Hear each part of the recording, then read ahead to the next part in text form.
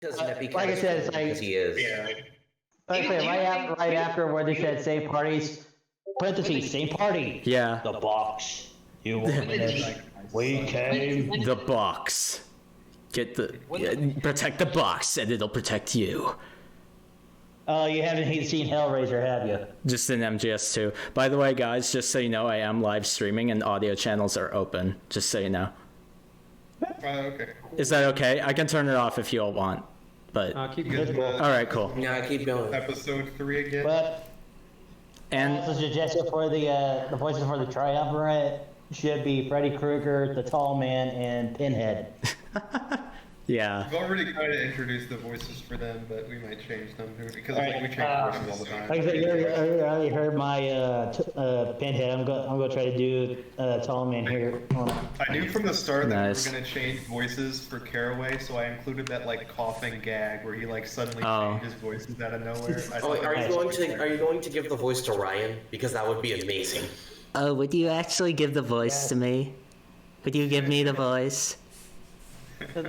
I mean, I would appreciate it. I would appreciate it. It's really good. Oh, thanks. I actually appreciate that because, I mean, it's easy to do Caraway. I think the actual way to do it, I was wrong. It's not Destiny who you imitate. It's just the robot. I think the Destiny voice was a bit better. Well, Destiny, basically, he's like Ben Shapiro on Adderall, and he talks really fast. But he actually, I don't know. I know, like just like channeling it through Destiny instead of channeling it through a robot. Like for me, it sounded better. I mean, Like sounded closer. basically, you have to sound like you're high, essentially, because I'm Yeah. pretty sure Ray is high, many a time.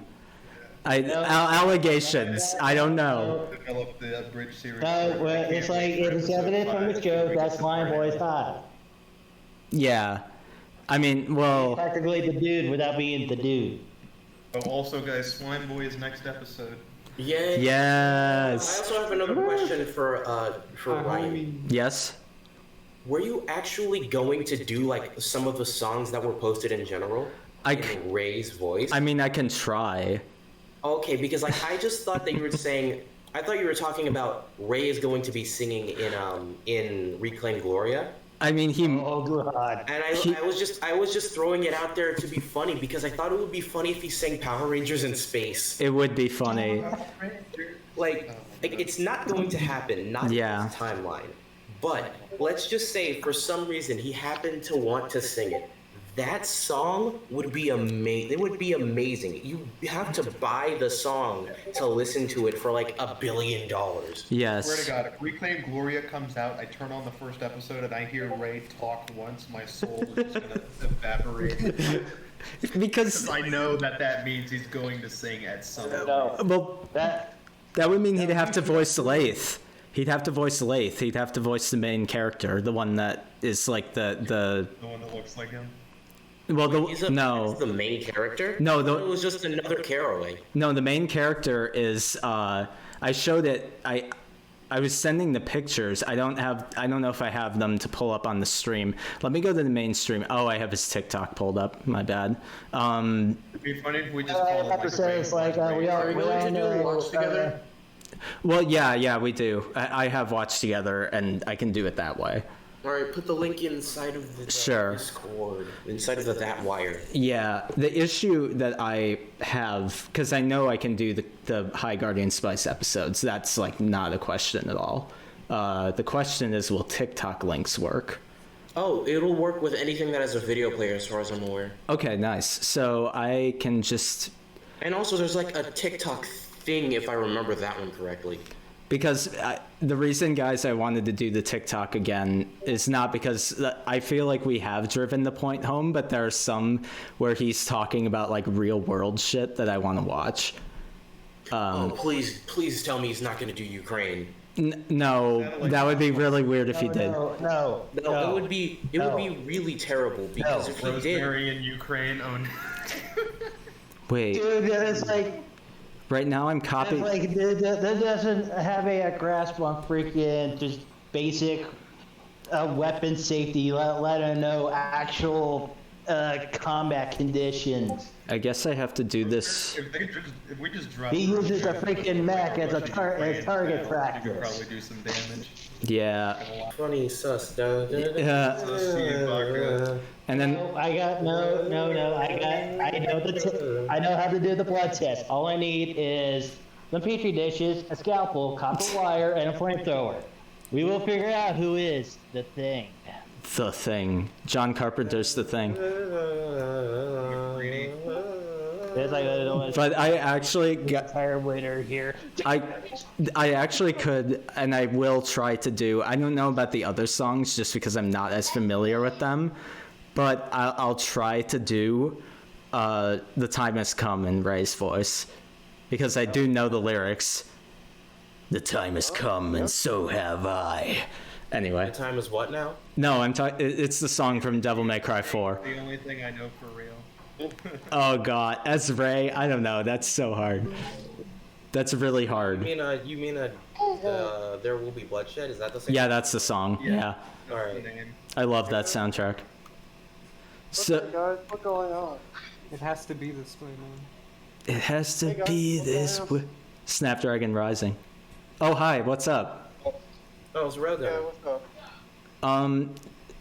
So I'm trying to get the watch together set up because I do have the infrastructure to do that now, unlike last time. This is very centrally charged. Yes. Oh man. Oh my god. This is very sexually charged, holy shit. Oh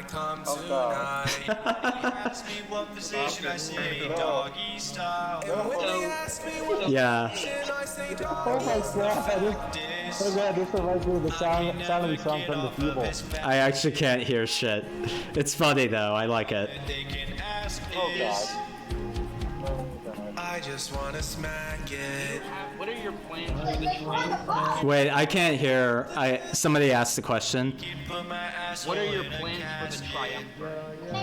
My plans? Like how exactly does Oh, I can control this. Okay. What was the? Everyone can control it. Oh, okay, yeah, that's right. yeah. So I do need to paste individual videos. Yeah, you can't just like paste the entire TikTok. Yeah. That would be too complex for its I see puny you guys computer. are listening to Matt. I see you guys are listening to a sus remix of Yes, we are listening to the sus remix of Mask. Yeah. Override this so I don't have to hear it anymore. So I just want a quick. Page. There keeps being all these videos. Sorry, I need to quick. My dear friend, I'm glad you could make it. I'm doing another music. Oh, good. This is music. Pretty sure we all just But saw of this course, one. the little What is this video? Alright, make this quick. I'm Target has been held I up. will make this quick. I'm really quick checking which TikToks to do. Is this copyrighted? No, it's, Okay. No. it's Quad City DJ. Oh, okay. Jam and Pepsi man. Sorry, I always have to ask just because Twitch is really picky about that shit. Yeah, absolutely. The company started kicking their ass. Yeah, it's dumb as fuck. Don't get me wrong, I hate it, but yeah. Oh, slam! Welcome to the jam. Slam. Welcome to the jam. So this is okay. That wasn't anything interesting. You know what that reminds me of a process I want This one's interesting. Pepsi Man.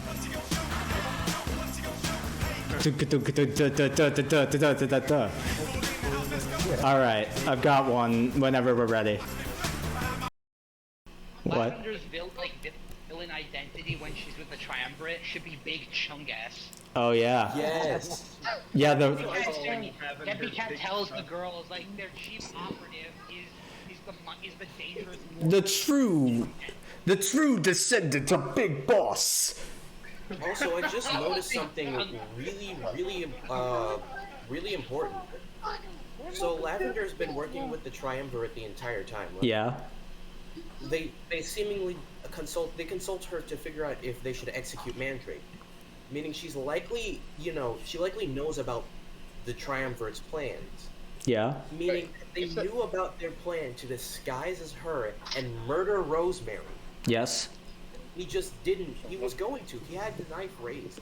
except he just didn't because he found out, oh, she has information and stuff. Wait, yeah, that makes no sense actually. Professor Ray had information that he basically went, oh shit, I need to get that first, despite the fact that Copy link. By the way, like, Here's the link. didn't get information. your characters have a. I'm now interested in the backstory of Liquid Neppy and how he knows about the Triumvirate and how he became a cat. Wait, what? Oh, it's a long. I have a plan for that. It's a long story, but we'll get there. Was he always a cat, or is he just now becoming, or has he become a cat through unnatural means? My headcanon is that he was turned into a cat because the Triumvirate turned him into a cat in order to silence him. Which by the way, that whole thing makes no sense. Like, why does it revolve around cats, and why is it like it? What? They wanted to make the Cats movie except worse, and they No, but what is Ray's what is the actual reason? No. They also had a good version of the Cats movie, but it was so good that they had to swap it with the bad one. It was going to be a lot more humorous because I originally planned for like the second triumvirate member talking to the first guy to like constantly question how stupid his plan was. Yeah. So your plan is to send a bunch of fucking cats to a forest tour? What is wrong with you? To quote "Spilling the Milk," Cats are always been the internet's most memed animal. well, also but So I feel like you Yes. you did a better job at setting up like Olive's story. Yeah.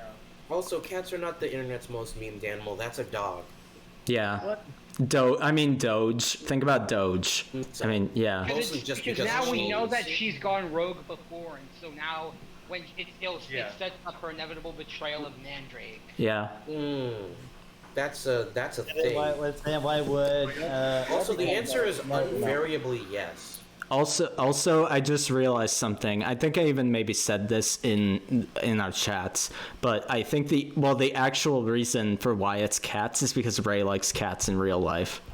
That's the actual reason. Yeah, they wanted an anime cat girl, and this was the excuse they chose. Well, yeah. Maybe he wants an anime cat girlfriend. But also, can you guys quick direct your eyes to the thing? Can you see Ray's face? And Oh my god, Ray. I was And- like half the Please face, shave and I'm Ray. like, okay. can you see that glorious tagline? Can you see that? What? Is Oh, like the thing? Yeah. boy. Yeah, that's what I said. The answer is invariably yes. Oh, okay, that's what that was. That's not even like a is. That's literally just true. It's not a question I of is. would It's a say it's question of how true. much. We could also throw in that he would. So this is the sorry. He's technically more trans-species. This is the official explanation for why why Snap is not non-binary and why Snap is trans, I guess. So hopefully it's a good reason. Hopefully it makes sense. If I hear daddy problems, I'm gonna freak the fuck out. Like, is it playing for you guys? No, I'm not playing it yet. I'm not playing it I'm yet. playing it. What are you playing it? I'll click play. Together. I'll click play. Have the alcohol. Oh, No, like I Together. had already clicked play. oh, okay. I realized stuff that it's like I'll count it. growing a beard. I'll count it in real. We are in Watch Together. The link is right there in the. All right, I'll count it in.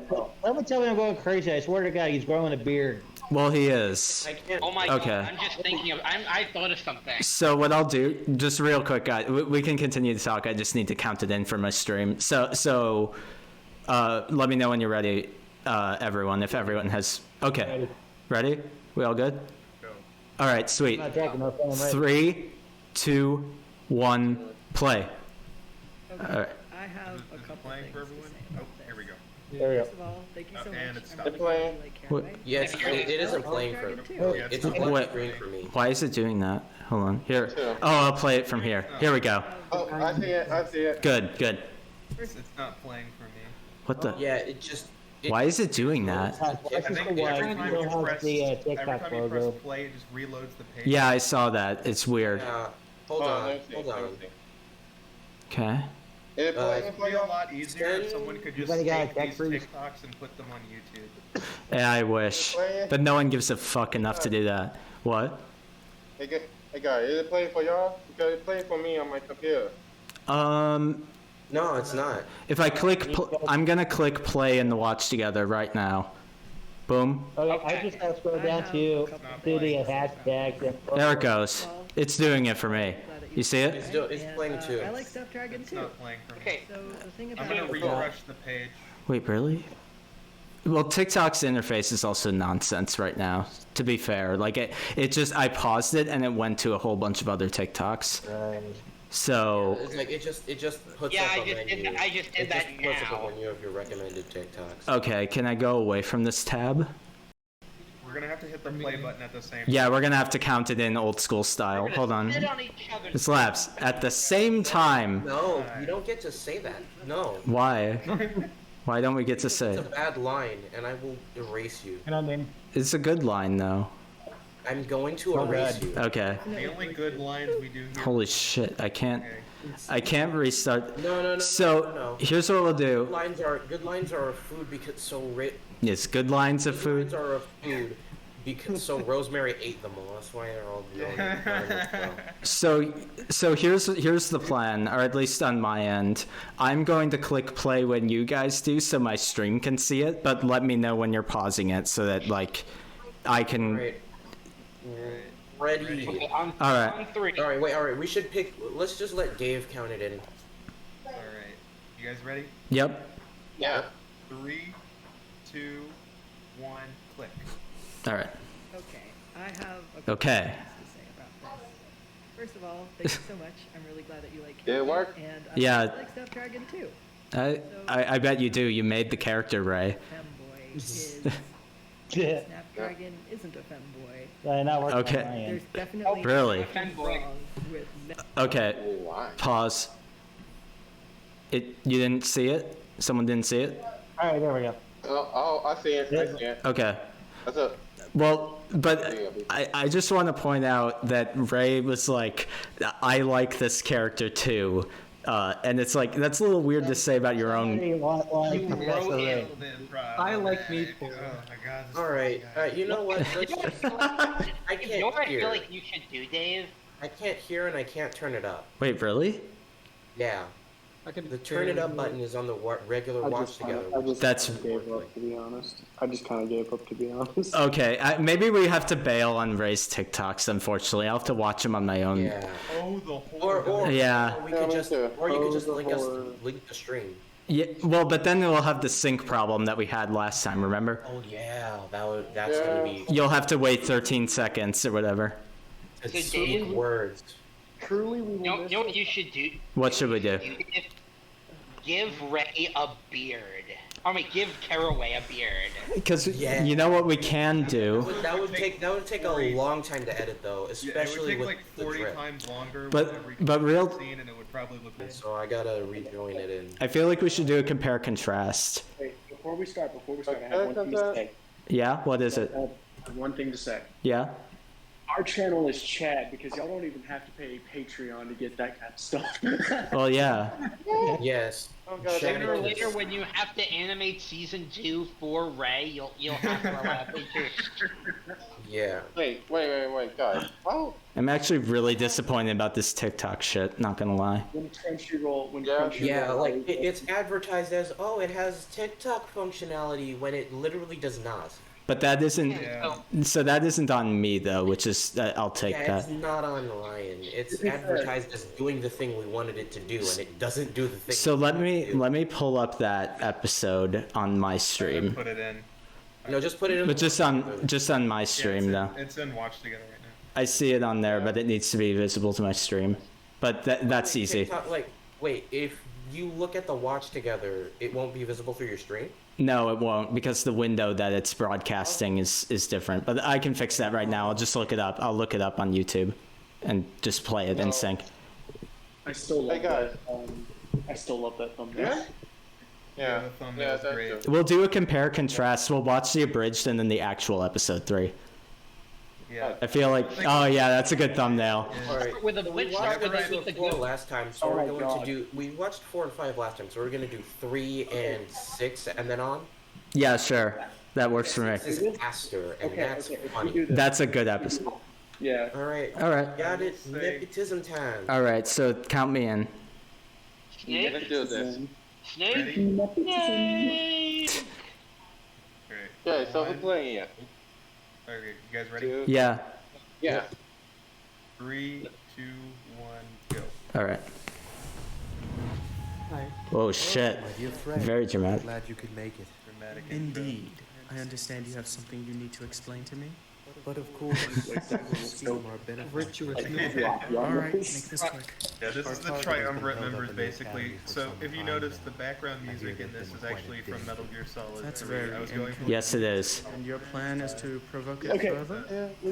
Legitimately, when we were making that was made. Agents Oh shit. have already been sent. So Please tell me you didn't send. Yes, the yes, only I reason understand we your saw concern, so but many trust Metal me, Gear it will be a references worthwhile into this is because the mission. voice actor. Because Cam Clark. Exactly. Is a liquid the voice snake. actor. Yeah. The voice actor for David Cat is the one for Liquid Snake. Yep. Cam Clark. What a waste of an actor. Right?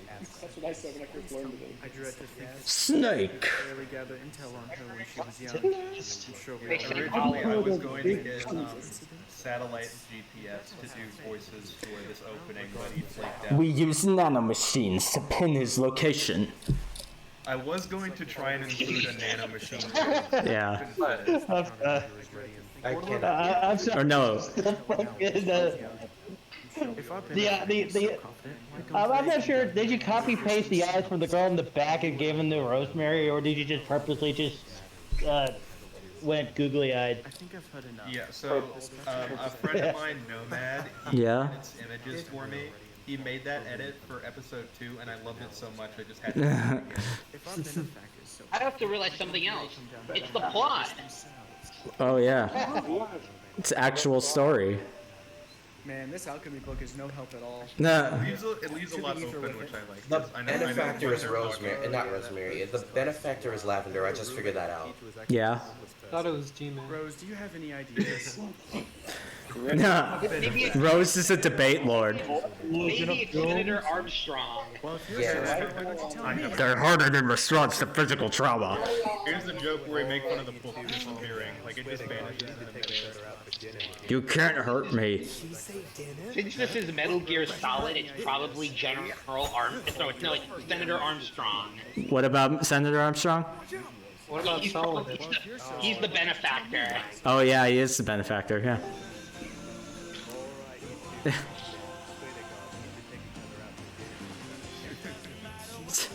I'm over here trying to. Dinner is the only word Rosemary heard.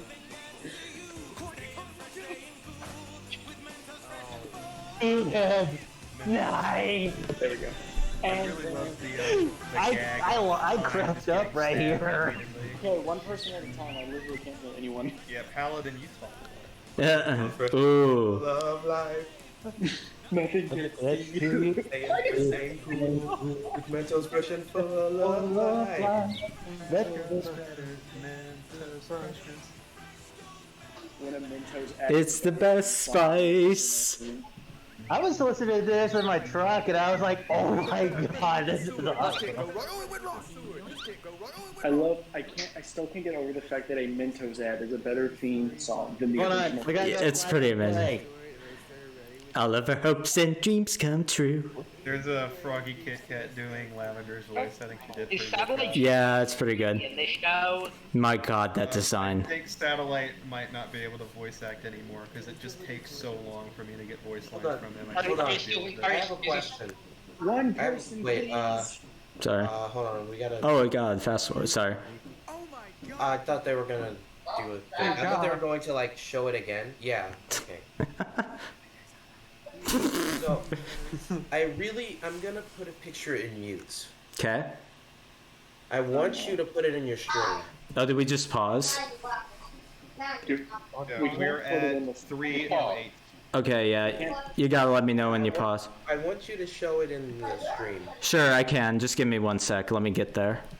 Wait, 3:08 we paused at? Yeah. Wow, we paused a long time ago. Aren't you in the watch together? No, just because that's not visible on my stream. Yeah. But that's okay. I'm listening to the audio from the watch together. I can hear it. So. Okay, so look at this thing in. Yeah, let me take a look. Oh yeah, this one. Yeah, I see it. Yeah. This Put it next to the current. Put it next to the frame of Lavender's face. Sure, let me do that. Hold on, let me do it. Yes. Give me 2 seconds. I just need to save it. For those who don't Yeah, know, Wally is the that is same Shiro from Voltron Legendary Defender, the Netflix Voltron spinoff. Not And spinoff. this is Lavender, Yeah. his universally separated sister. Yes. Yeah. Why? No, not universe. If we're The- going through Voltron lore, it's probably reality. Someone pointed this out in the comments, but I added the little detail that Rosemary wasn't hungry for once, and that's because this Image.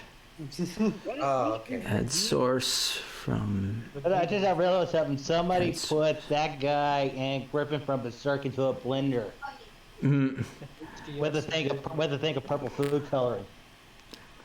Yeah. all By the right. way, Dave, who Here or it what is. is the demon? The demon. In episode Here you 3, go. The dream sequence Got it. that Rosemary has, it isn't really a dream. It actually happened. They were just attacked by. Just leave that there. And Just leave him there. It was the Possessed demon her. of consumption, and then it like possessed both her and yeah. There we go. I placed him next to Lavender. Well, her and what? Huh? Y'all killing me over here. Oh, with the talking. I'm sorry. It's I don't want really to be a hard dick, but because at the like same time.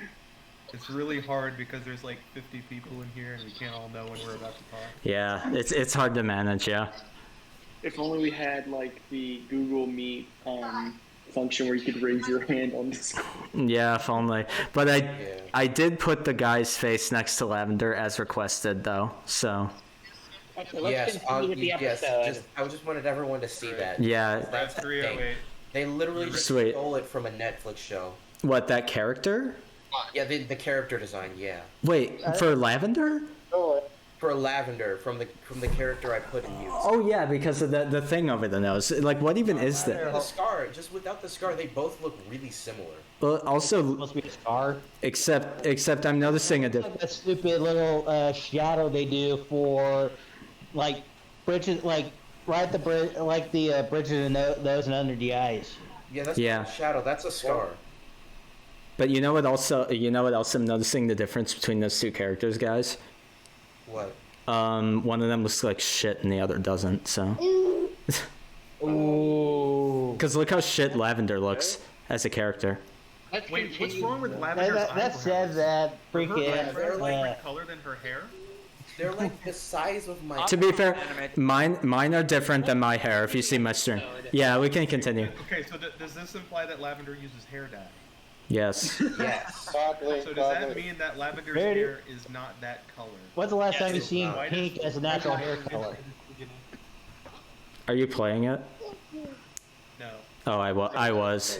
My bad. Are you ready? Yeah, I'm ready. Played it. Go for it. Oh wait, hold on. Dredd started playing it. We're at 310 now. Yeah, I got We're it. at 311. I got it. Ready? We're at Go. 311. Ready? Ready? 3, 2, 1, go. Got it. Y'all know y'all don't have to do that, right? We do. Yeah, but it's good. It's for dramatic effect, you know. We have to because he's doing the stream. This is the most. They did a good job, whoever voiced Lavender. Yeah, Lavender's voice actor is really great. Better than the actual one. Yeah, I'm not hungry. I forgot how the That's actual not one's really going. The Yeah, actual I like how VA in the phoned it in. Oh, it's our boy. We have the cough joke. Oh, He reached. that's pretty weird. That's pretty weird. That's just. This is a. So freaking weird because apparently JoJo, when he did his lines, he didn't realize the context behind the line. So he kinda I didn't know just did any of the whatever. context of my lines. I just said it and put it. I miss the trans coat. Being lazy and wanting to get this episode out. I miss the trans coat. Oh, it comes back. Don't worry, it comes back. Okay, good. So basically, he says that the reason he doesn't have the outfit is because of budget. Like that's. Oh, that was the joke. Yeah, Oh yeah. That's the joke. I heard the budget He joke. doesn't have his shirt on. It's because of budget. Good. Another thing is like if you have Premiere, Uh-oh. then you can just like split the we scene paused down at 416, like by the way. Oh, we're paused? Okay. you can use This is a good freeze. You can use the crop tool to just crop out the specific area where Caraway's standing, Yeah. and then you can like and then you can chroma key that color. Yeah, you can. Yeah, I've used it a lot, yeah. Like every time, like so, editing that I'm gonna get another drink, guys. to be the trans flag was like really fucking annoying, and like I was getting a headache doing it. And there's one part where it like goes back to normal, and then Rosemary's like, "What just happened?" And Carolyn's like, "Well, you stroked out so hard, like close to." It's so funny. I left it in. I was about to say, you could, one thing you could do, like for the outside, or when he's outside, you do like trans warping. Have you heard of transition warping? Inside, he has the coat. Outside, outside trans warping. That's why Rosemary is able to tell the difference between him and Mandrake. Oh, yeah. Mandrake isn't wearing the coat. No. Oh. He doesn't have the grip. It's so obvious. In case you haven't noticed. What? In case you haven't noticed, you aren't dripped out, Mandrake. That's another thing. I thought of another thing. I just realized this. Y'all want to know what's funny about our version of Caraway? Yeah. What? You know how these people keep preaching about like trans representation? How come we do a better job with these characters than the people who try to make these characters? Because they're untalented and they don't know how to tell these stories. That's See, the problem. guys, Exactly. Trans people aren't always boasting about how they're just like people. They're actually just those really friendly Jamaicans that get high in the street. Like, you know, they get 7-Eleven slushies every day. They But- play ball every now and then. And plus, lesbians aren't type to be. They're usually Sorry, there were like 4 people talking. cousins. Hey man, be careful, or else the trailer don't get you. What? So, Sorry. one joke that I think was really funny Hey, be is careful, whenever man. like we get Oh, yeah. away from the flashback, like Sage ignores everything and just immediately focuses on the fact that Rosemary was not hungry. Like she's like, "This is unprecedented." That's what she says. Is that dragon a food? Yeah, This is she's never seen unprecedented. Caraway, Rosemary did you not hear be about hungry. this? Yeah. It's unprecedented trans representation. I've never seen anything quite like it. Sage, in my personal headcanon regarding this series, hasn't known Rosemary until I want to say, like, I don't know, middle school? Yeah. Whatever counts as middle school. So, basically what I like to imagine is she's always known Rosemary as this ravenous, Kirby-level hungry bastard. The pink, I mean, there's the pink. The pink. Yeah. Yeah. Well, no. You can fit multiple Kirby's in her hair. That's not a joke. Yeah, you could. There are, Void Termina could fit in there. if you were to do measurements on her hair, you could in fact fit 2 Kirby's on each side of her head. You could, No, like, 4 Kirby's in total.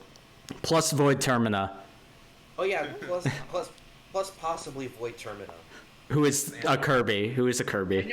I'm actually now interested in the internal conflict between Rose and the D-Men. The D-Men? Oh yeah. I plan on developing that further. I feel like The that time has come, and so have I. Sorry. that can also explain why she becomes so skilled in the Astra episode. I'll send you. That's the demon. Like she that's has a like brief respite of control, and then the demon just comes. Yeah. the demon just How took many- over her. How many Kirby's can you fit in Rosemary's mouth? Yeah. Rosemary and a rich Kirby are kind of similar because they're both ravenously hungry and eat everything. Yeah. Oh yeah. Also, like Kirby's really strong. He could just like Yeah. solo the entire verse with his eyes closed. Kirby is really. Sleeping. I mean, to be honest, Yeah.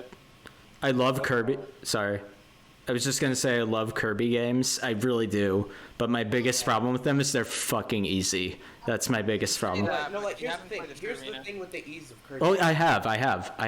I've played the True Arena like 5 times. Yeah. The thing with Kirby games is they're like really easy, but the easy way is really boring. Like, Yeah. You could just We fly have over getting everything, but that's distracted down really to a slow. talent at this point. Yeah. They've gotten better with that.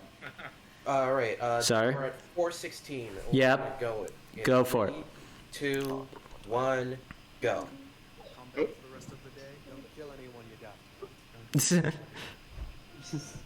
Meanwhile, Aha, the trans flag is back. Oh my god, this crib is decked, dog. Yep, Yep, and I got the drip back too. Oh wow. No context. Oh yeah. Hey, wait a minute. You have a picture of my mom? You knew her? Oh, here comes my favorite line. Who is she? She tastes good? You need to tell me if she tastes good. Do do do do do do do do. This is the line. We woke up naked in a dumpster. It was our first year. It was our first year. Dorks. Like Caraway's just laughing. Is Rosemary in fact a bastard daughter of Caraway? Who knows? That would be way more interesting. That was my question. That's way more interesting. Oh, it's this dumb mother. By the way, fun fact. Pause real fast. You can hear. Why are you saying that? I'm sorry. I just want to point something out. Who voices the fucking blacksmith teacher? Can you tell me? Me. No, I mean in the actual show. I'm sorry. Oh, in the actual show, I don't know. One of the producers. Oh god. Adu Paden. You seen Adu Paden? That guy. That name. Remember? No. In the credits. Yeah, he's the voice of that character too. It's really fucking dumb. Milks a carton of cigarettes every day. Oh, yes, I'm a teacher. Yeah. You listen to what I'm saying, you hear I'm singing Diggy Diggy Hole. Yeah, Adu Paden, yeah. Yes. Yep. He's an executive producer. He's So. a freaking satyr. like I literally went crazy when I heard that. And he's like. I am a dwarf and I'm building Yeah. a thing. Building a thing. He's It works because she is a dwarf and she is building a thing. Adu Paden also basically does his Richard Nixon impression. I'm sad I had to voice Mossflox in this instead of Satellite, because Satellite's like one of the best voice actors we have, but he's like never available. Yeah, if I waited for his lines, it would take like double the time to get these episodes out. I'm sad. Doesn't he have like 7 of them in this episode? Yeah, even getting 7 is hard. Wait, is Satellite still in this show? Maybe. We'll see if he's like ever like available to the extent where I can stick him. Unfortunately, we're having to reshuffle a lot of our voice actors because either we're not getting the results that we can really afford, or we just can't get a hold of them. Yeah. Willis's one has been changed. Hey, if you ever need Caraway voices, like hit me up.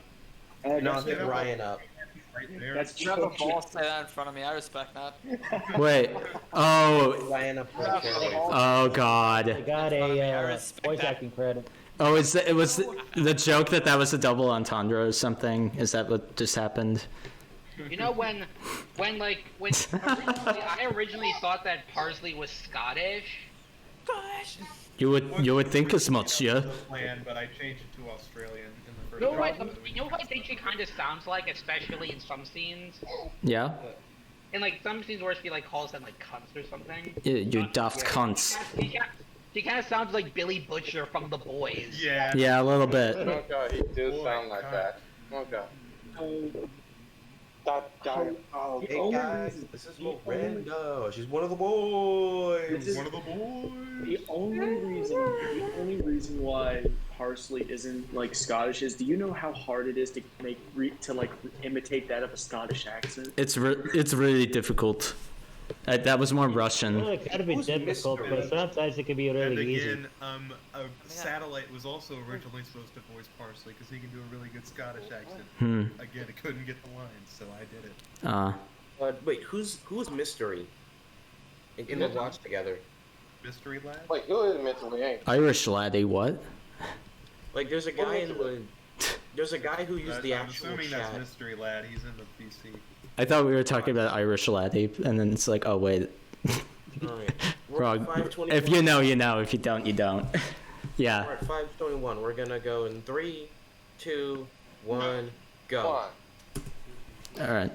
Dooba dooba doo.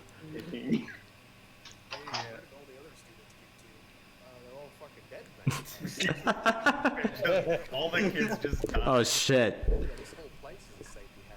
Yeah, look at that. The furnace. Yeah, you fucking moron. Look at the fucking furnace. Hey, Dave, can I add that to the... Yeah, what is it? What is it? Can I add that to the list of crimes? Getting high in a workplace, like in the middle That's of not in the real show, so we can't put that in. If only it was. We need to. I'm telling you, after this. An OSHA violation. A violation I right want there. to say. I don't think OSHA is school, Kind of is it? happened. Isn't So I wanna OSHA talk like a little not bit- for schools? Yeah. It's just for. Somebody said something. What? Yeah, so I want to talk about a little bit like how I formatted this episode. So usually when I make these, I try to cut out as much of the original as I physically can and still make it work. Okay. Like the original episode is like 22 minutes. This is 15. Yeah. So I had no idea how I wanted to handle Parsley's little mini adventure. Oh god, that fucking stupid bullshit. Yeah. Yeah, so I was just like, what if she just like gets really high and this whole thing? That's so much better. That's so much better because I hate that fucking part. So ironically, It makes a lot more sense than the stupid here. Take Tiny Hammer and readjust portrait of the triad. We're gonna watch that episode and I'm gonna fucking hate that part when we watch the actual episode. Actually, Okay. I think we should probably just skip to 6 because I'm not gonna be here for too long. Yeah, that's fair enough. We can skip to 6. That's fine. And 6 is the funny. All right, let's just keep Sure, let's keep this going. Yeah. through this. All right, 5. I'm going. 4, right? Yeah. Ready? 3, 2, 1, and go. Go. At this point, I'm half Nice. convinced Rose's stomach is a portal to another dimension. Yeah. That or everything that goes Fun in fact. So it is a Kirby. Nothing has gone in that's So fun fact. Listen, like, am I going crazy? We can. I'm already talking to a cat. Metal Metal Gear. Gear. Here. One of my favorite games. There's a Metal Gear under High Guardian Academy. What? I was like, how am I gonna do cat noises? Don't Oh, worry, wait, it's let me being just have used. them. It's Arsenal Gear. It's Arsenal Gear. So listen to this other line. What am I Japanese at? Listen, This is like what? Yeah. Pain in the ass. Like, I can't believe how much Rose gets away with. She's all, look at me, I'm Rosemary. Is sleep a food? I can kill anything I want. The lolly lule low. So I imagine Neppy Cat can only fully speak Perfect. whenever he's in the big mode. Whenever he's a cat, he can just say like Metal Gear references. Yeah, that's pretty good. I'm in love. I'm in love with it because Fun fact. huge Metal Gear fan. So The way Sage rants in that scene, that's exactly how I rant IRL when I'm having like severe anxiety. that's fair. I do too. Dave Yeah, can here we say have that. Parsley go into the spirit realm like an avatar or something, and like, it's really creepy. That It's the Attack on Titan path. Yo, that actually addresses a massive plot hole. Why are the Trabbers nice in here and bad in the real world? Oh, it's a drug trip. Follow the path. Follow the Oh path. god. Follow the path. I love it. I love how Big creepy movement this scene forward. turned out. Like you can really change a lot of the context. You really can. Because this show isn't that visual for being a show. You can just like project onto it. Rotation, time travel. Yeah, Ooh, here I was gonna advancement tell you the spell. volume is a That little seems too pretty high. Interesting. I'm not sure what it does, but it looks very difficult. Oh, it's our people. Plot Then my convenience mom won't spell. toss me in the hole. Those look like things from Pathologic 2, by the way. Oh, come on, I saved your life. Laugh Oh, we too. were besties. We were past this. I guess I won't bully you too. The amount of safety precautions they're breaking when it comes to chemical labs is Yeah, ridiculous. it makes no fucking sense. They don't even got goggles. They don't even got There's goggles. Great Fairy 5 voicing Snapdragon. She does an amazing job. Yeah, it's pretty good. My chemistry teacher would have died before he even walked in the lab if he saw this. Again, better than who does Snapdragon? Sound effect. Oh shit. That's pretty loud. I'm going to make Amaryllis saying whoops a doodle a gag, by the way. Zanzibar. We fought barehanded in Zanzibar land. Oh, baby, it's coming at you, brother. Forget me juice. Get some big strong bones, brother. It's Sam Porter Bridges. Oh wait, wrong game. Oh, that's the cream. Rise In to this the top. episode, I think I really used the Wizard 101 sound effects a lot. You can notice that. Like, here's one coming. There should be Smokeface should sound like Ocelot. Hey David. Brother. Hey Dave. Yes. Wait, can we I love this. I didn't quite hear what Neppy said. You handled Neppycat. Let's see what happens when you deal with liquid Neppycat. Yeah. Talk about Rosemary at all? No. Yes. He loosely mentioned her. What did he say? He said he sensed the spirit of the demon upon Sage and said that she had control over her. Weird is right. Oh, you want to pause on this scene? Got it. Okay. So whenever I originally made this episode, I don't know if this translated very well to the real thing, but I wanted the scenes of Caraway talking with Rosemary to be like sort of reflections on stuff Ray has said about the show. Yeah. So whenever he's talking about like budget cuts and like hiring people who weren't qualified and stuff like that. Wait, when did he talk about hiring people who weren't qualified? Just And now, he because says they that- hired because the potions teacher was just a random homeless person Yeah, they found the on the potions street. teacher Apparently. was literally just a homeless person. Wait, the actor was? Not the actor, no, like the character in the. Wait, where did he say that? Just now. Here. On Twitter? Said, Literally just now. In the bridge, not in the. Oh no, I thought you were saying it was officially Ray said it. Oh no. Okay. To be fair, it's a lot more. So like Caraway in this scene is like talking about Nothing's off the table. is.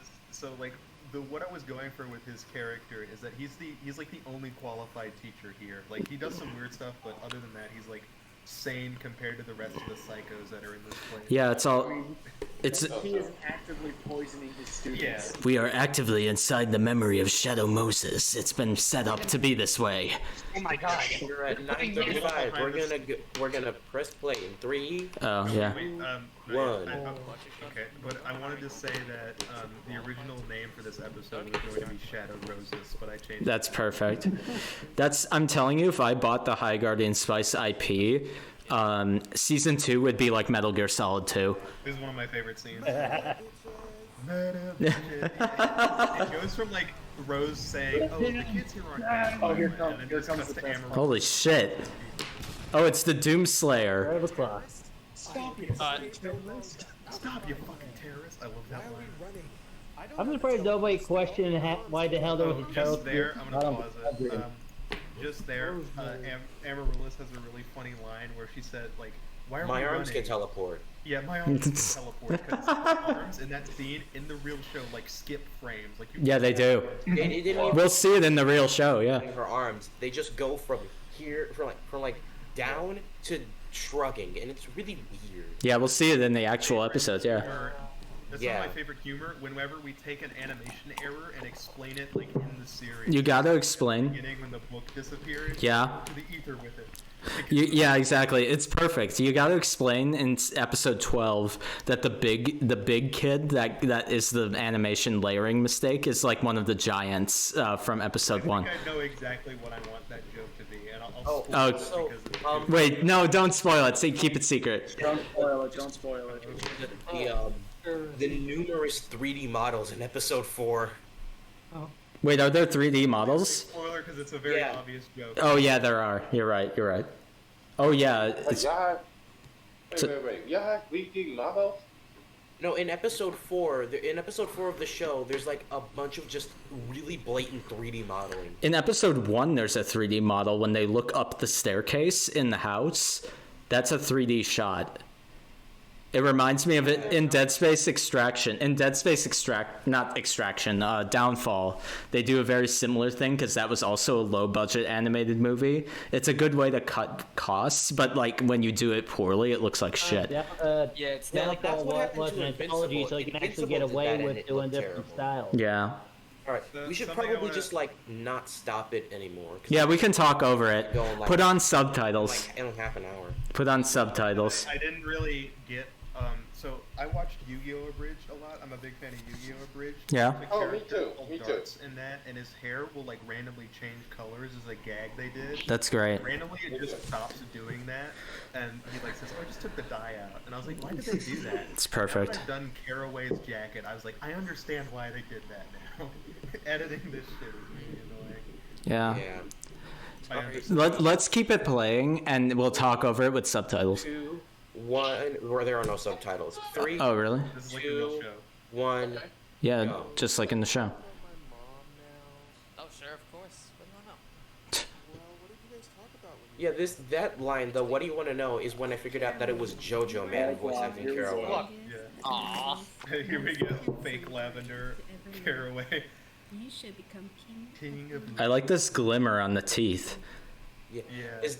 Was that derived from my thing from the joke I made in the What Discord? Whoa, hey, can we talk about this? Oh, I made a joke about like Caraway being like a self-insert or something. Okay. I'm gonna No. put it in Yeah, my suggestions. I also wanted to like gag on Ray a little bit, how like he wanted that lavender, you know. I don't understand, but Also in this scene, oh a yeah, lot of it I is couldn't just yell my me lines pointing here, out how so stupid it sounds their really fighting weird. is. Like Caraway will not have his weapon out, and he's like, oh, maybe I should have my weapon out, you know? I'm a PNG. Yeah, there's like a lot of Try spinning, that's a PNGs good that trick. move slightly in the show. Yeah, there are a lot of them. I'm gonna. Alright, I posted a thing in line suggestions. I thought that line was that the pretend flashback line was from this. Oh damn, maybe I could have jumped that cliff. Wow. What? They fly now? Yeah, a lot of this is Star Wars references. Yeah. Lavender spins. Guys, the dead speak. The dead fuck off. Also, look at this shot. Before she was running at the cliff. Now they're parallel to Oh yeah, it makes no sense. Yeah. Continuity animation. What? perpendicular again. Yeah. What? So you hear a MIDI here because we got Whoa, copyright strikes for whoa. using the real theme. How the hell did they get the picture if the Hold on, I'm gonna Manticore have went to down the pause 'cause canyon? There's a few things I wanted to say about this scene in particular. So like, whenever. Oh, are we okay? I just wanted to point out how really stupid they were when fighting. Like they just do so many dumb things. You're right. So like, It's so fucking when stupid. So like Caraway turns around. Like I called him Ray. I should have my weapon out. Like he's been running away from this monster this whole time, and he didn't even have his Terrasphere out. Like it's so stupid. And then like Lavender spins for no reason, and I was like, okay, I gotta put the. I'll try spinning. That's a good trick. She did a more pointless spin than that guy from Book of Boba Fett. And that Yeah. Precisely. Wait, did one say the dead speak before? Yeah, I was joking about how stupid that shit is. Alright, let's keep going. Yeah. Because I really don't want to miss the Astro episode. Ready? Sure. Yeah. Sure. 2, 1, go. What? You were triumvirate or something? I said, I would take care of that. What's a triumvirate? Is triumvirate a food? Here we have Caraway changing clothes. Meanwhile, cut back to. This implies that Rosemary has like some sort of reality warping going on. Yeah. Stroked out so hard, my clothes changed. So much that he lost the trick. It's perfect. Oh yeah, nice Metal Gear music. Ow. I love how. Oh my god. Dun dun dun dun dun dun dun. That's what they're funding. It's the enemy. When I saw this I need help. I knew that I was planning. When I saw this episode, and I knew that I was planning to have That's Nebucat what be the Flock liquid. The Convenience Fox Style style does. line is like the only thing I had planned. Like Fox, specific- die. Think again. being racist. You know what I realized? Yeah, Time is so fucking racist. You know who's also racist? This scene is also really funny. Oh, the fucking music. It's perfect. Parsley a freak. Parsley's high as fuck, boy. Yeah, man. Is that story he's telling true? High as fuck, man. It's vague. She could just be high out of her mind, or it could be true. You don't know. It's the story of the Minotaur he's telling. Oh, she fought the Minotaur? The fire-breathing, teleporting, flying Minotaur man. All of that was improv, by the way. I just went. Dave is a master at ad-lib. I don't know I've how been that very does that. enlightened by this. Ow, my eyes. Oh, shit. Also, hyped up on those fucking shrooms and went to another dimension. What are you talking about? You've just been sitting in the corner mumbling to yourself. Ooh. It's a better voice than Adupadan. Yeah. Adupadan didn't rehearse anything. Anybody in there? I love how we're holding on this frame. Dun dun dun dun dun dun dun dun dun. Metal Gears. That would make more sense, actually. Also, look at this thing. Dun dun dun dun dun dun dun. Dun dun. Neppy's nose looks really weird. Dun just now. dun Yeah, dun look at dun dun dun dun dun dun dun. Adds the tree, and then the magic goes from the circle in the terrasphere to the tree. I almost thought that was Quiet's theme play. Dun dun dun. Yeah. Neppy cat, Neppy cat. We love it. I love it. Love that. I love that shit. What it is, mamas. Next, we want to play Metal Gear again. What do you think is the best Metal Gear game? Wait, what? What is the best Metal Gear game? Ooh, story-wise, 2. Because 2 is literally like a postmodern, like, deconstruction of sequels. The ending line is really great. She says, nepotism always wins, and Rosemary's like, what kind of food is that?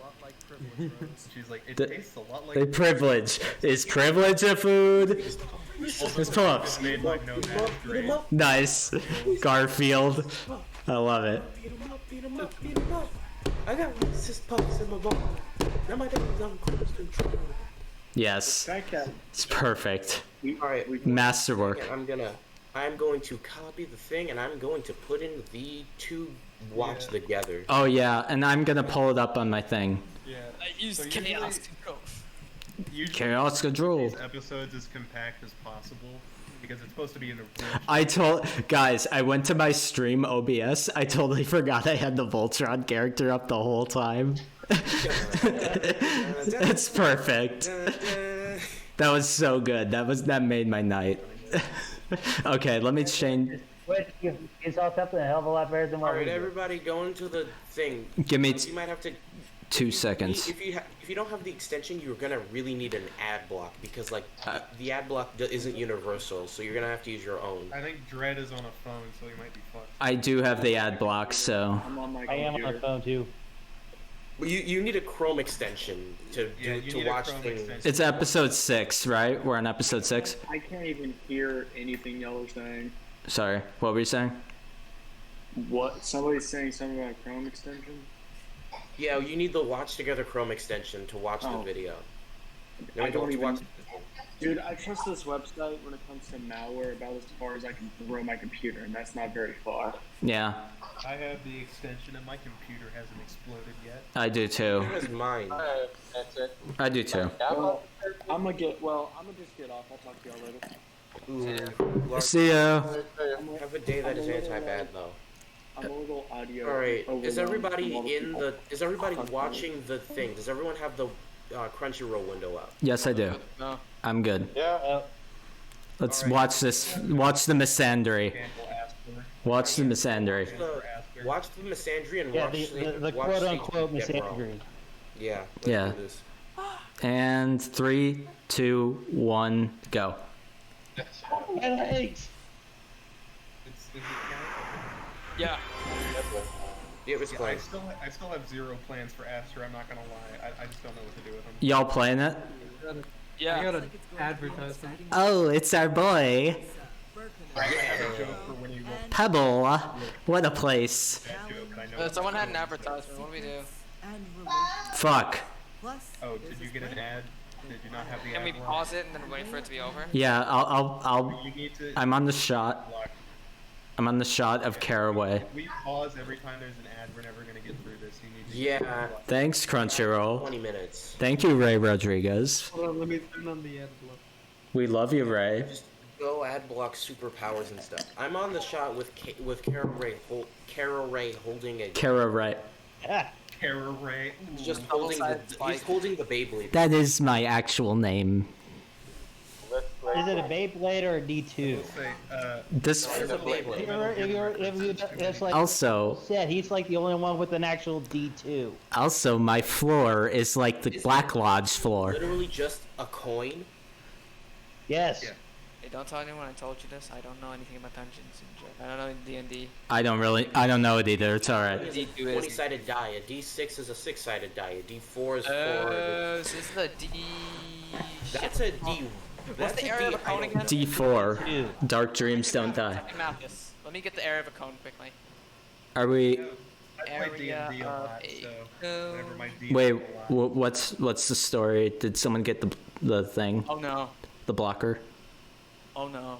Good cock block. Okay. I was gonna make a really shitty joke about blockers, but I'm not gonna do it. Alright, so did you install the ad block?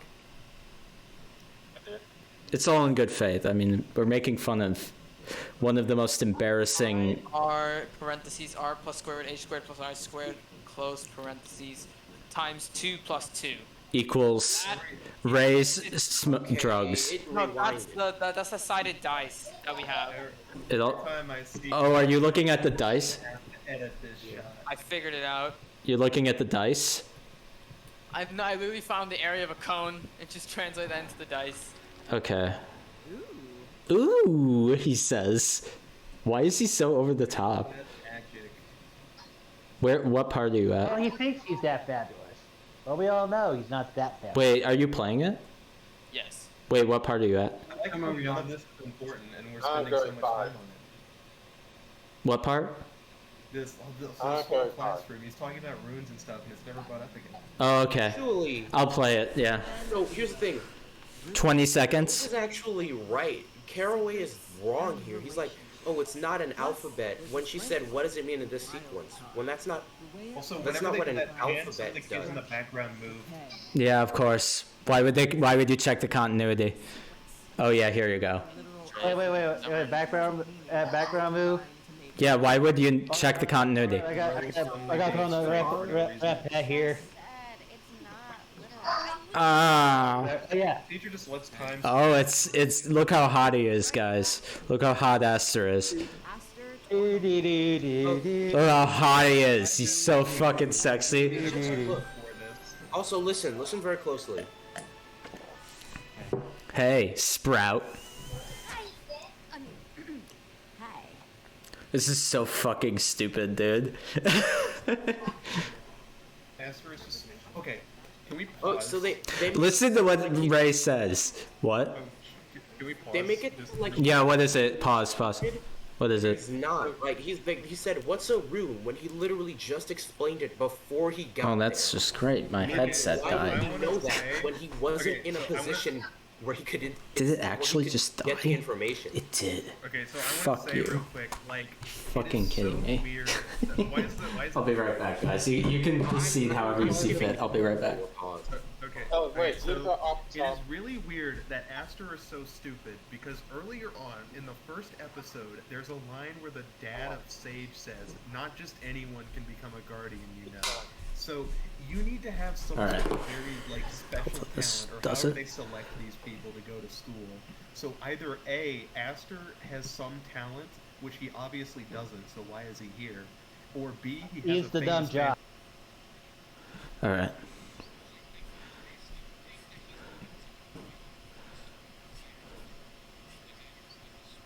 Yeah.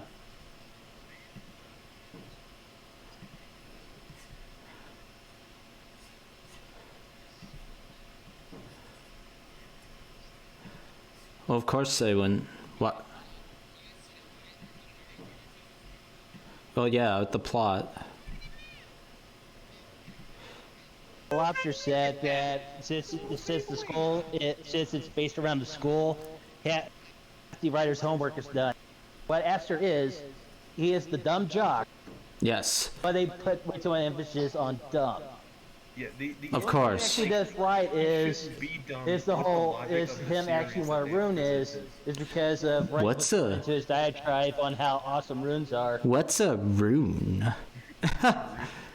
Rune, Siri. They make Came to Aster school to comedically learn. stupid Please tell as me a what we are talking about, because I was not here and I want to succeed. We're talking about how stupid Aster is, and we're gonna keep going. Wait, which guys? What part are we on? Something it just in baffles school. me how much they break their own lore by the fact that Aster exists. Like, Yeah, it makes no fucking sense. Well, another thing is, apparently... Makes no there's sword sense. fighting class, and there's so much sword stuff, and, the Kamehameha... You can just Kamehameha people with a terror spear. Why would you have a sharp stick? I've mentioned it earlier, but like, Yeah. they break the class schedule just so they can have Sage and Rosemary in the same class. Yeah, there's. Yeah, they said- Is there even a class schedule? Yeah, Well, I and- can actually they do now. explain I can One of the actually explain plot points Sage of having the episode spear. 2 is the That's fact actually that from they Dungeons and schedule, Dragons. and they literally break that class schedule just for this episode. Oh. Like, not surprising there, but like I said, like I can actually explain the Sage having the spear in D&D. I'm not sure about 5th ed because it's a piece of shit, but in 3.5, wizards are trained to use spears, daggers, and I think like there's one. What's going on? Oh yeah, and staffs. That's really why fucking Sage has stupid how they the have spear. She's warrior still. devil in this world where magic is so overpowered. Oh yeah, we talked about that in the thing. Yeah. Teacher guy acts like Sage is like, oh, you're being coddled by magic and terror spears when, you know, there's no reason to use an axe or a sword when you can just blow up buildings from 3 miles away. Yeah, it makes no sense. Technologically wise, they should be able to. I feel like I repeat that, and again, I asked this in the thing, in the chat. Why the fuck was there no person who like checked the continuity of the magic at all? Like, it feels like they literally didn't do. No, but it's literally negative amount of effort that you would need. None more effort. So I can explain 90% of the problems with this show. They have Yandere Simulator Simulator. They do. They think they're cool and they don't think about it. 1,000,000,000%. You hit the nail on the head. Because the Yandere Simulator was developed back like. Because Yandere Simulator was developed around the premise of an idea, like a single idea, in the same way that High Guardian Spice was. High Guardian Spice was Ray's like random ass like fucking college project that he like thought would be a full show. Yandere Simulator is what? Another thing is, he calls her by the wrong name. This and was then she Ray's just lets college it slide. project. Yes, it was. Do you want that information? I have it. Fuck. That's Yeah. That's even more mind-blowing than Reclaimed Gloria being the middle school. No, because you want to. Guys, have you not seen his college film? Also, he was apparently a finalist in Lindgrod's annual sword competition. He's He making that can't up. do anything with a sword. He's making that up. He's got to be. Wait, you're saying I'm making it up? No, Aster. No, yeah, he's got to be. I was gonna say I'm not making up the shit about High Guardian Spice being Ray's college thing. Look back at his like Why not enchant the entire sword? Yeah. So can I? Too much money. Can we talk about the enchantment real quick? Yeah. Why is every weapon not enchanted? Yeah, why aren't terror spears enchanted? Why You're isn't- trying to upgrade all your why gear in isn't Breath the of the mech Wild. enchanted? Actually, you know what? Forget the weapons. Why aren't the buildings enchanted? To be Wait, breakable? are you guys playing it by the way? Yes. Yeah, we're playing it. Wait, what the fuck? What part are you on? Look at the. Okay, we're gonna I, pause it. 704. 704. 704? Okay, that's fine. I didn't miss much. I didn't miss anything. We have a weird joke Also, here with this is a Prime talking about. very important line. I just want everyone. I want to make sure everyone hears this line. Which line? What part? Wait, what's the exact time code you're at? What's the exact time code you're at? Oh, 7 something. I thought you were watching the watch. I wasn't. I was watching it from my stream. I need you to cue me whenever you pause it or play it. All right. 7:03. 7:03? Okay. And I'm playing. You're good. Okay. Listen. Spend. Huh. The guy tried talking to me during lunch once, and an entire clan fell out of his mouth. What? Yeah, here. That's impressive. Yeah, What the that's fuck? the entire joke, too. The entire joke. Confused the shit. Like, I thought I had a stroke when I first heard that. Yeah, that's so confusing. Okay. Yeah, but look, like, you see her face, right? I don't even get it, to be honest. No, like, go to like the shot that shows all 3 of them fully. Yeah? Yeah. Yeah? Why? Why is she blushing? Why? Why? Blushing? Oh no. Yeah. Yeah. Wait, yeah, you're right. You're right. Well, because Time is bisexual, remember? How does Time's bow work? How does her bow work? It just pops out. We know it's not magic No. because she isn't good at that. It does pop out, but how does the string work? Oh yeah, like I think like the moment you said that, it clicked in my head. How does the string do that? I don't know. No, it's No. not because You do magic, time you can do doesn't. anything. Time doesn't not string. She doesn't magic until episode 10. Notice Snapdragon's body figure. It's not only old magic, but it's a freaking a demon summoning ritual. It's so dumb that this fucking show doesn't have subtitles. Very bad juju. I just do not Yeah. see what she sees in him. So much for accessibility, guys. No subtitles. We're at 7:21. She's going to Okay. That's subtitles are Three, insane. Much easier if we had subtitles. 1, go. It's so fucking stupid. Like, these are the same people that talk about accessibility and shit. Like, my God, We heard it's you a first bad say, fading. I don't think all men are evil, but Well, of course not. Yeah. Only Kate Leth thinks that. Funny that the anime streaming site couldn't get subtitles for an English show. And it's actually, like, really shitty. Imagine if you were hard of hearing. I am hard of hearing. I actually Exact- don't know what this thing. I'm just banking off what you guys are saying. Yeah, so that's really shitty that they didn't, like, help you out. Dragon's ears broken back. It's actually shitty. I'm not being sarcastic. His spine is like fractured right now. No, what they're implicating is the slightly feminine form. Notice that. Doesn't it mean having your spine dislocated? No, it doesn't. She's going to miss Like, there's But you expect these people to draw? pony hair. That's true. Because look at Snapdragon, the way Snap's head just turned right there. I kind of expect them to draw because I'm pretty sure that's what you're hired I love that. to draw. They just sent it off to a Korean studio. This wasn't animated by the Korean studio. Look at Sage reminds me of Cassandra from Assassin's Creed Odyssey a little bit. So apparently, No, just the net shot. Dragon is strong enough to stab through the training dummy, Yeah. and like Sage cannot do that. Well, yeah. Why would she? Then Sage can just instantly, expertly block his attacks.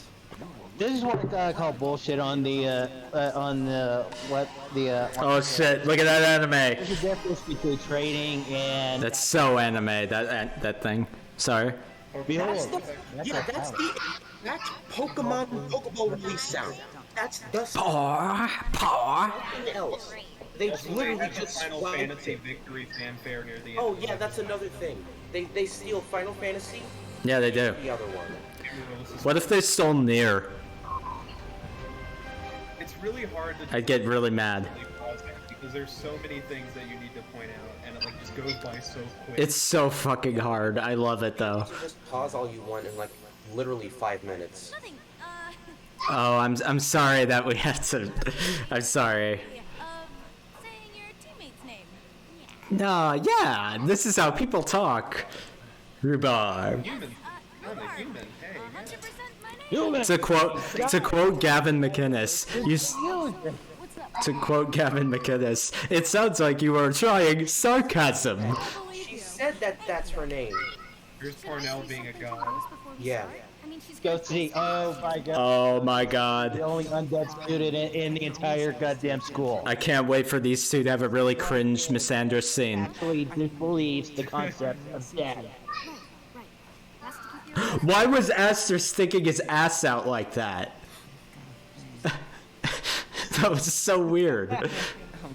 Yo, that's He's showing off his assets. It's really hard Ass. for me to just take anything in this show seriously when magic is so overpowered. Like, It's- it leads to every single story. It's so fucking stupid. Mandrake has the perfect distraction just at his disposal. Put a Wait, what the fuck? put a portal at the top of the castle. Yeah, anytime that there's supposed to be a problem, Oh shit, this fucking show's music. The show's music just exploded in my ears. to quote Jim Dark Magic, just use magic. Yeah. Yeah. Lingarth climb. Why does Aster sound somewhat either gay or bi? It's really weird. Also, he's apparently like the champion of a bunch of Lingarth things, but he. But he's like the alpha dumbass Chad. Why is he bi? I don't know. Reason. Also, yeah, no. Straight men. The Straight men joke might for be this their episode weakness. is like the demon relinquishes control, so Rosemary is actually in control and is good at this thing. No. It would be a different demon. To be clear, I'm not saying. That would be the demon of lust. The special spot. To be clear, I'm not saying anything. I'm just saying I'm trying to put myself in the creator's shoes, and they have this dumbass view. Like, I don't actually believe what I just said. Yeah, I know. Yeah. I mean, I would be very self-hating in that case. Yeah, this like freaking goatsy. I think Parnell is canonically 11, so they're sending an 11-year-old into death traps. Yeah. In general, I don't believe in Oblivion. You want some trail mix? Sorry. I'm sorry, that's from yeah. Revenge. I'm sorry. In general, I don't believe in Oblivion. I'm sorry, Paladin. I was laughing so hard at that line. Want some trail mix? You know, if they were allowed to use magic, It's like they could just that. teleport Not only that line right there, where he's like, "I don't believe in Oblivion." Like, dude, I know atheists who are aware of self-preservation. But also, you know what's funny about that whole thing? That reminds me of a Twin Peaks line. Like, that feels like a Twin Peaks thing. And I know Ray watches Twin Peaks. She doesn't know how to use a compass, and she's accepted in the super prestigious school. The owls are not what they seem. Oh shit. That circle is not large enough to fit the table that they do. Doing the what? Somebody said something? Somebody. See that bubble? Somebody said something about not continuing. The table that rises up? The bubble that like the background character stepped into is not that big. Okay, so I'm not sure if I want to continue the Everything Wrong With series for this. Yeah. Forever. It would take so long. I would include a joke. Yeah, I would include a joke of me saying, High Guardian Academy doesn't just accept anyone you know. Every time someone does something really stupid. Yeah, exactly. Yeah. Meanwhile, Here's what you do for. You should have did the same thing you did with it doesn't. Or High Guardian Spice. Everything wrong with High Guardian Spice. Yes. Well, listen very much. Yes, this is very critical. Yeah. Uh-oh. Oh, Babby doesn't want us. But yes, I paused because I have to go like right now. Oh, I'm sorry. Now, what were you doing in episode 5, the very previous episode with Parnell and Slime Boy? What were you guys doing? Talking about the feelings. About your feelings. Talking about Yes. the feelings and oh yeah, Ghosty more worried about him making friends, despite the fact he's being crushed by a herd of goats. Oh, of course.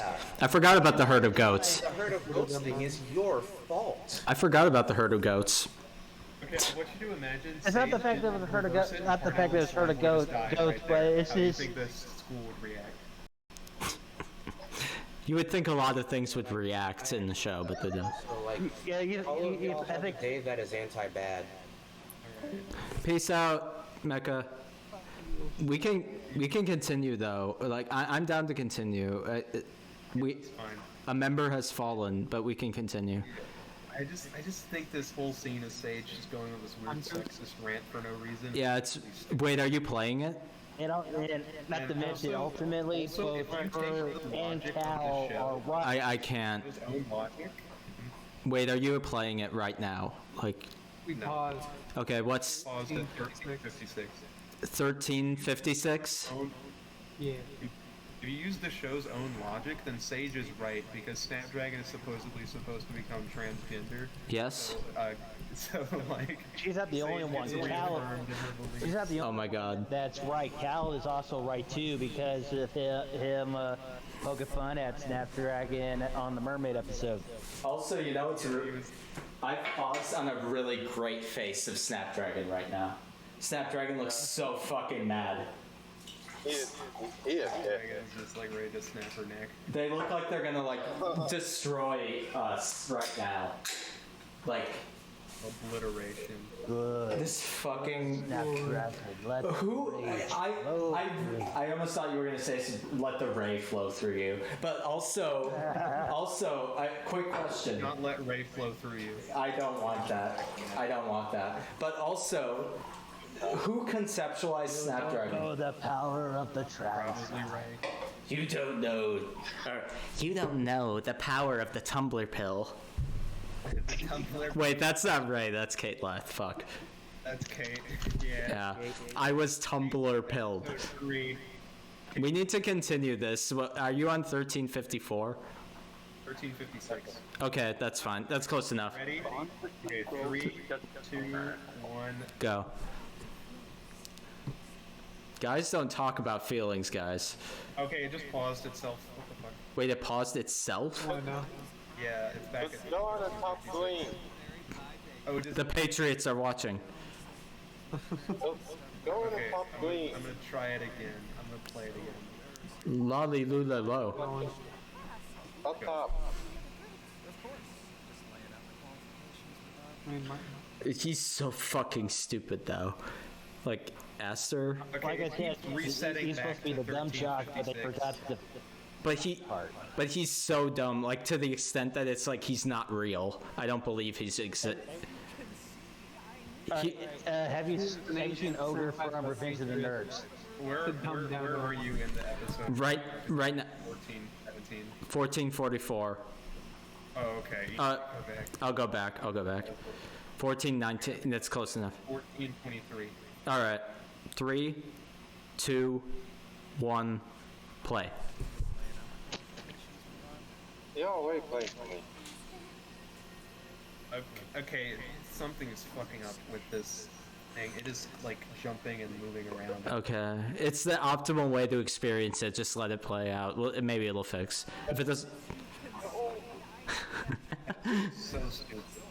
He's so dumb. I think he's supposed to be their version of Ogre from Revenge of the Nerds, but I forgot that that Ogre was a jock. Child skeleton. Yeah. And like. Yes to both. Fucking creepy. So children have actually died in this training course. Yeah, they have. It's the proving ground. But that's a lot of. That's a lot. Also, look at that fucking ground. That looked like shit. So this show wants me to feel like the teachers, like as characters, but I can't like them because they murder children. Well, also it's like I guess it's meant to be the hardest fucking military camp, but like it doesn't feel like that at all. Yeah. It's not even a freaking. It's not even a military camp. I've seen boot camp. I've seen Full Metal Jacket. Camp is a lot. I'm not talking about like not just like Full Metal Jacket. That's the Marines. If you remember the Celebrity Boot Camp show. Yeah. That one is harder than freaking High Guardian Academy. Well, I mean everything's harder than High Guardian Academy, except nothing, because it also kills people. Can we have time asking Amaryllis why she would use magic? And it's like, duh, why wouldn't you? You can just skip everything. Like you're a god with a Terra Sphere in your hand. Why would you not use it? It's kind of sad how Amaryllis is actually a kind of a good character. Yeah, Amaryllis is the best character in this episode next to Parnell. Because Amaryllis is actually fun. I actually like having her on screen. Character. Her jokes land. But she's actually fun. Like, I actually have fun when she's on screen. Unlike these two blocks of wood. From you bastard! Oh, wait, you're further. Oh, here we are. We're at the misandry scene. Hooray, justified misandry. Girls and guys and guys and girls and girls and Esther. Remember, guys, the bond between girls is just. It's like, shut the fuck up. Way to reinforce toxic masculinity, my guy. There's a reason. Oh, and by the way, there's a reason why. Go ahead. This scene kind of is a plot hole because in the prior episode, she was listening to Parnell and Slime Boy talking about their feelings.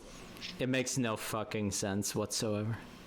I feel like these episodes were supposed to be aired in reverse. Also, this is where they decided that Snap was trans, by the way. With this was that Snapdragon was allowed to like talk about his feelings even though he's a boy, but he becomes trans later. So like. Yeah. Also, this scene. This is where they decided that Snap was trans. I bet you they didn't think about that before that scene. Like there was a reason why I was trying to track down that scene from Platoon. Whoever did that cut forgot the part where they were finding one of the lookouts. Oh, it's 2 PNGs walking. Strung up. The entire scene is silent, but you can tell in all the the platoon's eyes, basically the full range from sad to remorse to anger. Also, I have a question. All in one shot. Yeah. Lines. Absolutely, it's way better storytelling. But you know what else is good storytelling? Explain to me the symbolism. Why is Snapdragon's eyes the only ones that are white? But no, give me a bullshit excuse. Like, give me something. With new magic, you can do anything. No, like within character. I mean, I know that's I asked for bullshit, but I like something that's relatively, because I can give you something. I've never heard of Snapdragon was possessed by the bunny. Well, because they're currently hollow, and I bet you when they transition, they'll become dark, because it represents the hollow. Redhead, he has no soul. Yeah, well, no, it represents the fact that they're living a lie and they need to transition. I don't know. I'm bullshitting. By the way, I need to be a woman. well, and that wouldn't even be bad if it was better handled. But we already also, I've mentioned this in the chats before, but like if they wanted to be more gender inclusive, they could have represented other LGBT identities, like non-binary people, or just like feminine men. But they don't give a fuck about that, so they just care about virtue signaling their fucking thing. It's infuriating. People, when they were doing the Bosch thing, he's like, oh my god, look at the optics. Exactly, it's so fucking dumb. That's the darkest shadows. That was a 3D model, by the way, that fucking turning thing. Oh god. But they said it was in 2D animation. All these. Travel. Oh, she was a lut. She never met a deckhand. She did deck with her hands. Here she goes. Did you guys ever see that short video I made of like Amaryllis? Like I redubbed her saying, at this point my father is killing 20 hookers a week. It's becoming very problematic. Yeah, I saw that. It was pretty funny. Here it is. Never met it. Guys, I feel like the Triumvirate plan has to, like in the Abridged series, has to do with the demon of consumption. Yeah, that'll be the final boss of High Guardian Spice Season 4. It's like Rosemary teaming up with Lavender to finally take revenge on the demon for possessing them. I have a plan for how I want to handle the story now. I did not when I made episode 1. Episode 1 was kind of like stitched together with duct tape and prayer. Yeah. To be honest. It was pretty funny though. Yeah, now that I've made it, hey, don't never underestimate duct tape. It has light side, dark side. With the power of flex tape.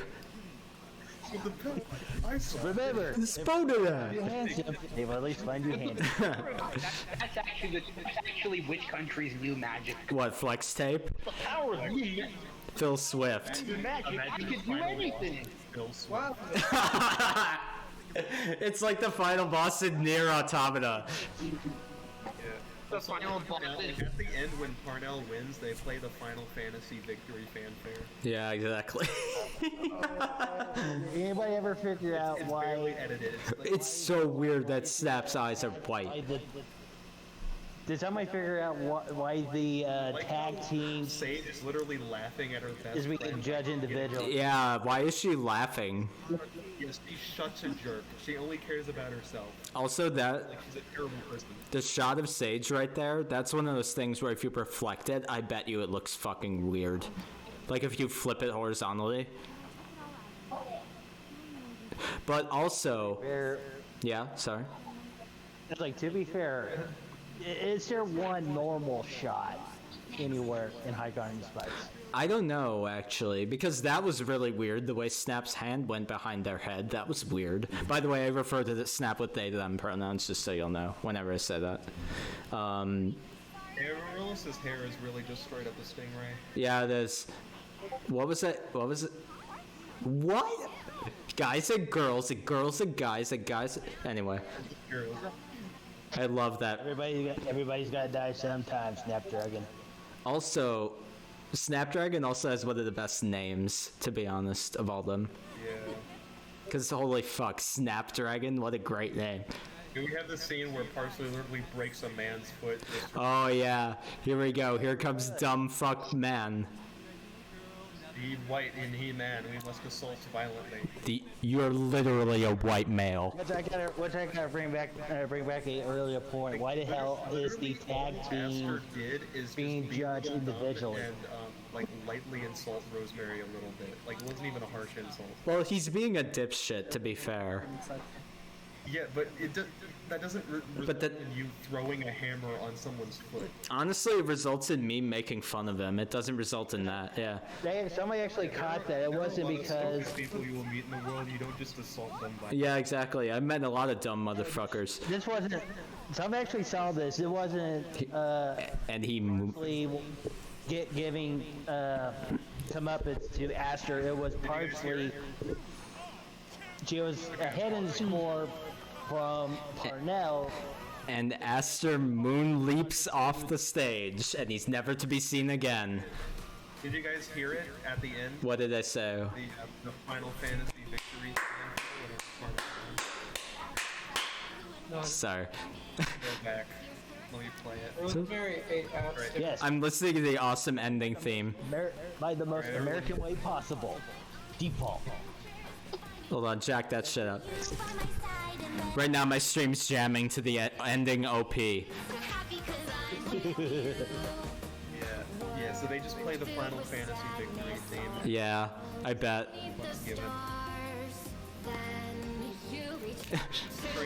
By the way, why the fuck is the opening? I'm so sorry, I'm talking over you. What were you saying? Somebody was saying something? I'm sorry. I was jamming out to the ending theme. The ending thing, Friends for a Life. Friends for a lifetime and another adventure. You know what someone pointed out is kind of funny? Yeah? One of the examples of tonal whiplash is during the Halloween thing. You want to watch that next? After everyone is turned to stone. Yes. And then it just cuts, and like it ends, and cuts to the happy theme. Well, that's like what Spilling the Milk was joking about, where what if it cut to the ending theme as Rosemary stabs the dragon in that other episode? Friends for a life. You know, and they were like losing their shit because... Your version is more... So the watch together is like having a seizure. So I'm Really? Close it, but I had a stroke the moment the episode ended. Can we try Ray's TikToks again? Hopefully it actually does it.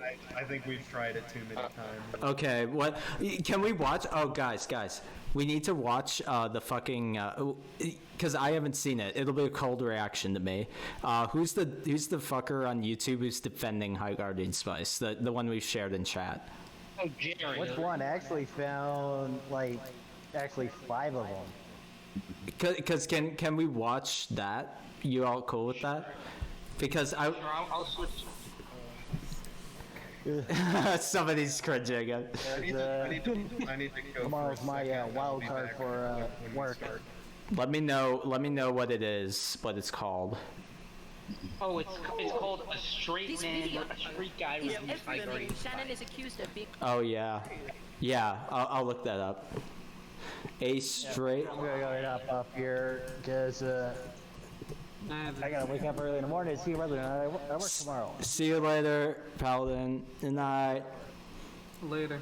All right, so I'm looking up reviews High Guardian Spice, straight man. I have it right here if you want me to put it in. Yeah, please, so that y'all can watch it when I do it.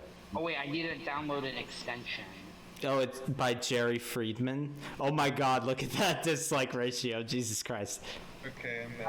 I need to download an. I can't watch. Really? What are you talking about? We were trying to watch Jerry Friedman. No, it says you guys can watch, but I can't because I need to download an extension. No, you don't need to download the extension. He hasn't played it yet. I haven't played it. How do I get past that? Just wait until he plays the video. And it's not there.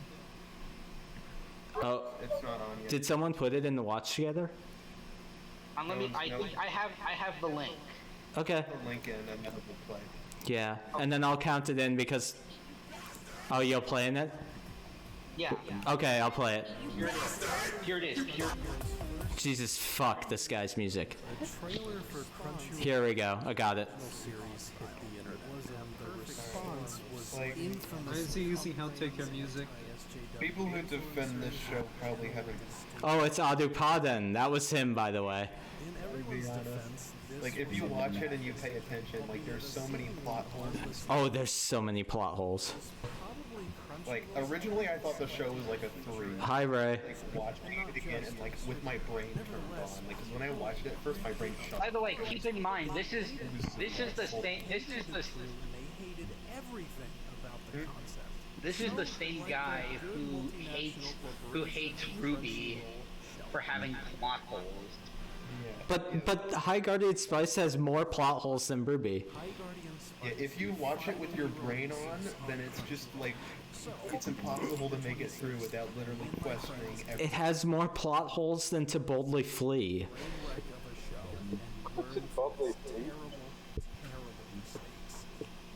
Unfortunately, Let's see, What the fuck is this guy's video? What? Are we watching it? Yeah, but it's not playing for me. this guy's video is giving me a like aneurysm. I don't know what the fuck he's doing.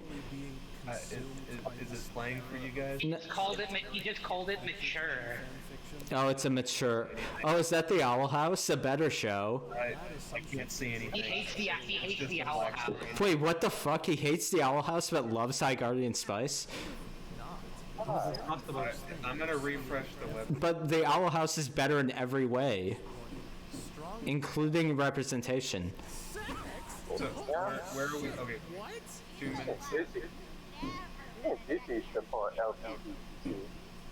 Oh yeah, I'm here. I'm at the right place. a lot of people off guard, and they're right to be confused. Nothing about the marketing.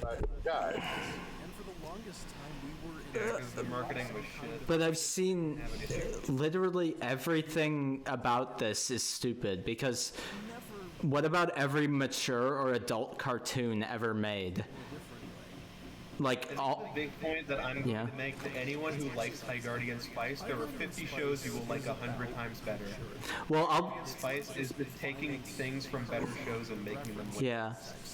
I mean, I'll be honest, I like the show, but not because it's good. So yeah, well, I like what it says about the creator. Yeah, I love making the abridged series, I will be honest, but I figure by the end when I'm finished, if I see High Guardian Spice again, I will vomit. Just I bet you. I have to watch the episodes. I bet. To be honest, I really want to watch Reclaim Gloria when it comes out, though. We're gonna abridge that too. Yeah. Like, I'll be very happy to watch it. Because, again, I swear to God, we can even do a little segment, like, to close it out. Like, I think we've predicted the whole plot in our chat. We should have a checklist of things. Yeah. Bingo card or something when we start. Because, like, literally, the plot is going to be exactly what I said in that chat. But the Owl House is a better show. I never watched it. But it's better. I mean, it's not amazing, but it's good. It's better than this. So hey, how y'all watch this video? Watch together. There's a link in the thing.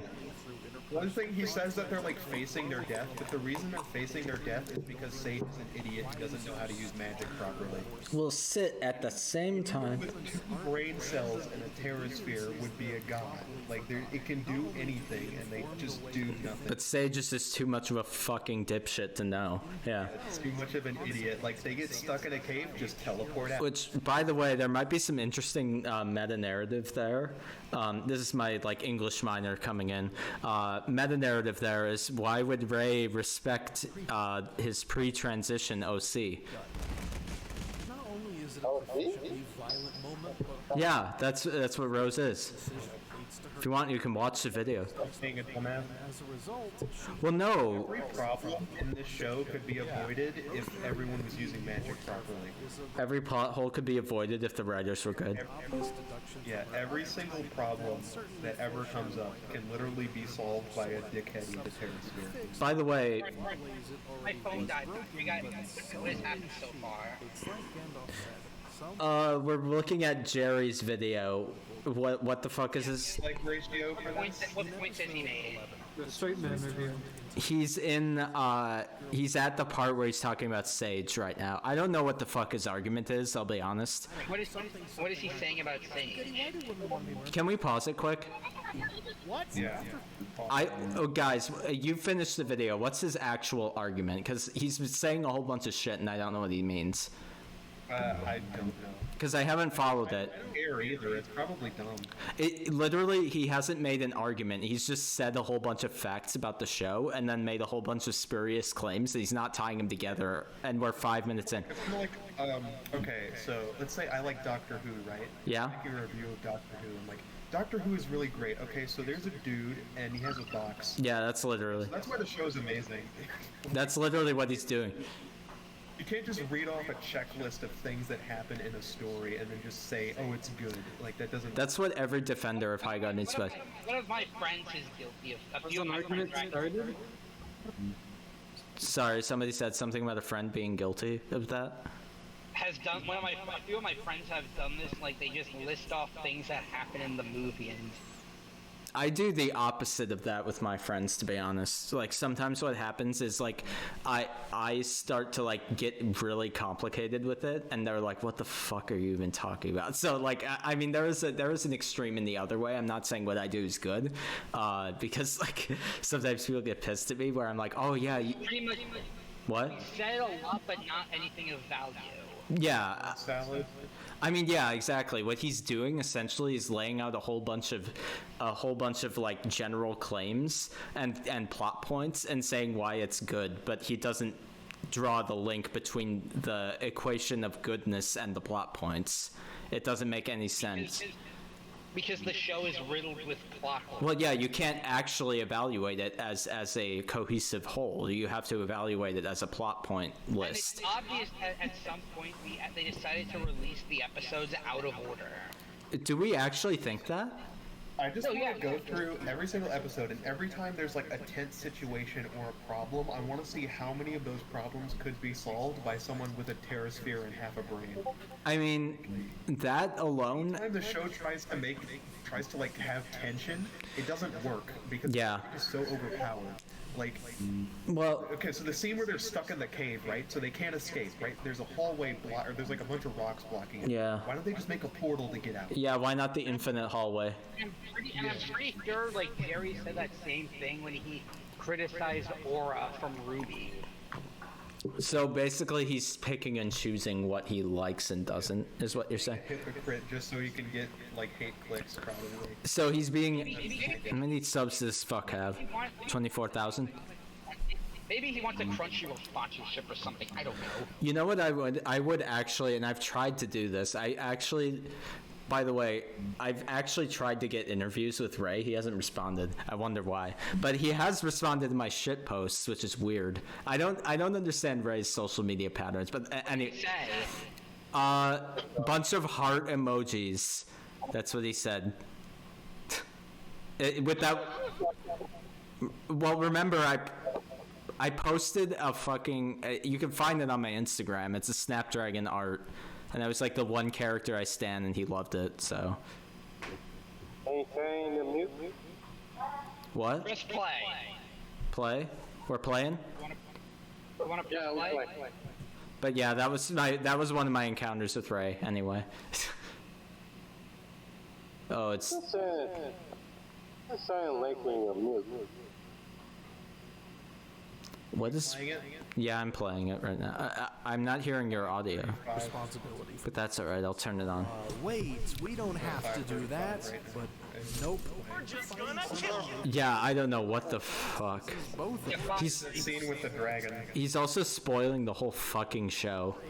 To put it down. He's. Normally there'd be a MacGuffin. Yep, play it. Wait. Them from any responsibility for their actions. This is so fucking bad. Have to do that? Nope. We're just gonna kill him. And that's something that. This is like the worst fucking video I've ever seen in my life. You have not seen a lot of videos, but No, I have. I'm sorry. I'm being hyperbolic. He praises this theme because like it doesn't rely on a Deus Ex Machina that allows them to heal the dragon. But there's other Deus Ex Machinas in the show, though. But here's the problem: the fact that they don't heal the dragon is a plot hole because they probably can. And as we all know, new magic can do anything. And they don't know the extent of the limitations of new magic, right? Because isn't the implication that new magic is like destroying the world too? Yeah, but they don't know that, so. Like they could find a way, and so the fact that they don't heal the dragon is actually kind of an inconsistency in the magic system. Well, I mean, there's inconsistencies. Yeah. You're right, but just get some healing water or something. It exists. Yeah, but you used it to heal Rosemary in a previous episode. To be fair, though, that's like one of the few things that did make sense, at least from what I got, was the healing water. I mean, the healing water was in limited supply, and you have to go through this whole rigmarole to get it. That was like one of the few things. Didn't they create like a hole in the cave back when they left? When they blew up on They might have, but at least like the basic rule of like healing water is rare is like actually a little consistent. Are we talking about how they could have just gone back into the cave? They could have, but it is kind of a whole rigmarole, and it would make sense why they wouldn't do it. Not really. They can just walk to the giant hole and teleport down with the pool. Okay, so it is dumb. See the problem. I'm being too charitable. Remember, we know that, as we all know, new magic can do anything. They needed to establish like that the professors know that they can't use it, like to the extent that they just can do anything, you know? But they constantly have the teachers and tell them that new magic can do anything. Exactly, it's a big problem. It would have actually been a perfectly reasonable limitation on their magic system if the professors knew and thus didn't like use it to the full extent. And that in my fanfic, new magic is literally harnessing the power of hell, Doom style. Exactly, like it's cool, but you shouldn't overuse it. Yeah. I don't plan of doing like a serious rewrite of this, but like if I ever did, you would either have to really nerf new magic or have everyone use it. Like those are the only two options. It would have to be the basic magic of the world, yeah. Yeah. So like it's either nerf it into the ground or just have everyone have a Terra Sphere. Why wouldn't you? That? To be honest, though, to me, what interests me about a rewrite of this show is the way that it handles like every single character arc, not just its magic system. To be honest, its magic system could stay as inconsistent as it is, but if the character arcs were more interesting, I would forgive it. Yeah. I'll be honest. That's my opinion, though. I forgive a lot, but when everything is garbage, I'm gonna point out the. Well, yeah. I mean, the issue is the fact of the matter is the character arcs are garbage. But like, if the character there's a lot of shows with like magic that's overpowered, but it's like it's magic is such a core part of this show. It is. Having it be so broken. Well, because like Harry Potter, the main character of Harry Potter, like barely uses any spells, and I can see why now. Because if he knew all of them, then he would just be God. Well, and no one knows all the spells. That's like the limitation of Harry Potter is that it would be like you would have to be basically a super genius scholar, which no one is in real life, you know, where you know everything. So it makes perfect sense. You don't even have to learn the spells because we find out you can buy pre-made spells. Yeah. Anyone can walk into a store and just buy all the spells they want. Yeah. Literally pay to win in real life. Like what the? It's like the way that honestly, you know what it is? It's like the poor way, and everyone's gonna have mixed opinions on it, so people might start screaming if there's any other Metal Gear fans in here. It's the way Metal Gear Solid 4 handles the magic that was in the actual magic that was in the other Metal Gear games, where it's like, oh, it's nanomachines now. But even that does it better because the nanomachines are still vaguely described enough that they can be very loosely interpreted, and it doesn't necessarily. Midichlorians. It's like the midichlorians, but honestly, the nanomachine, like people equate them. I wouldn't equate them. Nanomachines are way less dumb. Like way. There's actually precedent in the Metal Gear story for nanomachines. It's not. I fight with Metal Gear fans on that. I'm fine with everything being nanotechnology or whatever. Cool. Because but it also doesn't explain away because I won't delve too deep into this because the Metal Gear story is like crazy. I think but the biggest issue is Psychomantis, obviously. I don't care. But not even machines you have. You're not. No, but here's how the Metal Gear story works. The Metal Gear story basically operates on two things: the nanomachines and like the experiments done by the philosophers before World War II. Those are two different things. And that's what Psychomantis, like the supernatural stuff is not erased by the nanomachines. That's like a lot of people like misread that from MGS4. A lot of people are like, oh, the nanomachines are the magic from MGS3. They're not the same. That they had straight up magic in those. That was real. It was real? Yeah. Well, I mean, again, this is my reading of it. I could be wrong, but... This is also the same universe that has cyborg ninjas. Well, exactly. People who can... It's magic real. The actual genre is magic realism. It's a legitimate genre. I mean... They have a sun gun, like... Yeah, it's a legitimate genre. I mean, that's the genre. That's the approach, is basically like... Like the boys. Yeah, exactly. Exactly. 100%. I mean, that's not... Whether or not it does it well is a different argument, but that is what that's what Kojima was going for. If you look at interviews, he talks about magic realism and postmodernism and things, so that's clearly the intent. I wish that Ray was smart enough to talk about different art forms in his interviews, but he's not smart enough to do that. I guess we keep playing this. Yeah, we should play it. I'm sorry. I'm at 6:05. Yep, go for it. Play it. Want that. She wants to be reckless, but the show is childlike, and she learns to do that. Parsley is what the show's about. Parsley has a pretty awful disagreement with her parents about going to high So early on, Parsley completes her entire story arc and then has nothing else to do for the rest of the show. She has 13 That's another issue.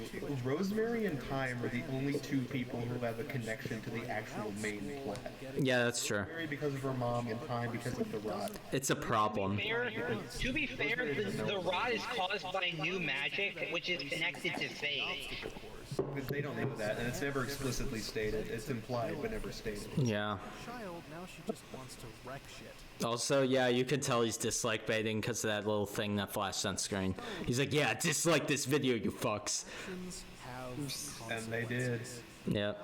That's what Coach Charlatan Wonder did. I don't think he believes the shit he's saying. I think he's just saying it to make people angry. Yeah, it's like when He's talking about how good it is that the show became more mature.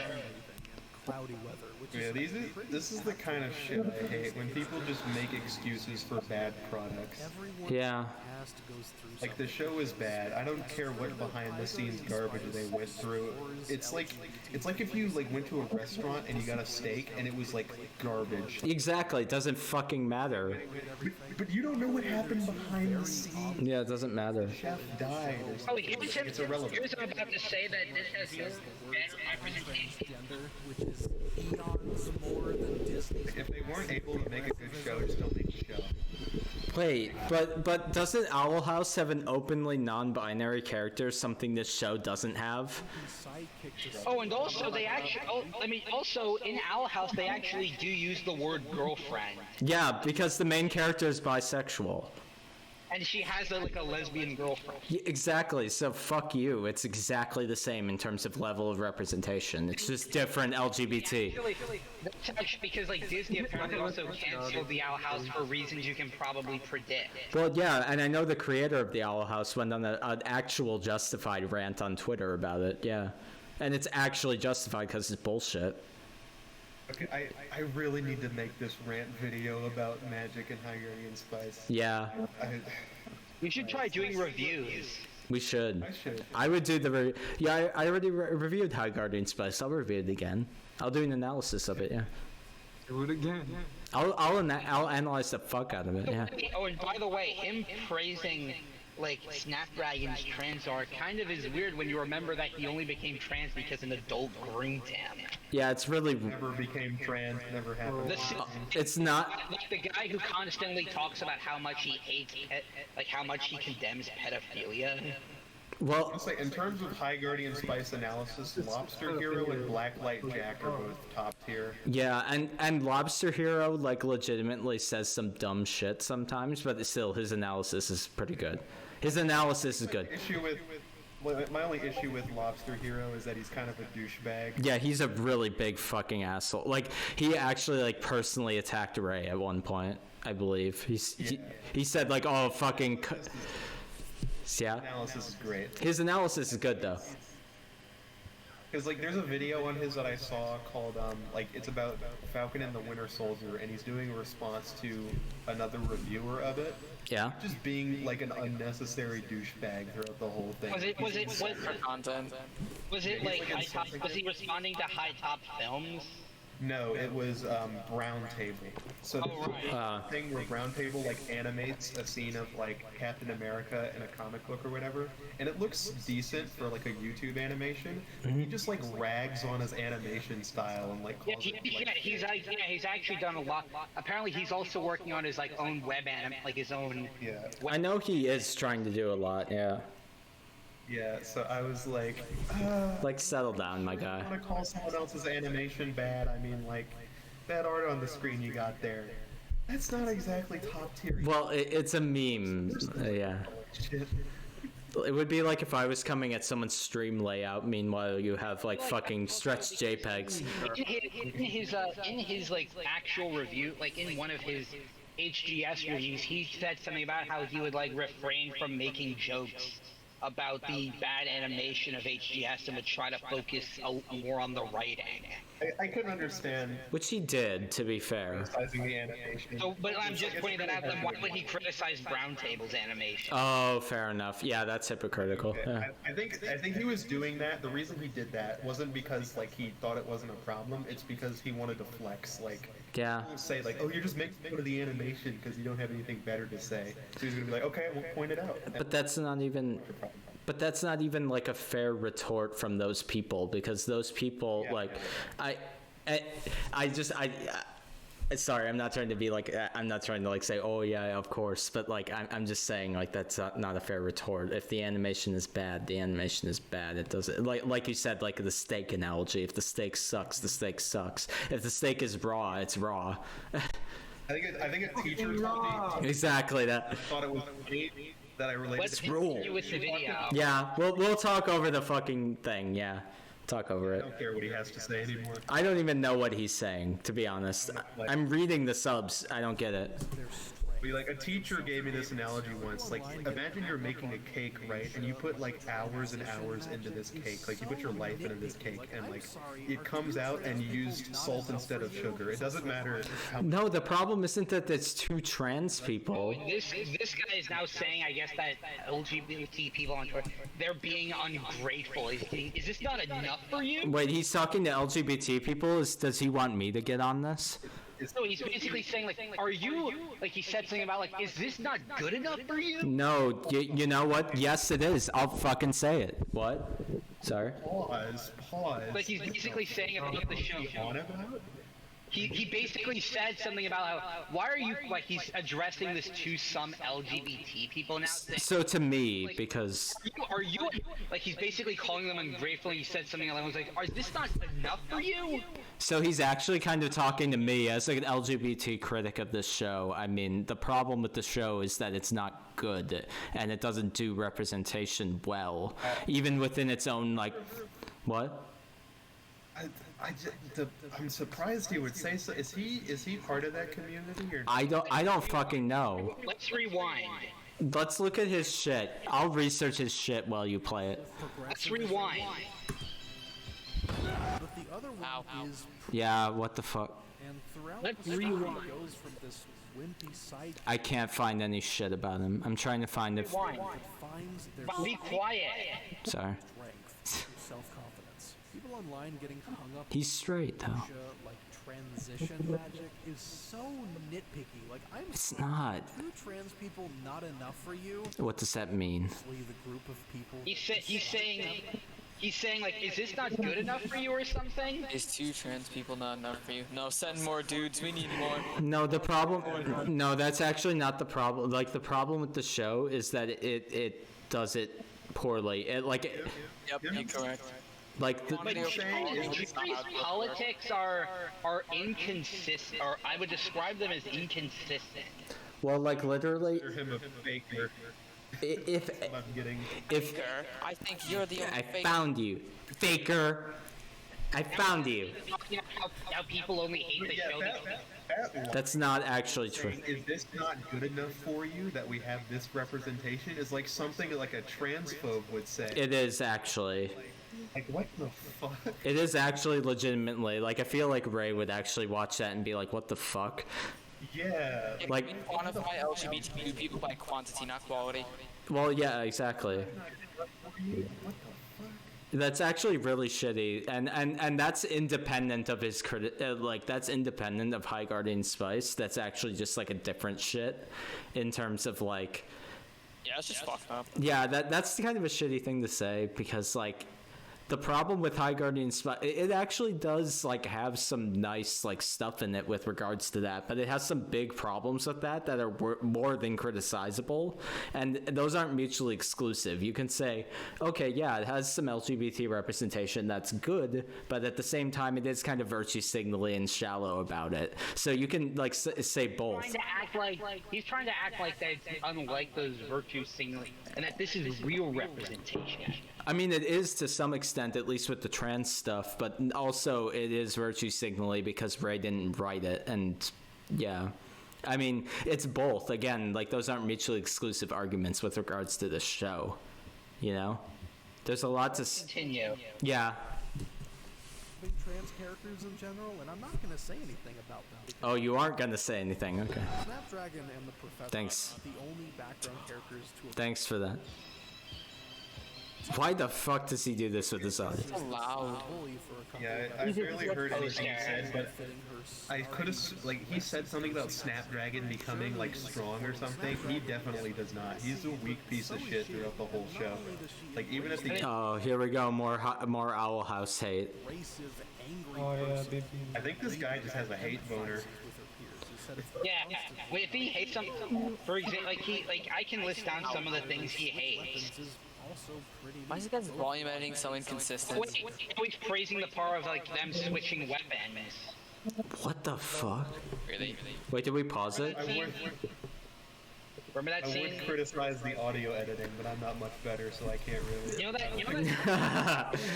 I mean, my audio editing right now is all over the place. Where like Snap and Amarillo switch weapons. That's really dumb. Why would you praise that? He's saying it's good, I guess, because like they're now using like the weapons that suit them or some shit. But I guess. It suits them era suits. But that's also really dumb because that's like, I don't know. I've seen so many better things where the weapon symbolizes a growth in character. I mean, look at Metal Gear Rising. We meme on it all the time, but that has a better usage of that. I think it would have been a lot better is if instead of like whenever Snapdragon's becoming a warrior, instead what if he's like, I want to switch to magic because magic is cooler or whatever. And magic is what Sage uses too. Yeah, maybe his family sees magic as like for weak people instead of like the strong warriors, but he thinks magic is really cool. And that would almost like a foil to Sage. Yeah, and that would actually be a better way of illustrating it, like the show's version of toxic masculinity too, you know?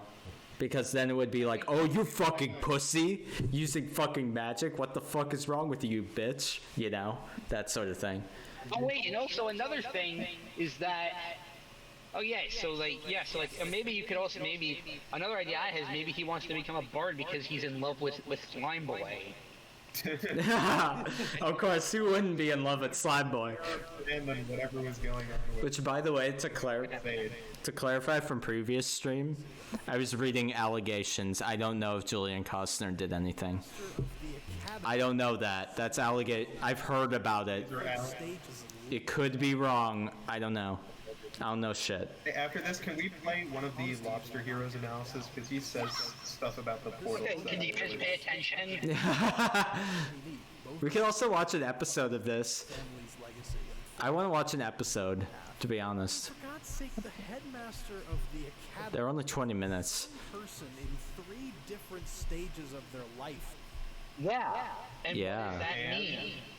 Okay. And that's interesting. That's interesting. It's not. It could be. And the most interesting thing the show has so far. Wait, actually, you're right. It's dumb because there's no time travel as established. So yeah, what the fuck? It's not really. That's not. You didn't really say anything that made the show good. You just said. Yeah, he didn't say shit. Sorry, continue. I was just reaffirming what you said. I'm sorry. What were you saying? He just said something? He just cited an example of being interesting is the fact that the triad are the same person. That's really dumb. It's also double stupid because the triad are completely unimportant. Like, they serve no purpose. You could cut them out. We have a thing to say. Thing we can say. That's actually. I'm a 30-year-old pretending to be 70. Shadow the Hedgehog's a bitch. Where's that damn forecast of them? You need. Yeah. Nope. No, it's not. That's not what it's about.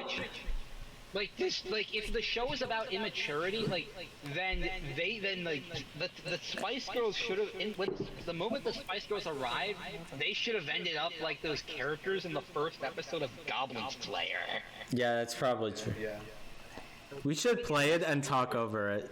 Just say you can keep going though. These characters wouldn't survive in a fantasy world. They would not.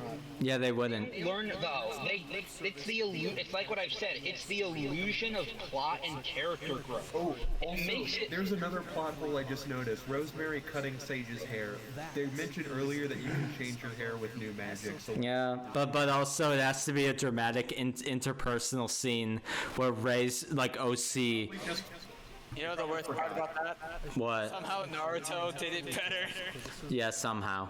No understanding of it whatsoever. No, I have a whole bunch of understanding. I've literally watched the show 4 times at this point. Spice's loudest critics aren't people who make an attempt to enjoy the show. No, I did. I attempted so many times. I actually do enjoy it in a way.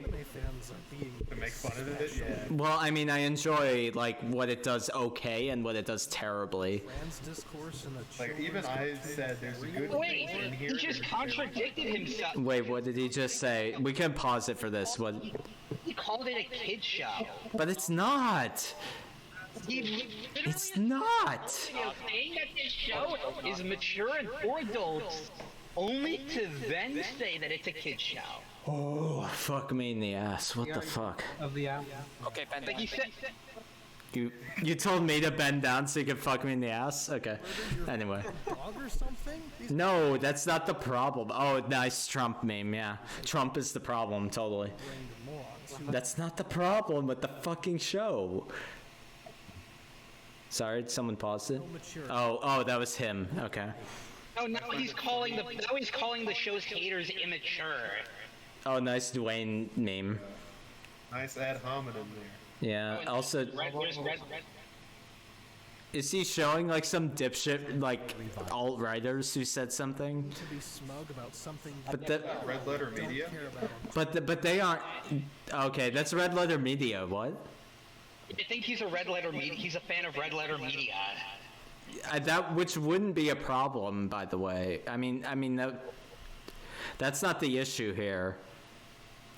The issue is that he has. I think that was from the consume product and get excited. Consume product and get excited for next product. Yeah, but that's literally what he's doing. That's not what we're doing. That's what he's doing. And by the way, he's saying that they don't understand themes of maturity in this show because they're not mature. That's literally not the case. Maybe you can comment on how immature Ray is. Also, yeah, Mr. I'm the executive producer, but I'm also going to displace all blame for the show and say that it was the budget's fault, even though I'm the executive producer and by default I'm in charge of budget. That's the funniest thing I find about people saying the show was okay. Like, literally, Ray himself admitted the show was bad. Yeah, he implicitly said it was bad. Different stages of Yeah, Wait, Ray said that? the creator admitted it was garbage. Oh man. He said, think about why it was that. Schedule of retweeting. By the what? Wait, what? We have formed our other opinions, and we hate it. Deal with it. I see why you guys love this video, by the way. America.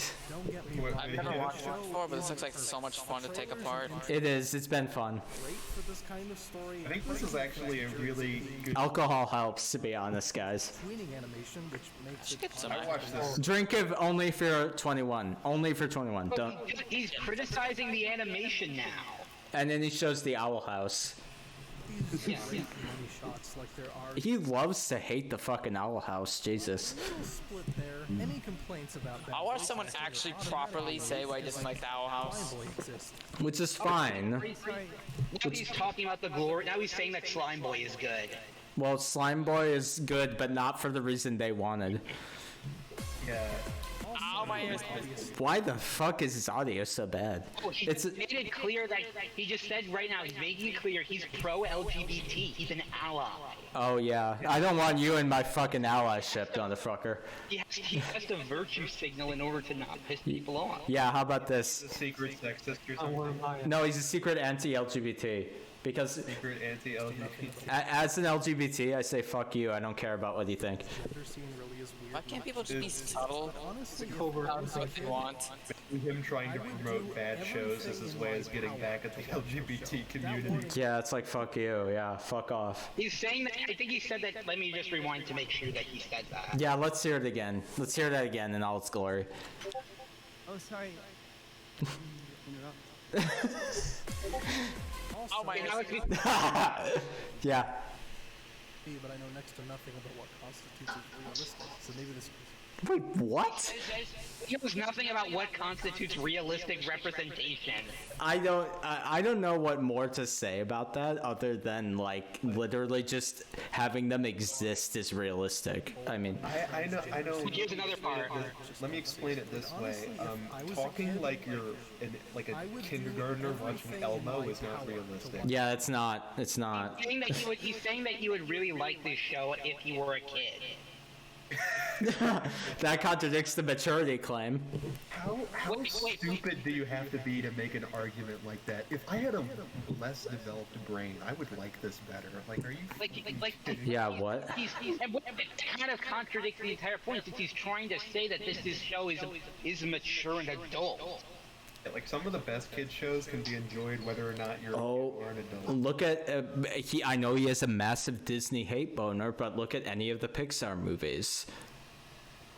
Let's look at like Cartoon Network. We got like a regular show, Adventure Time, Amazing World of Gumball. All three very well written. But look at Up. Look at Up. Up can be enjoyed by adults. It's PBS, Word Girl.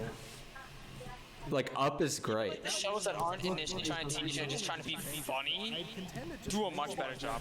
Oh yeah, they do. If nothing else, and all of Oh, is that him right there, or is that a meme? Oh, it's Ray.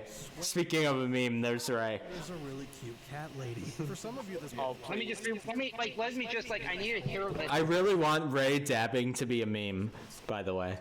Honestly, can we be quiet? Sorry. We escaped this fucking video. I just need everyone to be quiet. What is it? Sorry. Just this last part. I'd contend it just makes the idea of watching it more attractive. If nothing else, then all of this is just pretentious extrapolation. It's gruesome, they swear, they make sex jokes. It's not even that gruesome, that guy. For some of you, that's probably all I have to say no, in this cat video, lady. so I'll leave it at that. Good job, Ray. Don't listen to Twitter, you didn't accidentally make a second season. Which city is Ishgard and Arthas is... I mean, I second that. Season is never happening. Ray said the show sucks, and you're an idiot. What do you second? No, what I second is I want Ray to make more shit. Yeah. I'm, make fun of it. but not for the reasons. Of course, he ended it with a Warcraft joke. Yeah. So can I play the lobster hero video? Yeah, go for it. Which video do you want to watch so I can pull it up? Hold on, I'm posting it. Okay, it's called High Guardian Spice Decimates Its World Building in the First 10 Minutes, Part 5.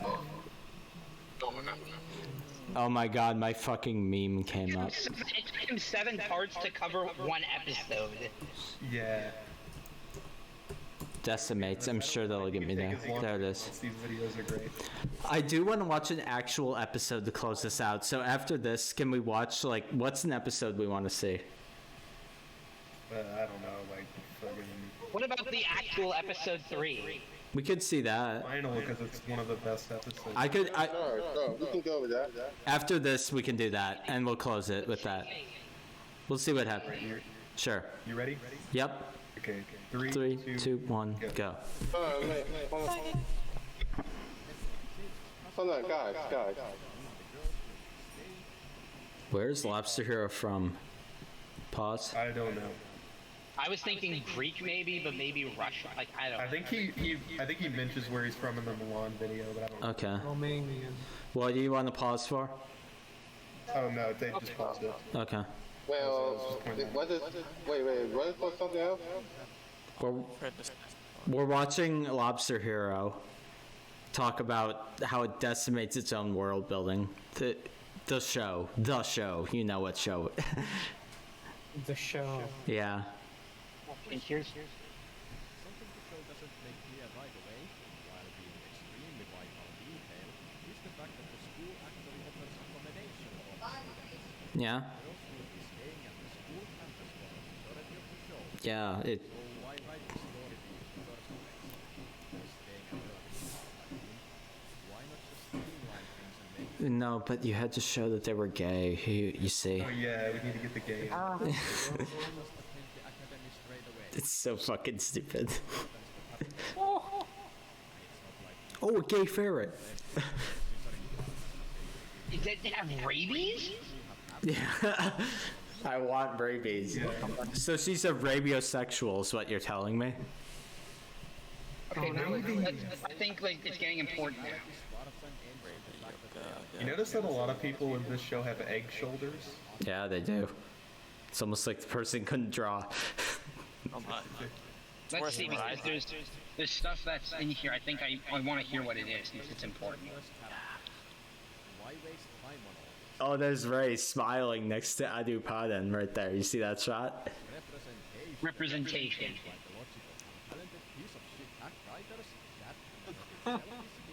We need to do a whole stream where I just watch all of Ray's stuff. I might do that tomorrow.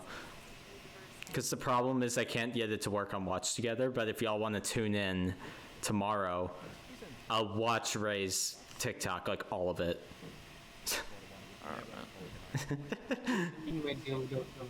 It'll be suffering, but I'll do it. I want to hear what he has to say about like the other issues. There's the Pokemon shit. Yeah.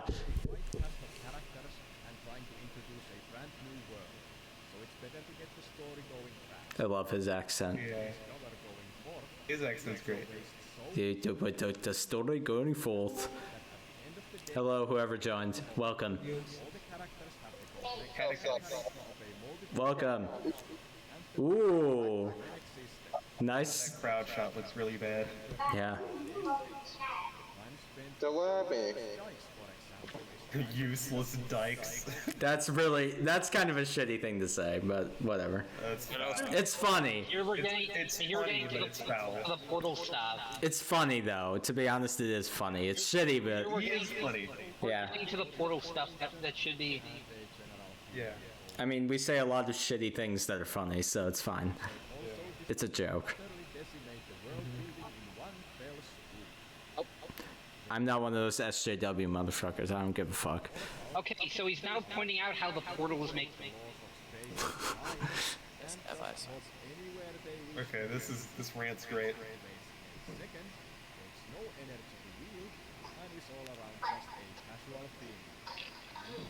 Oh, there he is, fucking freaking out. You see it? Here he comes. Hi, Ray. Whenever they show the shots of Ray, I laugh. Here he comes. Portal. You cannot have something like this be a casual thing that just exists. Yeah, it would break the whole story in two. Something like this Yeah. And it does. Yeah. The portals piss me the fuck off. Because why do they travel fucking 5 zillion miles on old world That's a whirlwind. with slaves, by the way, that never come up again? Wait, there was slaves? Yeah, the fucking orcs, or whatever the fuck they are. Only in that episode. Oh, it's the doors from the Matrix. Which, by the way, if you want a good animated thing, watch the Animatrix. It's good. Beginning to believe. Do you now believe, Neo? Oh, hi, Mandrake. Oh. And pedo bears. He's got an army. Yeah, I am ahead. I'll back up 15. There we go. Oh, never mind. There we go. Now I'm on sync. There you go. Spawn a bunch of pedo bears. A speedo bear, yeah. Yeah. The map acceptance parade.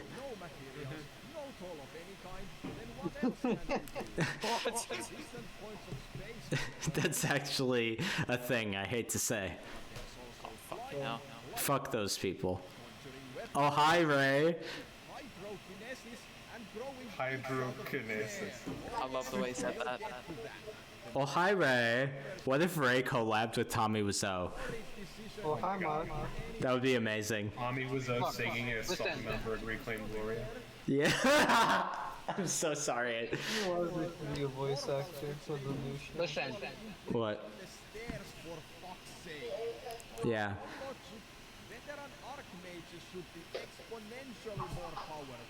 Yeah.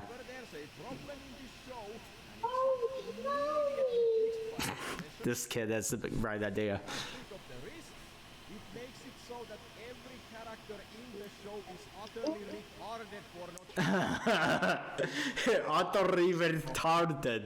Every single R with I roll. love the analogy he makes here. I love it. Rando on the street is a fucking dentist. Yeah, exactly. I like his little lobster dude.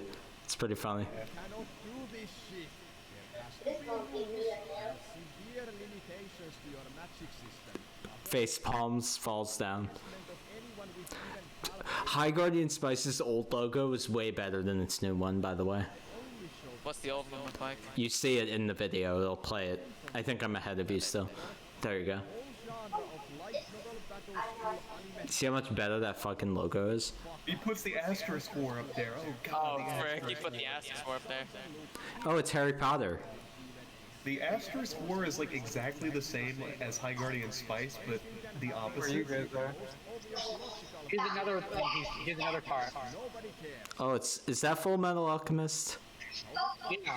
Yeah. Yeah, that was Full Metal Alchemist. That's one of my favorites. That's probably one of my favorite shows. It's a good show. Wait, how you... Good ass show. Hold on, guys. Oh, look at that. Look at that shit logo. Unlike High Guardian Spice, it has an actually consistent magic. By the way, guys, can we pause real quick to appreciate the fact that Ray totally designed that fucking logo? The High Guardian Spice logo. I love that. But the logo, the actual logo itself was totally designed by him. Because remember, I showed you the Reclaim Gloria text, and I think we deduced that that's the same text, but it's slightly altered. And font? Yeah, the font. I'm sorry. That's what I meant. Yeah. It's embarrassing. It's fucking embarrassing. Embarrassing. Anyway, continue. I'm sorry. I would like to... Got that on camera. Congratulations.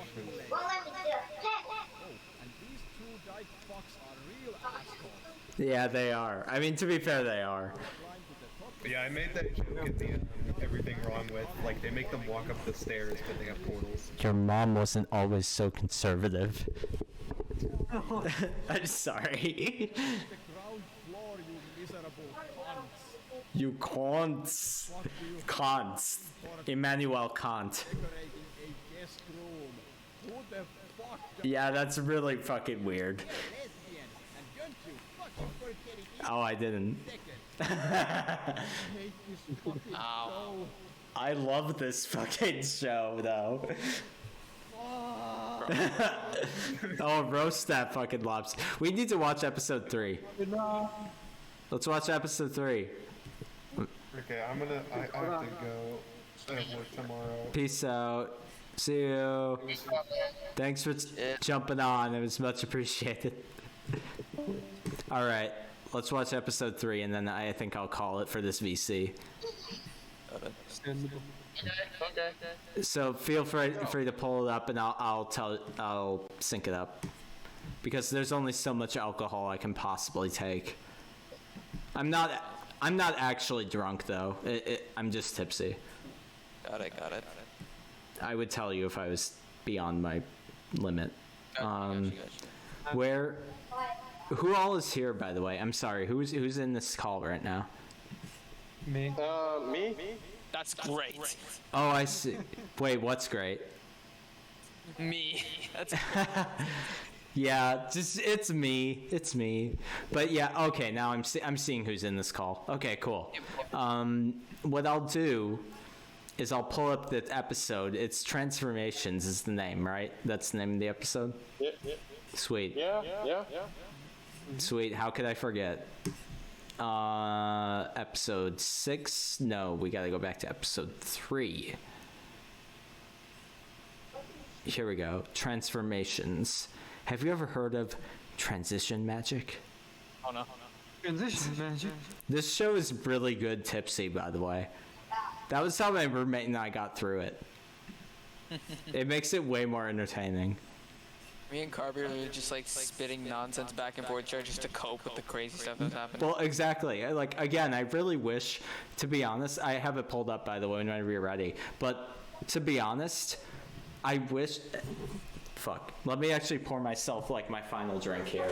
But actually, though, the thing is, what baffles me about Ray, and I wish he was more balls to the wall than, like, or, like, if he was as balls to the wall as, like, I mentioned this in our previous call, but if he was as fucking nuts as, like, David Lynch, or... Yeah, I know what you mean. Or, Hideo Kojima. Or Hideo Kojima. Yeah, if he was as nuts as them, his stuff would actually be interesting. Because... Garbage Fire failed and be, like, mediocre as it is now. Yeah, that's... Don't forget David Cage. Well, David Cage as well, because yeah, like we said, if High Guardian's voice was like Fahrenheit, I would actually kind of enjoy it. You know what else similar to Fahrenheit? I mean, similar to Indigo It's the same game, yeah. Fahrenheit contradicts its own world building. And Fahrenheit is shit too, to be clear. But you know what some of the plot holes in Fahrenheit? Well, because like we said, that was written to be like some episodic thing, and then they crammed it all in. And each episode was by a different team of different writers. That actually explains a lot. I didn't even know that. I didn't know that they were a different team of writers for each part towards the end. That explains a lot. That explains why the Mayan Oracle Kung Fu fights the main character. That explains it. Yeah, the Kung Fu fight is actually one of the game's big plot holes. Oh, it is for sure, because they say his chroma is now stronger and he can do it. That's literally what they say. It's about it. You want to know how it's a plot hole? How? Earlier in the game, it's established that the Oracle can't directly kill someone, which is why he possesses people. Oh yeah, that's right. But then meanwhile, he tries to kill Lucas. Yeah, he tries to kill Lucas. I guess because he was an avatar. I don't know. Like he could be possessed because he has high chroma. I don't know. It's some dumb shit that they didn't think out. And also, it does actually rip off a lot of stuff from games like Metal Gear Solid and Deus Ex. Oh yeah, it rips everything from Metal Gear Solid and Deus Ex. The fucking Orange Clan, like the AI shit, is a combination of Shodan and GW from Metal Gear Solid 2. It's from System Shock 2 and Metal Gear Solid 2. It's just those two slammed together awkwardly. That's what it's like. But at least with something like Deus Ex, System Shock 2, or Metal Gear Solid, it fits the setting. Well, and also it's just better handled. Like it's thematically consistent. Like how does MGS2 handle that? Do you want me to tell you? Do you know how it handles it? Metal Gear Solid 2 handles it in the context of, and I know this because I've literally analyzed this fucking game to death. The way that it works is that Metal Gear Solid 2's premise is the opening 2 hours when you play as Snake is a retelling of it from Raiden's perspective, because Raiden is basically an avatar for the player who played the Metal Gear Solid VR missions, so he's VR trained, which is an analog for the game. And now this is all important, by the way. GW, which is the Patriots, by the way, the Patriots that are talked about is GW. It's the same thing. It's an what? Okay. So that AI system was left over from the philosophers from Metal Gear Solid 3. It was created by Zero, who was the last philosopher. And basically what it does, what it symbolizes, what this all means, it essentially represents the nature of like a sequel and like things being set up to be a certain way. Because the whole theme of Metal Gear Solid 2 is that like genes or memes can be passed down and replicated and controlled by the powers that be, which is what the whole ending speech of Metal Gear Solid 2, which is a real trip, by the way. It's a 12-minute speech, but it's great, where they talk about, they come out and say, like, we are formless. We were formed in the crucible of the White House, and no one can hope to eliminate us. As long as America exists, so will we. Like, they straight up, like, explain it to you. It's very interesting. But yeah, that's what that means. Do you get it? Yeah, you can. But you see, I wish Ray would do that. That would be really interesting if he did that. Can you imagine the Triumvirate coming out? Yeah, and I've also heard a lot of people saying that Metal Gear Solid 2 was kind of like ahead of its time. And stuff. Oh, it was way ahead of its time. They literally predicted the Patriot Act in that game. Like, literally, it came out, like, the Patriot Act in America, like, to monitor people, came out, like, a year after the game. It was, like, the same year. They predicted it. Yeah. It's really wild. It's honestly, like, think about it. Death Stranding predicted COVID. I mean, that happened. Yeah, and that came out a year before. Again, I wish Ray was as smart as Kojima, because if he was as smart as Kojima, High Guardian Spice would be very much more interesting. We need to watch this. Watch the episode, yeah? Apparently, Hideo Kojima was originally at some point, like, tapped to do a Silent Hill game. Yeah, he was. PT was a collab between him and Guillermo del Toro, who's a great film director. And then he eventually brought in Del Toro for Death Stranding. Yeah, because Del Toro mocaps for Deadman. Yeah, the character Deadman, he mocaps for him. Because they're best friends in real life, by the way. If you see them in interviews, they're like best friends. But then Pachinko. Well, no, because fuck Konami. Because Konami, like, canceled it. That was what that came from, by the way, was Del Toro. Del Toro created the hashtag fuck Konami thing. He's a very aggressive director. If you piss him off, he'll actually shut you up on Twitter. Speaking of Del Toro, I find it funny how we're getting 3 Pinocchio movies this year. Oh yeah, but one of the good one is Guillermo del Toro's. Stop motion. That's Del Toro's. Is the Disney one, and the really bad one is like the one that Father, when can I... Welcome to you, well. Yeah, the one that's super gay, yeah. Father, when can I leave to be on my own? He's super gay and not in the good way. Yeah. They really couldn't get a better take. On my own.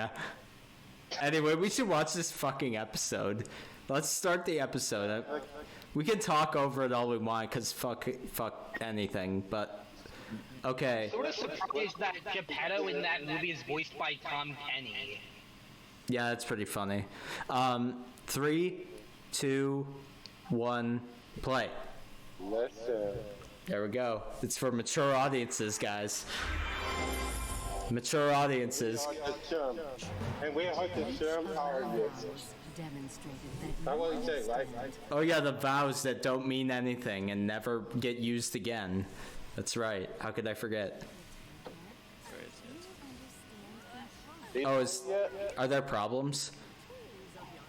It's not showing mine. Really? Here. I'm not using. The link, right? I'm not using the watch together. But someone else can, because the problem is the for the sake of simplicity, I have it up on my browser.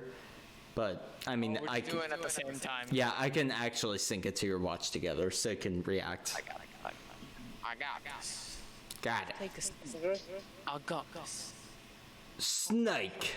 That's the wrong character. Fuck. Not my words. Don't call me Eli. What a doing Phoenix Valorant. I'm just running it. You're playing it? You know what's something I find funny, guys? What is it? Have you ever heard of the comic book Watchmen? Yeah.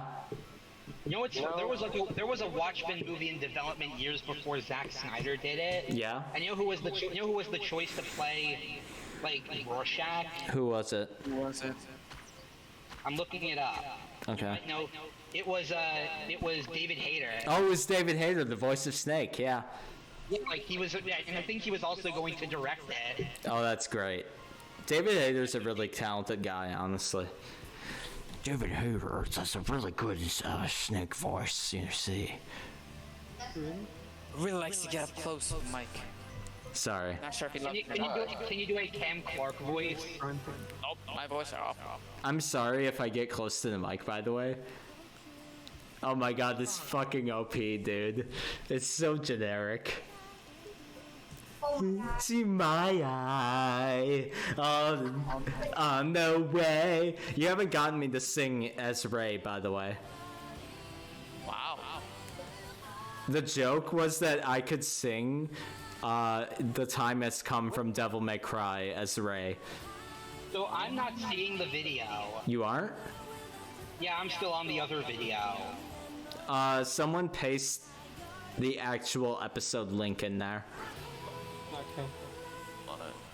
Actually, all I'm doing is the OP, so you're all good. I can pause right after the OP so you can sync it. Oh wait a minute, and here it is. I think I'm there. Yo. Can we just take? Okay, I'm done with the OP, so we can sync up there. Can we just take a sec to appreciate how poorly mixed the OP is? You could barely understand the fucking words in the song because it's so poorly mixed. Correct. What's the time? It's 2:21. 2:21. All right, you ready? 3, 2, 1, play. We're ahead. That's alright. That works. Okay, Leth wrote this episode, by the way. So, misandry abounds. Oh, that's... Can any of you do a Cam Clark impression? Yes, I could do a liquid snake. That works. Are you familiar with Big Chungus? Are you familiar with the self-machine snake? Big Chungus. Big Chungus. Yeah, it's a great meme. Holy shit, I have a whole final drink to get through. This episode will make me want to do it, though. I'm fine. Also, fuck me, you fucking dipshit. Break your fucking sword. Why don't they just enchant the entire sword? Oh yeah, by the way, Good question. With her breaking the sword actually makes almost the entire message kinda useless. It does. Because the whole... Oh, this is when she gets racist. There's no real connection between them. Yeah, there isn't. With like, Lavender, she broke her sword killing a monster.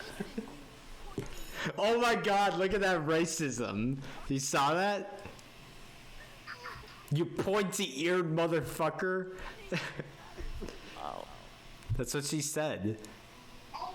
Did she actually say motherfucker? No, she didn't. But she said, you pointy... That's kind of racist. I thought this was a show for adults, Jerry. Yeah. No, but you see, Ray. Notice how no one ever actually says the F word. Ray is a very mature adult. Okay. He's a very mature. Yeah. Sorry. You ever notice how like out of all the curse words ever, the one that no one seems to use in the show is the F word? Oh yeah, they don't.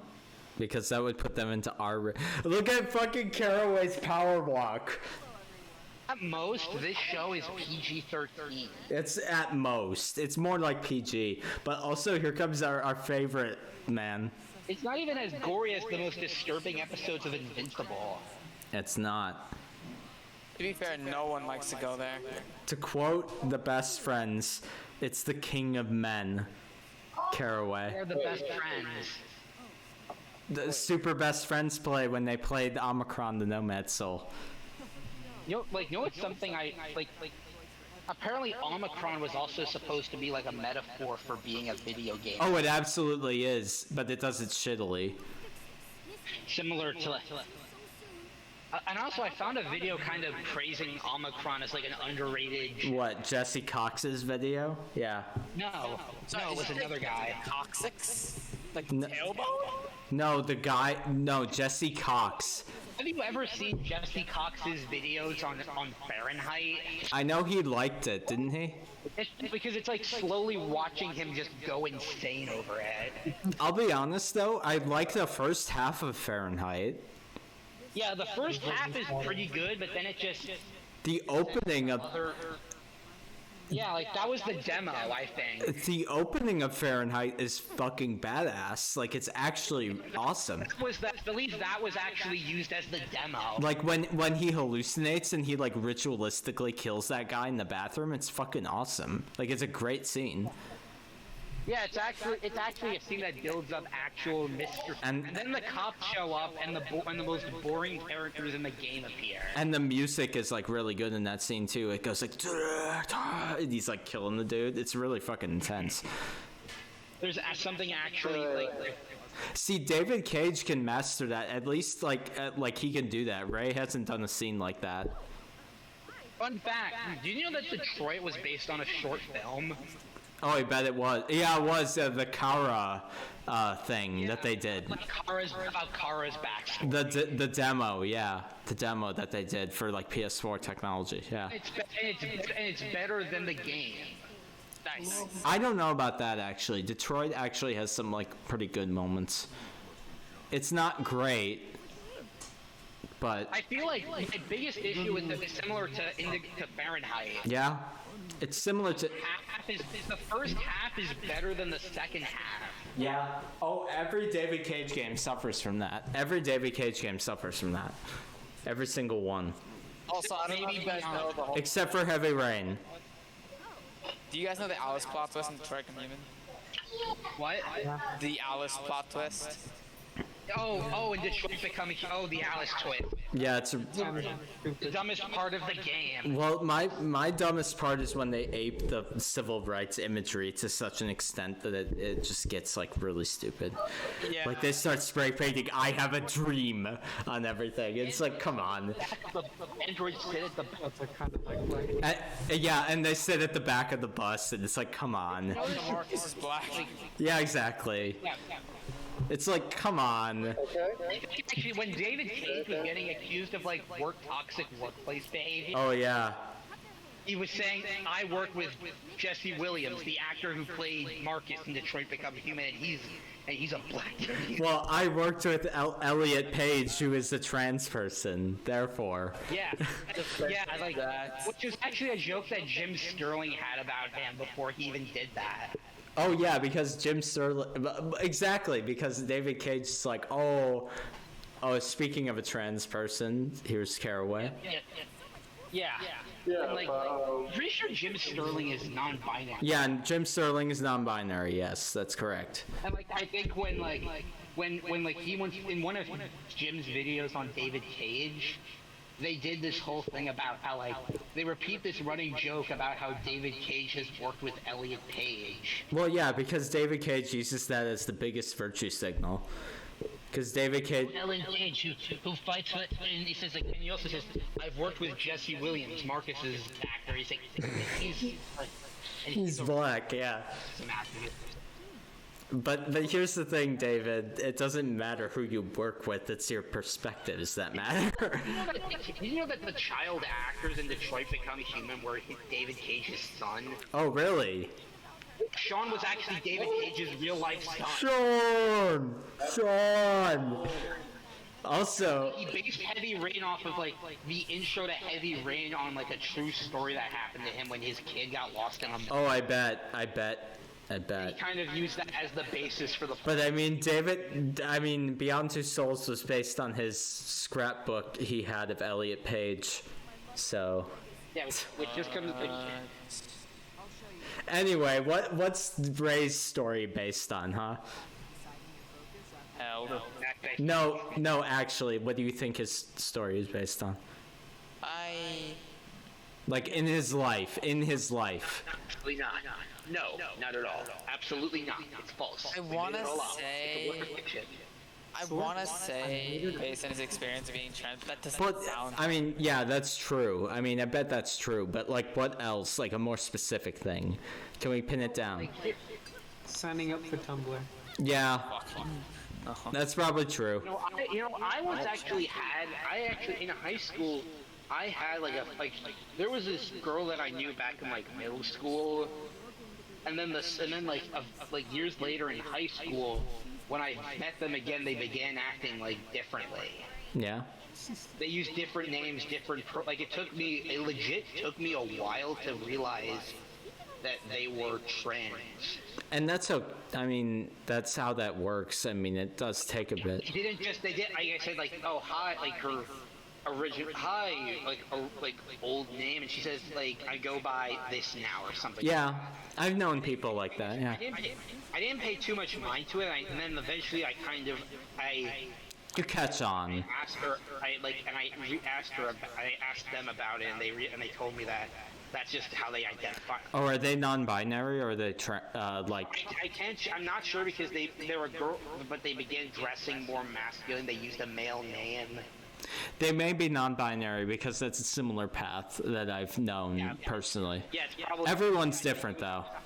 It was one of, and I took it took me a while to legit. They didn't just outright say what they were, and I don't think they ever actually said what they were. So I just kind of. But I don't think they ever made a big deal about it. Well, I mean, most people don't. Most people Because I'm just pointing that out because of stuff like this in this show. Well, yeah. Also, can we just point out the fact that the Trabbers were nice there, but then they end up being mean later? Oh right, yeah. Oh, it's Big Chungus. Here he comes. I am Big Chungus. Snake. What are some other funny, liquid lines? I got all the recessive genes. Aww. Hi, Cam Clark. You don't belong in this fucking show. You're actually cool. What are you doing here? Snake, do you remember in Guantanamo Bay? You know what other stuff Cam Clark has done? He's like a famous voice actor. He's done a lot of stuff. He's done a lot of stuff. He was in Akira. I know Paul Eiding, who's like the Colonel, is in Ben 10. He's Max Tennyson. Cam Clark was in Akira. Yeah, Cam Clark was in Akira. Yeah. He was Tetsuo in Akira. And Akira is a classic, so it's another classic. Yeah. I think it was even the bootleg. It wasn't like. Oh no, I need to take a piss after this scene, but I gotta watch this scene. This is the trans scene. Oh God. Is that your sister? That's so awkward. Experience that they don't people don't just outright talk, go into monologues about. Also, that's kind of shitty of Rosemary to do. I mean, I know Rosemary doesn't know. even when this friend like started using like a different, more male-sounding name, I still assumed they were a girl. I'll be honest, at the end of the I'm transgender scene, Well, I'm transgender, she's like, oh, that would have been so much better. Yeah, it would have been an emphasis on the fact that it doesn't matter what you identify as, you're still valid. Yeah, that's it. Like, you have to be a girl. Well, no and yes. I mean, the real way is to just affirm people. Do you think Ray gets dirty looks from Kate for being a guy? You know, I actually wonder that much. Holy shit, he's like staring into my soul. Because I wonder if if Kate is a TERF, because that would be really awkward. Oh yeah, like she definitely gives off she gives off like the same vibes that J.K. Rowling uses. Exactly, because J.K. Rowling is a TERF. But it just like J.K. Rowling, like similar stuff with J.K. Rowling. Because, but then again, TERFs really more focus on like people who transition to female. Did you know that Lily Orchard called a trans woman a TERF? Who said that? Oh dear. Wait, who is Lily Orchard? A really crazy writer tried to justify poker sex.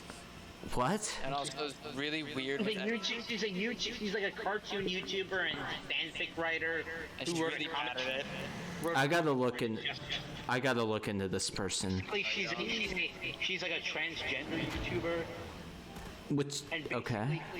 Also, by the way, that's actually legitimately cool that Caraway's fucking Terrasphere is his earring. And basically what she did is that she was criticized by another trans YouTuber. Yeah. I mean, that happens all the time, but yeah. In response, she called this other trans woman a TERF. That's really weird, actually. You do realize... The definition of a TERF is that they're trans exclusionary radical feminists. That's the TERF. What I find funny is that she tries to say that J.K. Rowling isn't a feminist. But she is, though. That's literally what a TERF is. Yeah, a TERF is a feminist. A feminist who doesn't think that a trans woman is a real woman. Yeah, that's the definition. I'm just saying what the definition is. I don't like politics aside. That's just what the definition is. Like, oh dear, for like Lily Orchard's being like, that. Look at how shit fucking. She has a weird relationship with other trans women. I'm so sorry, guys, but can you pause it for like 2 seconds? I need to use the bathroom really bad. Look it up while you're in the bathroom. Yeah. What? Look her up while you're in the bathroom. It's funny. Who is the person again? Sorry. Lily Lily Lily. All right. I'll look it up. I'll look her up. ORCHARD. I'll look her up. I'll be right back, guys. Give me like 1 minute. Yeah. Sorry. And she wrote the fanfic Stockholm. Yeah, she did. Which was an MLP fanfic. Holy shit! Oh no, it's already cringe. That tried to justify. Oh dear. Wait, what did it justify? I was changing my settings. What was it? Okay, so the main character is like a woman born with a penis, I think. Okay, so an intersex person then. Yeah, it is an intersex, and apparently, due to having male hormones, according to the story, due to being intersex, that makes her want to have sex with young girls. What the fuck? So it's a map acceptance story? Is that what you're telling me? Yeah. Great. It's about a map trying to deal with her, trying to keep her desires under wraps. I mean, that could be an interesting story, to be fair. Also, it's kind of weird that she tries to say that she's a map because she's intersex. But that's not what intersex people... Okay, intersex people have, male hormones, which means that they're more likely... Because men's bad. I would need to see... I would need to see some data on that, whoever wrote that story. I can't show you the fanfic, because from what I've seen... It's been archived somewhere, but from what I've seen, it's gone.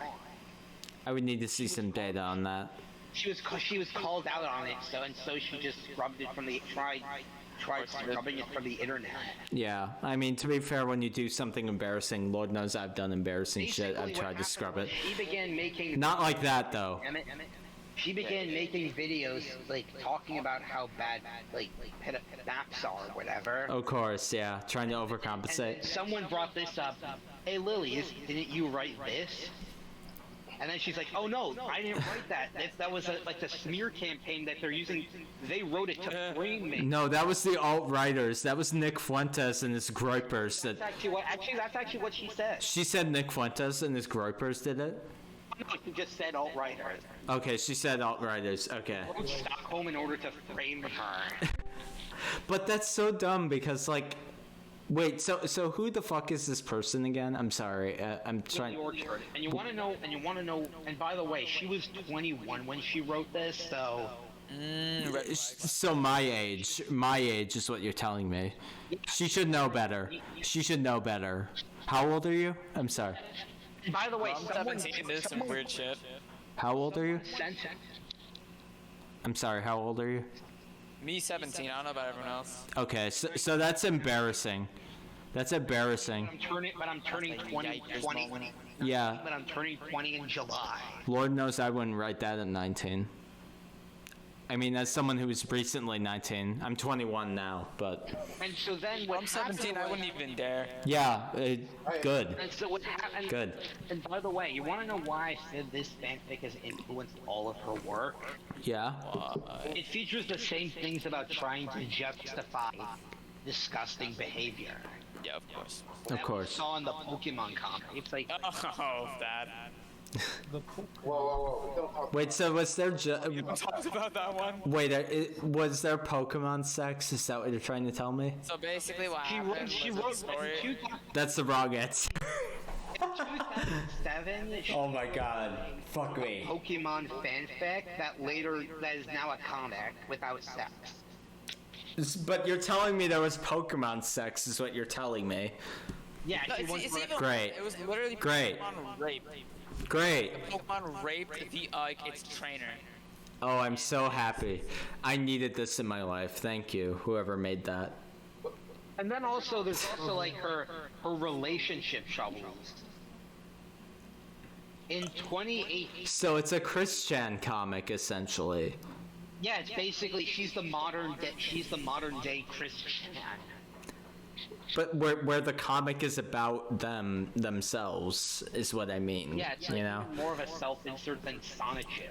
But Sonichu wasn't the self-insert. The self-insert was literally Christian being in the comic. Yeah. It's even I'm saying Sonichu is like the comic in general. Yeah. Well, I get what you mean. Sonichu is like a self-insert. Yeah. The whole comic is like a self-aggrandizing. Comic is, and then also in 2018, I think, there was an incident where there was basically, this is from her ex-wife. Oh, great. Yeah, like a comment from her ex-wife about their relationship. Or I think ex-fiance. They were living together and they were about to get married. Yes. But then the fiance called it off and dumped her. Yeah. Wow. Apparently leading up to 2018, several of her, like for example, apparently Lily started dating this woman while she was still in college. Jesus fuck. This is very Onision. It's very Onision. It's also very JF. It reminds me of JF too, like JF's court case that like Destiny and him got in the whole shit about. And so then eventually, this was like she was a Tumblr artist. Of course, it's Tumblr. As a fan of hers, like she started out as a teenager who was a fan of Lily. Yes. Lily used this to groom her into like dating her. Holy shit. She usually dates. She has a tendency to date her fans. Which is what Onision did. That's what Onision did. 100%, which is really fucked up. I still love that video where Chris Hansen was walking up to his door and Onision. Yeah, that was a pretty good video. I mean, Chris Hansen is pretty dumb, to be fair. Like, he did some dumb shit, and he involved himself with like a dipshit motherfucker. I forgot that dude's name. Vincent Nicotra, I believe. His web producer was a fucking asshole who was like involved in some like scams. So I don't know what the fuck that was about. Like, but at the same time, I think Chris Hansen, despite any flaws, is still probably better than a legit groomer, to be fair.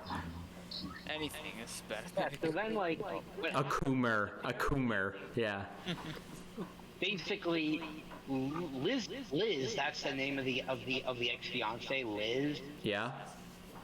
was apparently not like, they were apparently having some rocky issues, like since like when they started living together. Yeah. And eventually this escalated into some, apparently Lily was cheating on her. This is like the Billy and Shiloh drama from Onision. That's what that's like. Then like this apparently Lily was apparently like texting people on her Tumblr. It's exactly the same as Kai, and I'm sorry, I'm recalling the Onision drama. You're right, I'm listening, but I'm just recalling the Onision drama. Yeah. This led to some like other things, like she's clearly said, okay, I'll stop. Which might did not stop. Yeah, Several years of course. later, after, Why would she? like several months later, and she said like, why are you restricting me, Liz? What the fuck? Also, I just want to say. Yeah, continue. And apparently, according to Liz, Lily was worried, like, was begging her not to tell anyone. Yeah, that sounds like a groomer. She was afraid that a scandal like this could ruin her entire career. As it would, which is why you shouldn't fucking groom people. And wait, ruin her career? This is like cheating. How does that ruin your career? Well, also, there's something that we don't know. Well, also, here's the thing that reminds me of. Like, the thing is with these dumb motherfuckers is that they try to, like, do this, like, fucking, like, grooming shit.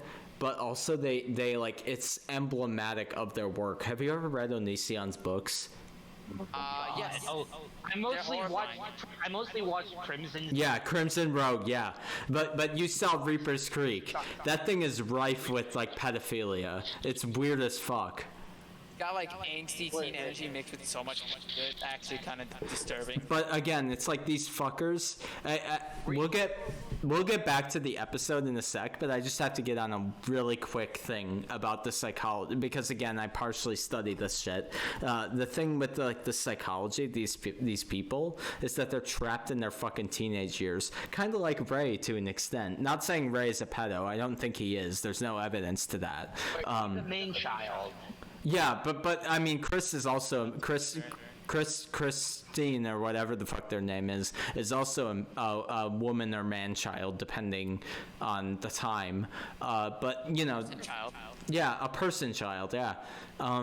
The issue is that like these people, they're like stunted in a sense. And I'm not saying Ray is as bad as those people, because Ray is not as bad as those people that we know of. There's no allegations or anything. If there was. Yeah, and by the way, I took like a high school psychology class, and even I can tell that people like Onision or Lily kind of match most of like the typical traits of like narcissist. Well, Onision is literally textbook. Like you could diagnose him from an armchair, honestly, because the thing is he exhibits all the traits, and he also, like, if you watch his videos, you can see him embracing like the emo teen angsty thing, like his music videos. If you ever see that shit, he like jacks the filter up. And he acts like he's like fucking 15, but he's like 30. Probably unpause this and just talk over it. Yeah, let's do that. Let me go back to my mainstream and do that, because this has been fun and I really do appreciate it. But also, and I'm 100% serious, I'm not being sarcastic, I mean that. Yeah. But also, then, like, we can talk over this. I'm playing it, by the way. Let's go. Yeah, so then yeah, so with like this thing, like basically there were some other like There comes time. Lily then eventually just got into like basically like she apparently got into like some other Tumblr blog has formed with the purpose of making fun of her and reporting on her gossip. Yeah. You know, Apparently, some Tumblr user who is a friend of hers got banned from her Discord. you know what's funny? What if Ray was involved in all this? Because Ray was a Tumblr user. Ray was But basically, you want to know why this person was banned by Lily? Yeah. Because apparently, Lily headcanoned the character. You know, have you ever played Warcraft? I played a bit of it. Also, look at that fucking face. Look at Rosemary's face right now. You see that shit? So, who else here has played Warcraft? I played a little bit. Basically, Lily is obsessed with a character in Warcraft named Sylvanas.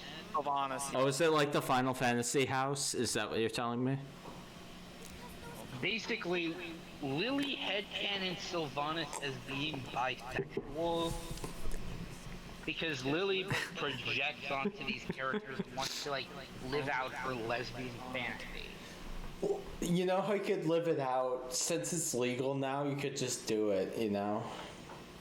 Oh, and by the way, apparently, is polyamory legal in Canada? I don't know, I don't follow polyamory laws, I don't know. Because Lily practices polyamory. Which is fine in principle, you can do that. Why is that the first option? Polyamorous relationships are legal in Canada, unlike bigamy and Oh, look at Parsley standing up like an NPC in a glitched video game.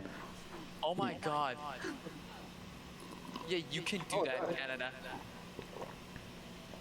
I think you could do polyamory in the US. You can do it in the US. Because Lily has multiple lovers. You can do it in the US. Or she had multiple lovers, but all but one of them dumped her. I mean, fucking... Basically, she tried to create her own harem. I mean, Destiny does that, and Destiny is, like, in the US, to be fair. No, but Lily's... Which also, remember I mentioned that her claiming to be Native American? Yeah. She's Canadian. Wait, but there are Native Americans in Canada. Okay, yeah, to be Native Canadian? She's Cherokee, apparently. Yeah, well, okay, the Cherokee was in, like, Midwest. Apparently she had, a relative in the U.S. I don't know if she knows. Makes her Cherokee. I don't know if she knows her family history, to be honest, based on the... She also says that she doesn't care about joining tribes.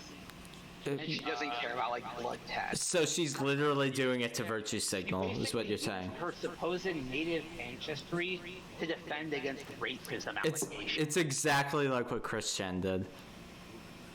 They say, I can't be racist. I will channel my native Cherokee heritage. That was Chris Chen, yeah.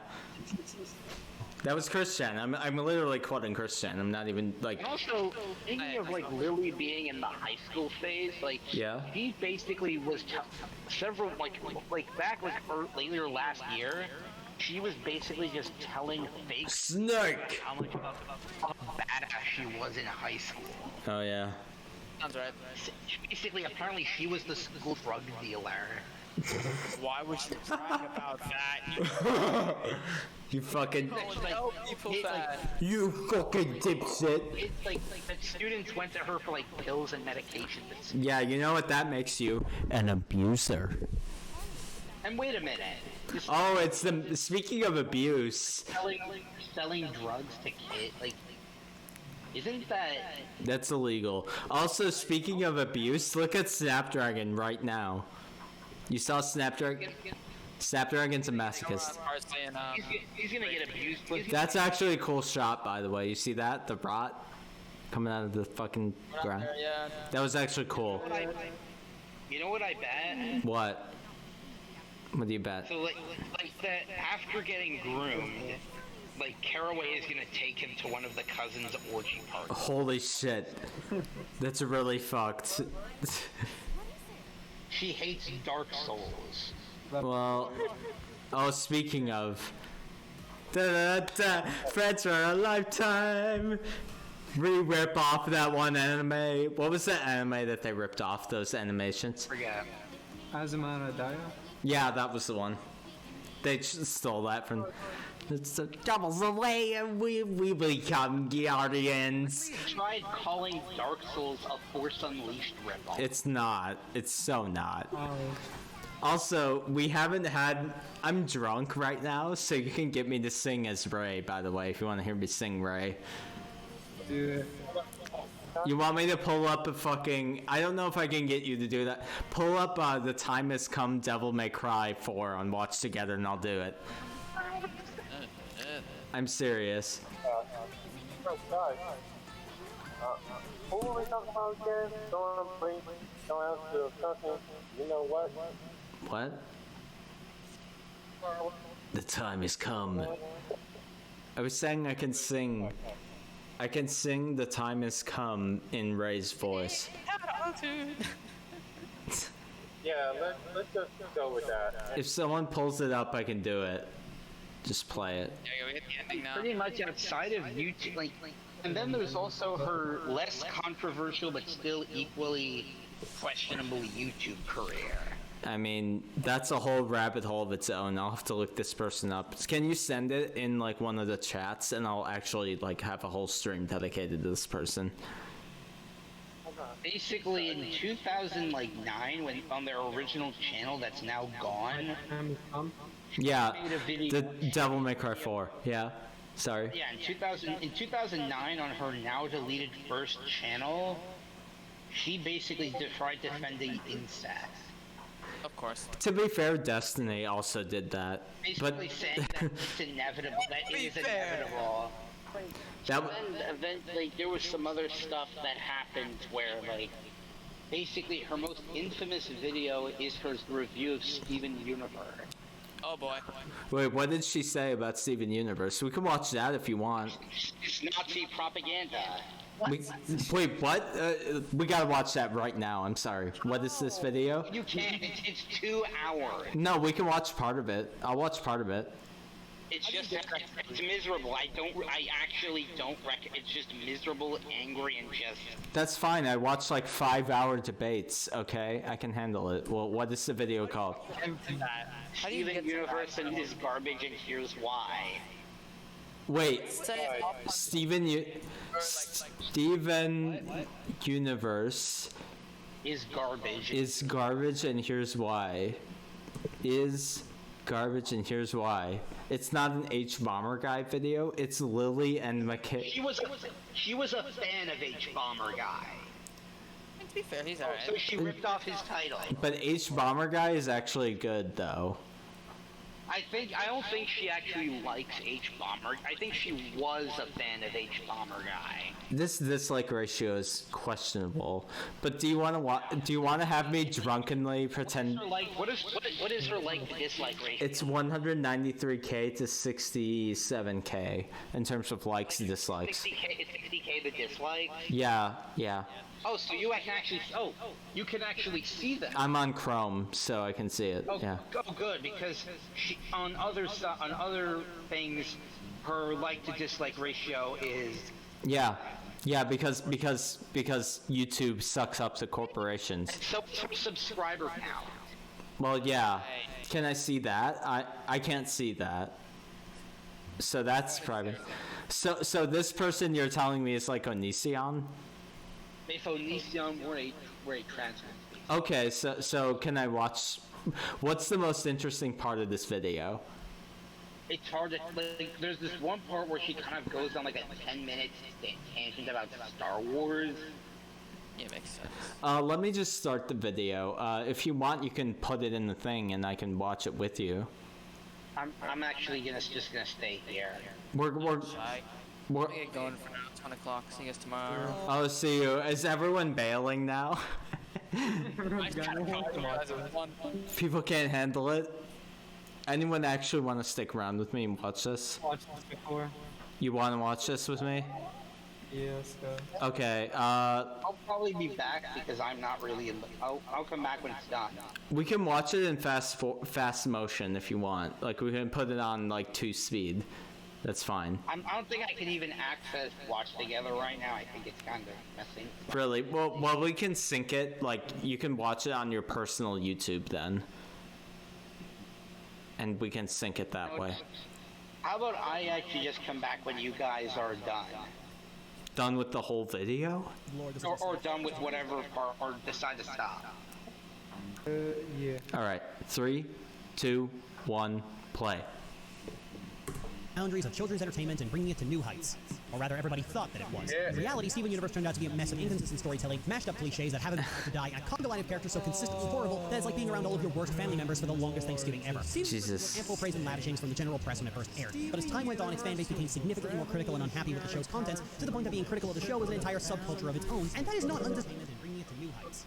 Or rather, everybody thought that it was. In reality, Steven Universe turned out to be a mess of inconsistent storytelling, mashed up cliches that haven't been allowed to die, and a conga line of characters so consistently horrible that it's like being around all of your worst family members for the longest Thanksgiving ever. Steven Universe enjoyed ample praise and lavishings from the general press when it first aired. But as time went on, its fan base became significantly more critical and unhappy with the show's content, to the point that critical of the show was an entire subculture of its own. I mean, yeah, that's how shows work. It's how shitty shows work. Yeah, like, the thing with Lily is that despite being a cartoon YouTuber, she knows jack shit about the animation process. Well, yeah, she's not talking about it. Yeah, but basically, she thinks all shows are like South Park, and that episodes are literally produced within weeks. That's not how that works. But yeah, she ripped off H-Bomber guy with this 100%. The whole premise and the way. And main inspiration was H-Bomber guy. But unlike H-Bomber guy, she is not Pog. Not Pog. She's a very un-Pog and weird champ.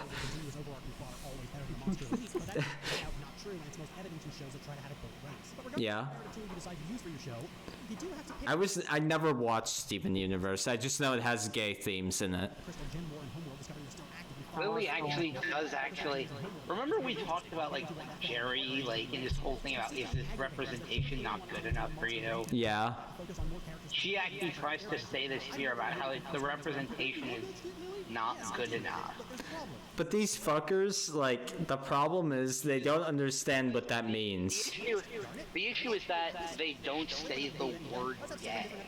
You know what the actual issue is, though? That's the bullshit reason. The actual reason is they don't like the fact that it's woven naturally into the story. Because just like any other aspect of the human condition, it has to be woven in a way that makes sense, yeah? You know? You know what the last Airbender didn't have? An entire character arc for the Cabbage Guy. But that's what Steven Universe is doing. The residents of each city are active players in the thin veneer of the universe pretends to have. They're background characters. They're weirdly misshapen, constantly shrinking liars. They don't get proper character arcs because they show up, deal with the crisis of the day, and then go sit in the green room until Sugar wants to stall for time again. Literally the only one who does change is Rock. So this person speaking right now is the trans person? I just need to make sure I get the pronouns right, yeah? Yeah, Lily used to be a guy named Jerry, but now she's a woman named Lily. So the person speaking is Lily, right? Something she says is that in her videos, she uses her original man voice. I mean, you don't use it, you just have it, but whatever. No, but like, she actually has and sound more feminine. Well, she does. I can tell that she's a trans woman, but I can tell she's a trans woman. With her videos, she says that she wants to sound more masculine. Interesting. I guess she's a butch trans femme person then. I mean, that's... I think the idea she has is that the more masculine you sound, the more, I guess, authoritative you are. Which is kind of true, unfortunately, but... Like, so people will take her seriously. Again, it's kind of true, unfortunately, but that's a different topic.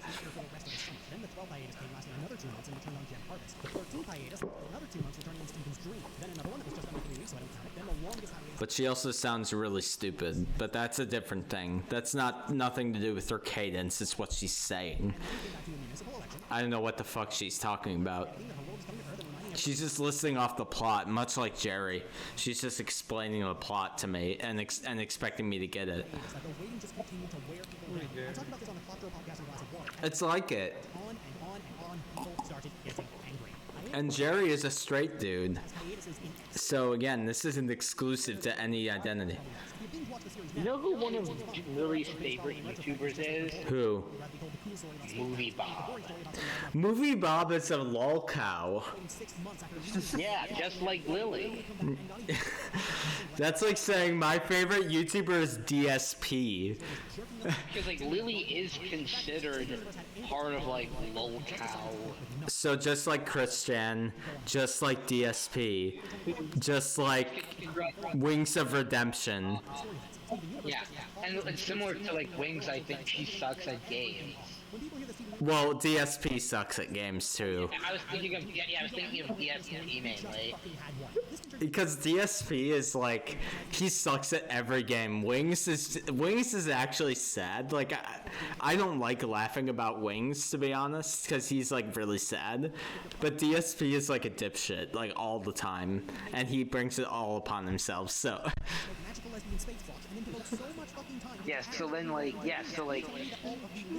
Also, I love how this character is like has the earlobe shit. That character has Vosh earlobes. Surprisingly, Lily hates Vosh. Really? Well, a lot of leftists hate Vosh, to be honest. Yeah, because you want Vosh actually personally criticized her. Oh, I bet. That's why I like Vosh compared to. What do you say about Vosh? No, I said I like him compared to other leftists. Like he's actually a funny thing is that there's drama between the two of them. Oh, I bet. To be fair, I like Destiny. Lily accuses Vosh of not being a true leftist. Every leftist criticizes Vosh of not being a true leftist, though. Well, like she has this thing about how she and Movie Bob are true leftists. But Vosh is actually a leftist compared to them. I would say he actually is. Most of these leftists, despite accusing each other of not being real leftists, are real leftists. And I don't agree with Vosh, but he's actually a leftist. I like Vosh. I'm not gonna call it. She actually Vosh is secretly a conservative. He's not. He's so not. He's so far left. You see him talk about trans rights? He's so far left. He's literally gender abolitionist. It's because she doesn't want her politics. She doesn't want people she doesn't like to have the same politics as her. Well, yeah. I mean, she's mad that. And then say, "Oh, I'm different from them. They're not my same politics." And then there was also other drama with the mothers.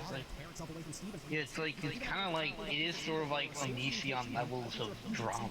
Yeah, I remember when the alt-right was saying that Destiny was as bad as Onision for sharing like a 15-year-old girl's bikini picture.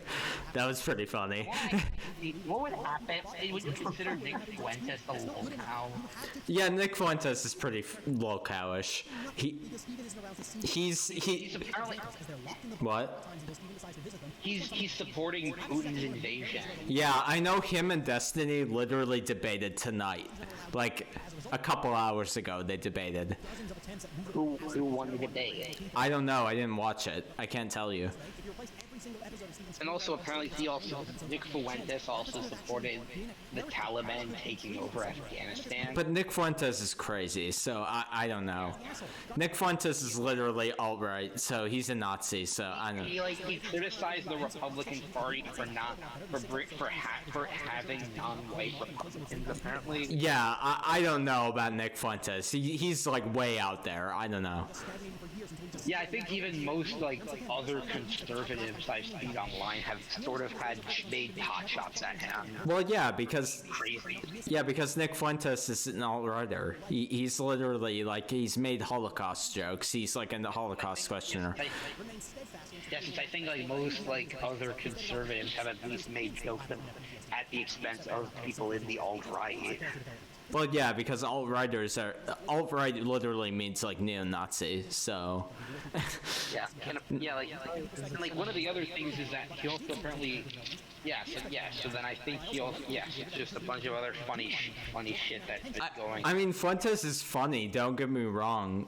Like, he's funny, but then again, I also think Gavin McInnes is funny, and Gavin McInnes is also alt-right, so... Do you see what's just happened, though? Rebecca Sugar is... But also, what's happening in this video? Tell me what's happening in this. I'm not sure. Let's see. What the This is a fucking 2-hour essay. Yeah, it's a 2-hour H-Bomber guy inspired video essay. Which, by the way, Pathologic is genius. That's a great H-Bomber guy vid. What? She's talking about how the pacing's bad. Okay. Unlike High Guardian Spice, which has A-tier pacing. I'm sorry when I get close to the mic, by the way. Tell me if I get too close. Nora is just what Steven's name would have been if he was a girl. And the only reason he exists... So what is the actual story of Steven Universe? Can you tell me? I don't know anything about it. Okay, so... Try to take over Earth. Okay. So hundreds of years ago, aliens tried taking over Earth, then there were some aliens defected and began protecting Earth, which led to a war, and eventually one of these aliens, they're called gems, by the way, since I guess... The aliens are gems? Yeah. Okay. It's kind of like the anime Land of the Lustrous, sort of like... Okay. Yeah, have you ever seen that, Land of the Lustrous, I think it's called? Yeah, Land of the Lustrous, something. Okay. I get the picture. So then eventually one of these aliens had a kid, like hundreds of years later. That looks like Rose had a kid, and that kid is Steven. Okay. Wait, the character is called Rose? And she has pink hair, yes, I get it. Perfect. How perfect. She has a really big sword. Lily thinks that the prequels are better than the original trilogy. What the fuck? Yeah, not only does she like the prequels, she thinks that they're the best Star Wars. I literally watched them back to back. The originals are the best ones, followed by the prequels, followed by the sequels. She ranked Revenge of the Sith and Attack of the Clones as the top 2 best. No, they aren't. Revenge of the Sith is up there, to be fair. But it's... like maybe in the top 5. Yeah, but Attack of the Clones is so not. And then she ranked A New Hope and Empire Strikes Back in the bottom 2. What? Wait, what? Also, listening to this in fast motion is hilarious. Does that sound so you're surprised? The time has come, and so I'll do the Ray voice singing without the music. I could do it. The time has come, and so have I. I'll laugh less, 'cause he came to die. That's the Ray voice singing. So like, she thinks that Empire Strikes Back is boring. I'll send you straight to hell. What? Sorry. She thinks that Empire Strikes Back is boring. No, it's not. It's an amazing movie. By the way, isn't Attack of the Clones? Attack of the Clones is... It's so fucking boring. Half of the movie sucks. By the way, I can enjoy the prequels, but out of all of them, Attack of the Clones is the one that I can wholeheartedly admit is a bad movie. You're right. I literally watched the prequels with a friend like a week ago, and like, Phantom Menace has bad stuff in it, but Phantom Menace has the Darth Maul fight. And it has the good, it has like the good music. And at least like stuff happened in the movie. And good music. Yeah, like, and then we had Attack of the Clones, like, which is a fucking slow. Probably is the best prequel. Yeah, Revenge of the Sith is actually okay. I would give Revenge of the Sith like a 6.5 or 7, so it's actually entertaining. Like, I would watch it, unironically. Attack of the Clones is probably the worst prequel.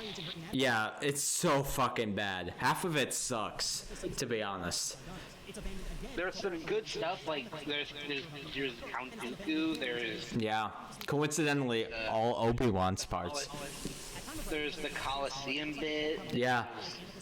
That part's good. There's all the Jedi shit. You know what's something someone funny? You know what's something someone pointed out about like the whole about like how incompetent the Jedi in those prequels are? Oh, they're very dumb. For example, you know what they made a joke about? Somebody said Fluttershy. Sorry, continue. I mean, so Naboo is being invaded by the Trade Federation. Yeah. Yeah, do they send The super racist Asian Trade Federation. Yeah. 2 Jedi. What the fuck? Sorry, continue. I'm reacting to the video. An entire planet is being invaded, like Naboo is being invaded by the Trade Federation. Yeah. They send 2 Jedi. Oh, someone joined us. Welcome. We're watching fucking what's this video? Steven Universe's garbage. Lily Orchard. Who is this? Who joined us? Wait, what are we watching? His cartoon logo. Who is this? Lily Orchard. We're watching a Lily Orchard video. Oh no. Oh, was it Emu who joined us? Yeah, it's Emu. Welcome, Emo. We're watching a Lily and what the fuck is Lily and Michaela Orchard, and I'm also very drunk, so. Yeah. Yay, time to suffer with Lily Orchard. And I don't know what the fuck this video is anymore. We were talking about the Star Wars prequels, so. Before today, he didn't know who Lily was. I didn't know who this was. By the way, are you wondering who Michaela is, Ryan?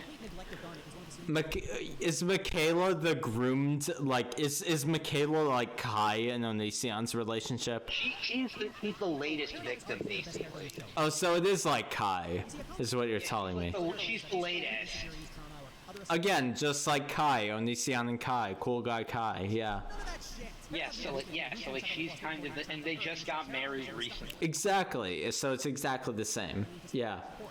And so when we were talking about the prequels, like, so Naboo is being invaded by the Trade Federation, and they send 2 Jedi. Yeah. Like the mission to defeat Grievous and end the Clone Wars, 1 Jedi. A mission to arrest the Chancellor, who is a Sith Lord. Right. 4 Jedi. It makes no sense when you think about it. Mission to capture 1 Jedi in a mission to capture Obi-Wan in the Coliseum. It makes less sense than when, like, yeah.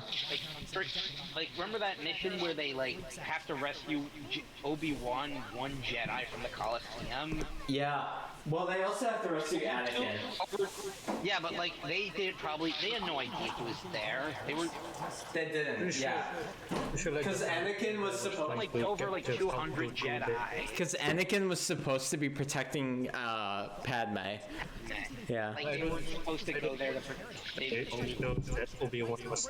Like, I think Obi-Wan, they do know Obi-Wan was there, but it's also like they're here to capture Dooku. Also, I'm glad I outgrew Cartoon Network at this time, because holy shit, I would never watch this fucking show. It looks like such dog shit when you actually look at a new frame. What show? Steven Universe. You see this shit? I would never watch this as a kid. Tune me into Star Wars: The Clone Wars. I'd watch that. The season one of my other favorite cartoons was Regular Show. Regular Show too. I liked Regular Show. Regular Show is good. Mordecai and Rigby. Yeah, it's good shit. Where Mordecai killed Rigby. Yeah. More mature than High Guardian Spice. Oh, it is 100%. I remember my kids didn't like me watching that because they were like, it's so mature. Yeah, getting disintegrated. And then Star Wars: The Clone Wars too. Meanwhile, sorry. Another thing where like, what has she said in her videos in this video that has kind of annoyed you? Well, for right now, it's the whole fucking video, but. What is she doing exactly? What is she doing? Like, what's she doing that's annoying me? Yeah. To me, it's this incredibly detailed analysis of a show that I don't understand. Yeah, I guess this is what people feel like when I talk about Metal Gear, to be fair. So, it goes every which way. When I talk about, like, the homoerotic scenes in Metal Gear Solid 4. Because that's a thing. They're very good. Well, but you see, yeah, the Raiden and Vamp fight, it's very homoerotic. Wait, what? Really? Symbolic or something. That sounds vaguely racist, what they just said right there. What? Who just said? Whoever made this fucking video. Also, abuser, how fitting. What's racist? No, somebody said there was a word that sounded like the N-word, and I don't want to say it because I don't like that word. She basically, I think there's another part where she basically implies that Martin Luther King would have supported like a violent insurrection. Well, he would have, to be fair. And saying that, but she's sure that Martin Luther King actually was a violent insurrectionist. That's not true. He was a socialist. And that, like, that he would have, that, like, he actually was a super violent person. He wasn't. He was a socialist, though. But it was covered up. That's not true. That's not true. He was a socialist, though. Yeah, but and then there's just all this other stuff that goes into this weird ass debate. Like her legend of this is part of a series. That only has 2 videos so far. Wait, this video? Right now? She has another series before this. She has another "It's garbage and here's why" video. What is it? Tell me what it is. Legend of Korra is garbage and here's why. Sorry, I'm going to my face cam to roll my eyes at the camera. I don't know what the fuck this video is. What's the point? What is the theme? It's just her aimlessly talking. But then again, this is a 2-hour video. But I've cut again. I'm literally I'm like a political, like, I love the Twitch politics community, so I watch like 4-hour debates and I can comprehend them start to finish, even drunk, and I don't understand what the fuck is happening. So most political people online actually hate Lily. Yeah, I bet you. Has Destiny talked about Lily? Has Vosh talked about? Well, you said Vosh did. Where's the Vosh video? Sorry, which Vosh video did he say something about Lily? I think I remember that, actually. What? Basically, what happened was Lily Orchard did a video on someone called ContraPoints. Yeah, ContraPoints is like the big lefty. Yeah, Lily criticized ContraPoints. Which, by the way, Vosh and Contra burned their bridge, but anyway, what? Which got the attention of Vosh. Of course, because Vosh is a Contra. Yeah? Yeah, ContraPoints and Vosh were like, are they no longer friends? Well, because of some dumb shit. I don't even know. It happened literally today. And I think there was also another thing in this video about how Lily wouldn't actually use ContraPoints as preferred pronouns or something. That's really fucked because ContraPoints is trans, so or maybe it was a different trans. Was it Demon Mama? She's actually criticized 4, I think, trans YouTubers. Which ones? One of them was a channel called... Oh, was it Calvin Guerra? Okay, so one of them was a channel called Trans Girl Therapist. I don't know who the fuck that is, but I believe it. YouTuber. I believe it though, yeah. And there was another channel called Essence of Thought. Okay. Another, I believe another, where basically they talked about a video where Lily apparently encouraged a friend of hers to date a minor. Okay. Which one what? So what Vosh has there been a Vosh video where he addresses this? Because I haven't seen it. I think despite Vosh, I think I sent it in the music thing. You did? Okay, let me take a look. Because I actually watch Vosh. Despite Vosh only making, I think, one video about her, like, here's the thing. Whenever someone makes a response video to Lily, she views them as mortal enemies now. Years ago, when, like, someone responded to her Steven Universe video, and she basically has spent years pulling that person who responded to her through the dirt. Saying, well, yeah. Mortal enemies. You responded to my video, so we're lifelong enemies. And I'm gonna make a bunch of videos and Tumblr posts about you. The person who made that video I don't want to dwell too long on the animation and has never even mentioned Lily again. Oh, I bet. But also, while Lily and Oliver is bad. Really fucking bad. It's really fucking bad, she says. Models flat out breaking and you want to know? I remember that ex-fiance I mentioned before. Yeah. Never two episodes where the characters look She's the same. basically moved on with her life. Oh, I bet, but she's dragging her through the dirt. Yes, I do. Saying that basically several years after their, like 2 years after their breakup, Liz finally decided to reveal the truth. Okay. Where's this truth? Where can I find it? Oh, like, let me just put, like, let's see. I don't have to watch it now, but, like, share it with me so I can watch it later. I might watch it tomorrow on my stream. Like it was animated without any pre-production whatsoever. So what the fuck happened? Easy. They got someone else to do it. But I'll watch it sober, because I need to be sober to actually follow it. Even though it's more fun to be drunk, but, like, I need to actually be able to absorb it, you know? Oh, it's Kingdom Hearts footage. Yeah. He's a Kingdom Hearts fan. Of course. Alright. Alright, I'm back. What's happening? Hi, what's happening?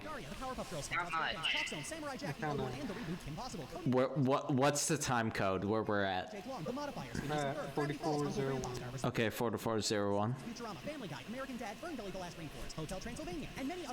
Alright. Got it. One animation studio has a body of work like this, and these are some of the most well-animated cornerstones of anybody's childhood. You let me start walking at Wait. when I said this, and I think we could So you're telling me the My Little Pony people animated this? had a guest storyboard artist has much cleaner and consistent storyboards that do the job they're supposed to do and communicate with the animators. Mindful Education brought on Takafumi Hori as the lead storyboard artist, and Okay. the lead storyboard artist in most episodes? No, I don't think so. This is my shock face. The common defense of this from a certain subset of Steven Universe fans is that the whole thing is a stylistic choice. What? Why was there a picture of Kill la Kill? I asked you to look once again at sticking around. I think because one of the people from Trigger directed an episode. Oh, a single episode? How many episodes of Steven Universe? 5 seasons. So that's insignificant, is what you're telling me. She hates Trigger, so It doesn't support her point, though. A single time? That's like, again, that's like High Guardian Spice. Oh, amazing voice talent. Cam Clark had like 3 fucking lines in the whole series. When it comes to LGBT representation, Steven Universe got a free ride on low expectations. Because LGBT relationships are rare in children's shows, a lot of people were prepared to claim Steven Universe as the pioneer of a new era in relationship design. Of course, all of this familiar with Trigger? Yeah, I am. Very. You mean the I think they brought in like one of the people from Trigger, specifically someone who worked on Kill la Kill. Trigger had good animation. Trigger, I know Ray also ripped off Little Witch Academia. She hates Kill la Kill, so it works. Well, because Kill la Kill is aggressively heterosexual, so. Now hear me out. It is integral to the plot. It is. Oh, it is. It is. Because Lily claims to like, for some reason there are certain like despite being LGBT, Lily seems to only focus on one particular subset of the LGBT community. well, yeah, because she wants to oversimplify it, so because it fits her agenda. No, like I mean one letter. Which one? L. What, lesbian? Yeah, like all of her fanfics have lesbians. She's a lesbian, like. But she's trans, yeah? One of like the only gay. Remember that Pokemon comic? Which one? There's a like the Pokemon comic she wrote. Like she wrote this like the gay characters that are in the story. Oh, right, this is the... Yeah? Continue. Are a human and his Pokemon, and they're in a secret affair. So it's bestiality is what you're telling me. Yeah, and so they are arrested, tortured, and imprisoned for their crime. For bestiality. But it doesn't. It gets kind of fucked up when you realize that it's two men who are being arrested for being in a relationship. But also, one's a Pokemon, so it is bestiality by definition. Pokemon is sentient and can consent. Okay. So it's like a human-alien relationship then. Yeah, because it's a Gardevoir, so I guess it can consent. But if it can consent, I guess it's okay, right? But then why are they arrested? Like, it kind of gets kind of uncomfortable, that fact that it depicts basically arresting and imprisoning. Well, it's like as if it was a zoophile, but it's not quite the same, right? Because that Pokemon has sentience. Yeah. Whereas zoophilia is indefensible because it's yeah.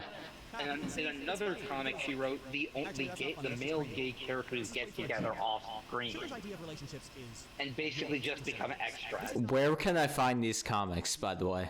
Oh, this one is a fanfic on Archive of Our Own. Okay, I'll look it up later. Sith Resurgence, the Star Wars thing. I'll look this person up and I'll do full research. Oh shit, we're talking about conservatism. What? Yep. She's going there. What the fuck is happening in this? She's going into more politics. Into madness. Hold on, I need to zoom in on my own baffled face. Hold on, face cam.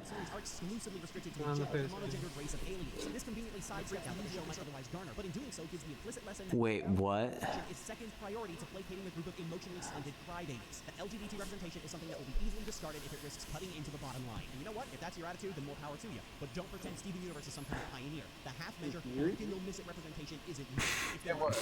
You should see my face right now. I'm fucking freaking out. It's fucking ridiculous. This isn't even getting into the finger that non-binary people get. Non-binary characters in Steven Universe exist entirely to avoid having to deal with the implications character designs create. Like how Stevani, despite being it's just something dumb that happened in the video. It's nothing. Wait, you can't see what's happening? Is something happening? Okay. Oh my god. I can't believe how long this fucking thing is. We aren't even halfway done. I now need at my computer desk yet. Sorry? Well, I say I'm not at my computer desk yet. Okay. Right. This person is like really getting deep about these designs. I don't know. The whole animation budget looks like it was pretty small. I don't know if this was intentionally designed. I can't tell. I like a show though. What? Okay, cool. Maybe the show is. I haven't seen it. I can't actually judge it accurately. Yeah, the show was pretty cool. That's good. I've heard good things. I know Ray likes it. Ray likes it, so. Oh, okay. Ray talked about it in the gamer interview. He did talk about it. Lily likes the Owl Hounds Still just you, and they are still just them. They're Steven Pine. and praises its LGBT representation over Steven Universe. Wait, but did this person like Kai Garden Spice? She said it was mediocre. Okay, so that's the right opinion, to be fair. That's what fucking puberty is like. But that Oh wait, does she ever praise the story or anything? Meanwhile, she's fucking malding right now. What the fuck? holy Steven, What do you mean, Moldan? She's screaming. Yeah, she's like this. She's like it, kind of like the nostalgia critic if she were. Oh my god, this fucking show! This is so bad! Imagine if the nostalgia critic were a leftist YouTuber. I don't want to watch that. Imagine if he talked about politics instead of movies. Oh my god, this fucking show is filled with these fucking leftists and conservatives. Oh my god. That's nostalgia critic leftist. What the fuck does that mean, Lily? It's that fan base, the concept of coding isn't widely Imagine understood. Voss as this. Dude, I would not watch that. And I watch Vosh, so if I'm telling you that I wouldn't watch nostalgia critic Vosh, that's a big statement. Also, what the fuck is happening in this fucking video? Can someone summarize it for me, please? Which makes it all the more I'm not on your team, though. Someone else? Lily gets angry. Lily is talking about Warcraft right now. Yeah, talking about how She goes- most of black people. I said she goes on tangent. It's literally every minute is a tangent. Now we're talking about fascist and race. Meanwhile, a minute ago we were talking about LGBT representation. I don't know what's happening anymore. To be honest, anyone who talks about LGBT or politics is just gonna take a really long time. Well, I mean, when you talk about it in the manner that this person is. Who's Rebecca? Is that the writer of the show? Yes. She is the creator, showrunner, and executive producer. Okay, she's better than Ray. She's better than Ray. Yeah, she's the Ray of this show. Yeah, but she's better than Ray because Steven Universe is better than. By the way, Rebecca basically becomes Lily's ultimate symbol of hatred. Okay, so Lily doesn't like Steven Universe. Well, the video is called Steven Universe is garbage. I should have figured. Like Rebecca. Oh, it's Far Cry 4. Hi, Far Cry 4. Rebecca in particular receives a lot of the hatred from her. Okay. So Rebecca's. Yeah. It kind of became a meme for a while of how much Lily despised her. She brought it up in random like wherever she was and like. So Lily is. Never. Yeah. And never let it go for years. Lily is as bad as Ubisoft, is what you're telling me. Wait, so why does Lily hate Rebecca? I don't know. She's the creator of the show. He can explain it or they can explain it. Sorry. Yeah, she's the creator of this show. It kind of reminds me of another YouTuber who has like a hate boner for a company. I think his name was. Which one? There's a lot of them. I'm trying to remember which one. Yeah. I was thinking of Nostalgia Critics hate boner for the Wachowskis, to be fair. Nostalgia Critic hates the Wachowskis. I think he's praised one of their movies and that's it. Which one? It was their first film before The Matrix. Yeah, he was like, Dark City was a good movie. I don't think that was a Wachowski. That wasn't a Wachowski, yeah. He accused the Wachowskis of ripping it off. But that's bullshit because everyone ripped off Dark City. And The Matrix is not a Dark City ripoff. Dark City is inspired by the same shit. Now I remember, it's Animat. Do you guys know Animat? Oh, Animat, yeah. His hatred of Sony. To be honest, when Nostalgia Critic was getting critical of The Matrix, that's when I realized he was full of shit. Yeah, and like, because he didn't understand it. He didn't get it. Like here's the thing with like his like. Say what you will about The Matrix. Yeah. And also, because one of the other movies that like The Matrix was inspired by was Akira. Yeah. And Ghost in the Shell. But the problem with Nostalgia Critic is he critiqued The Matrix, but he didn't get it. Like, he didn't understand any of it. I mean, say what you will about the sequels, right?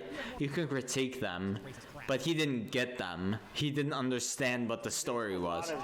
There's a lot of times where he kind of just misses the mark.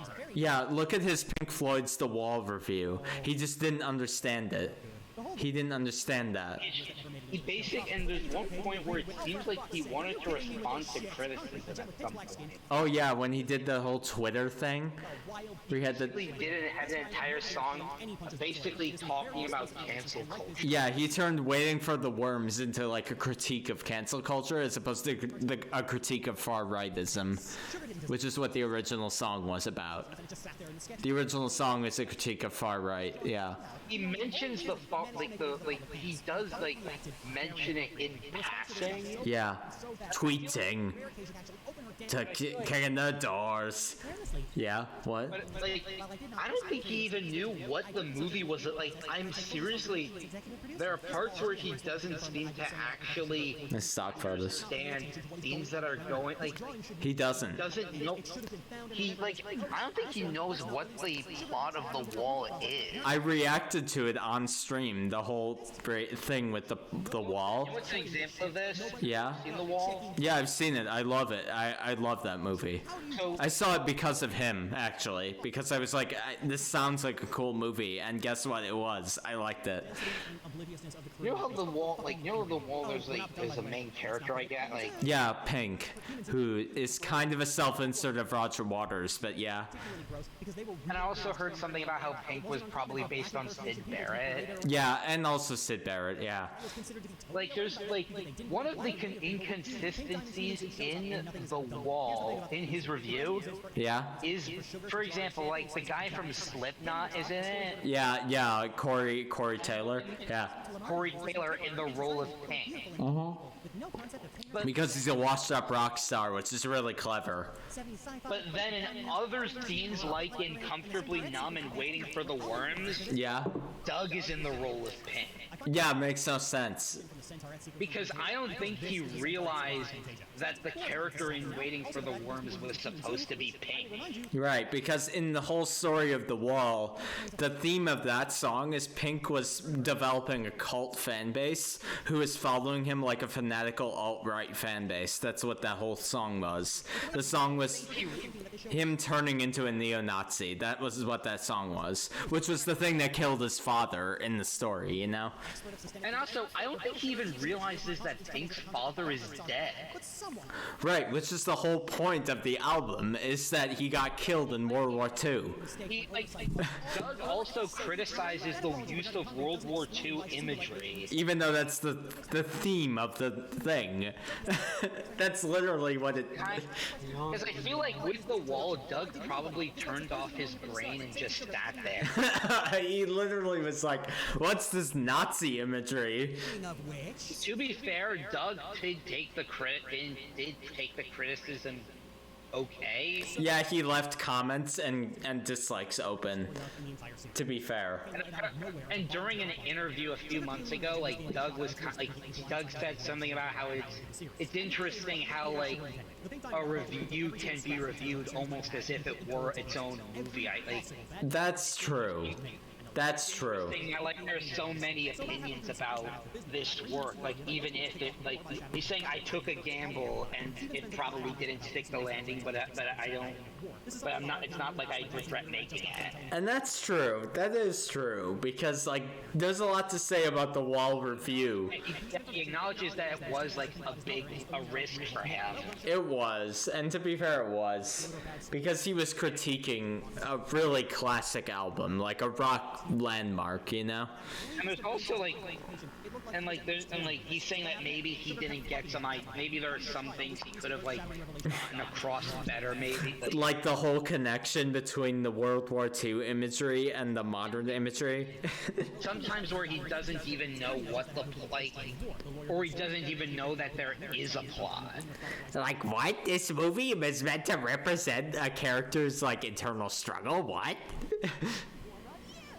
I'm one of you. Like Sorry.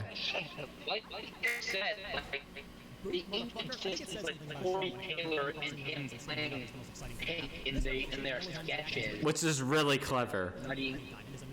No, it's like it muddies the message. Since so how are you? But like these, and then there's also the other criticism of where he calls the movie too long. It's not. It's an hour and a half. It's not long at all. This is the same guy who made To Boldly Flee. Which is 3.5 hours. Yes. Who made a movie that's longer than Return of the King. Which, by the way, if you want, we can watch To Boldly Flee for a little bit. How is the video so far, Lily's stuff? I don't know what the fuck is happening, so if you want to pause it, and we can watch it. We can watch, like, the first 30 minutes of To Boldly Flee. I feel like you gotta watch the other nostalgia critic movies in order to get the lore. No, but I've watched them. I know it. Do you not know it? No, I do. I'm just wondering if other people hear it. I can tell you what it is in 2 seconds. It's very easy. I have watched it. The lore is... Sorry, continue. The lore of the nostalgia critic. I can't believe that's a sentence you said. I don't give a fuck about this video anymore. I'm sorry. I mean... Yeah, it's just someone yell. Is it just someone yelling? Like, I would actually rather watch To Boldly Flee. Do you want to watch To Boldly Flee? Not all of it. Like the first 30 minutes. It's 3.5 hours. We're not going to watch the whole thing, but we'll watch the first 30 minutes. Which is the best part. Let's pull it up. Can someone put To Boldly Flee in the watch together? I'll get it. Can somebody send a watch together link? So this is Nostalgia Critic's magnum opus. It's his 3.5 hour long movie.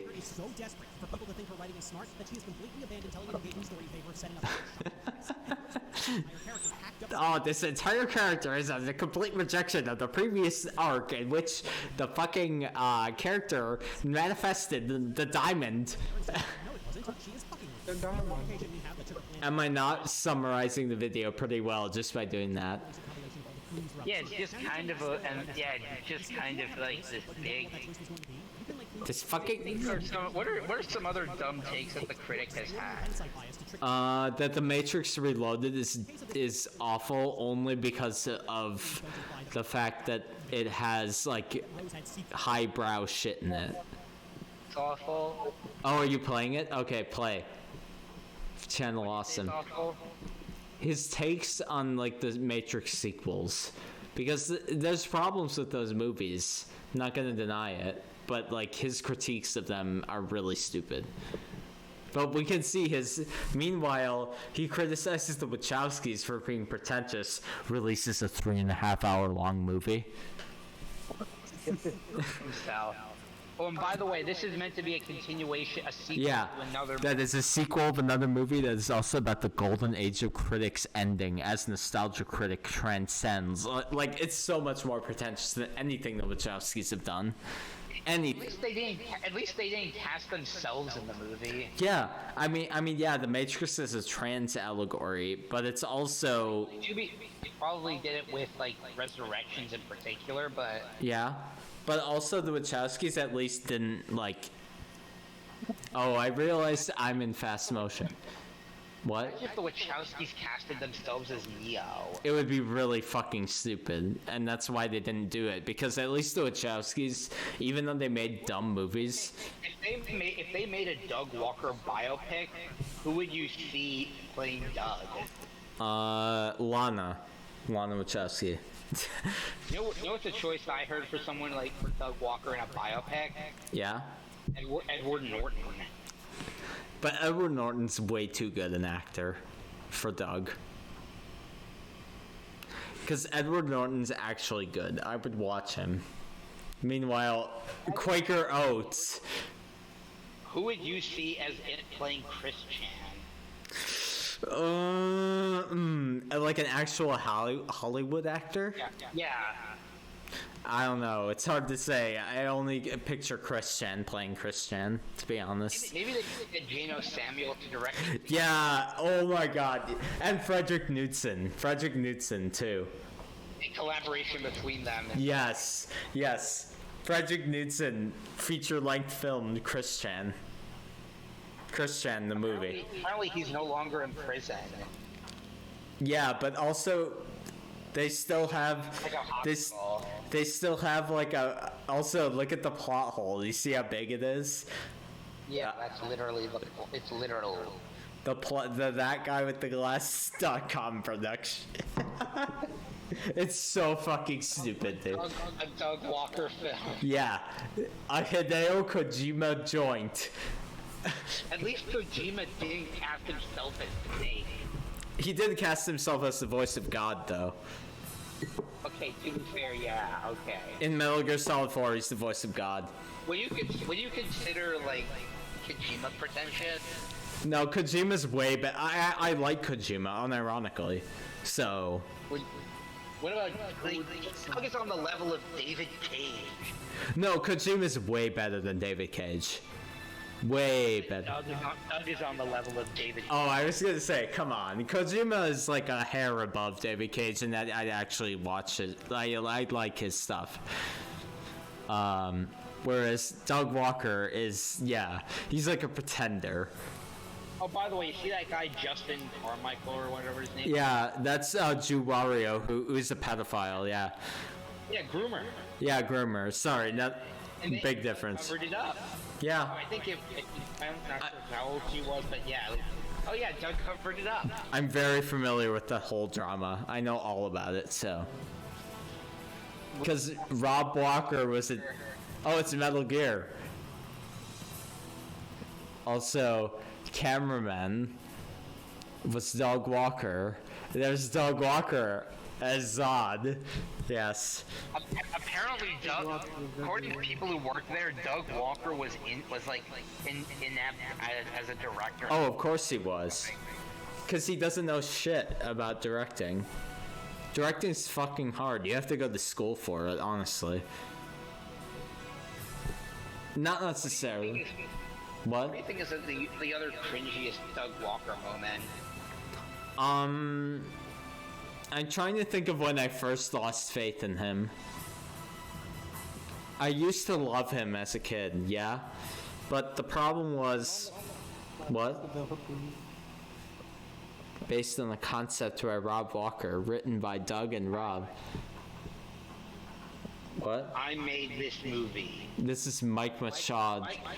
Mike Machado. Who is also a fucking weirdo. You know by what the I way. heard about Mike Machado? What? Was it from the Change the Channel? Apparently he went through, like, this was also from an interview he did, like, he apparently went through several failed businesses. Oh, I bet he did. And, like, rejections.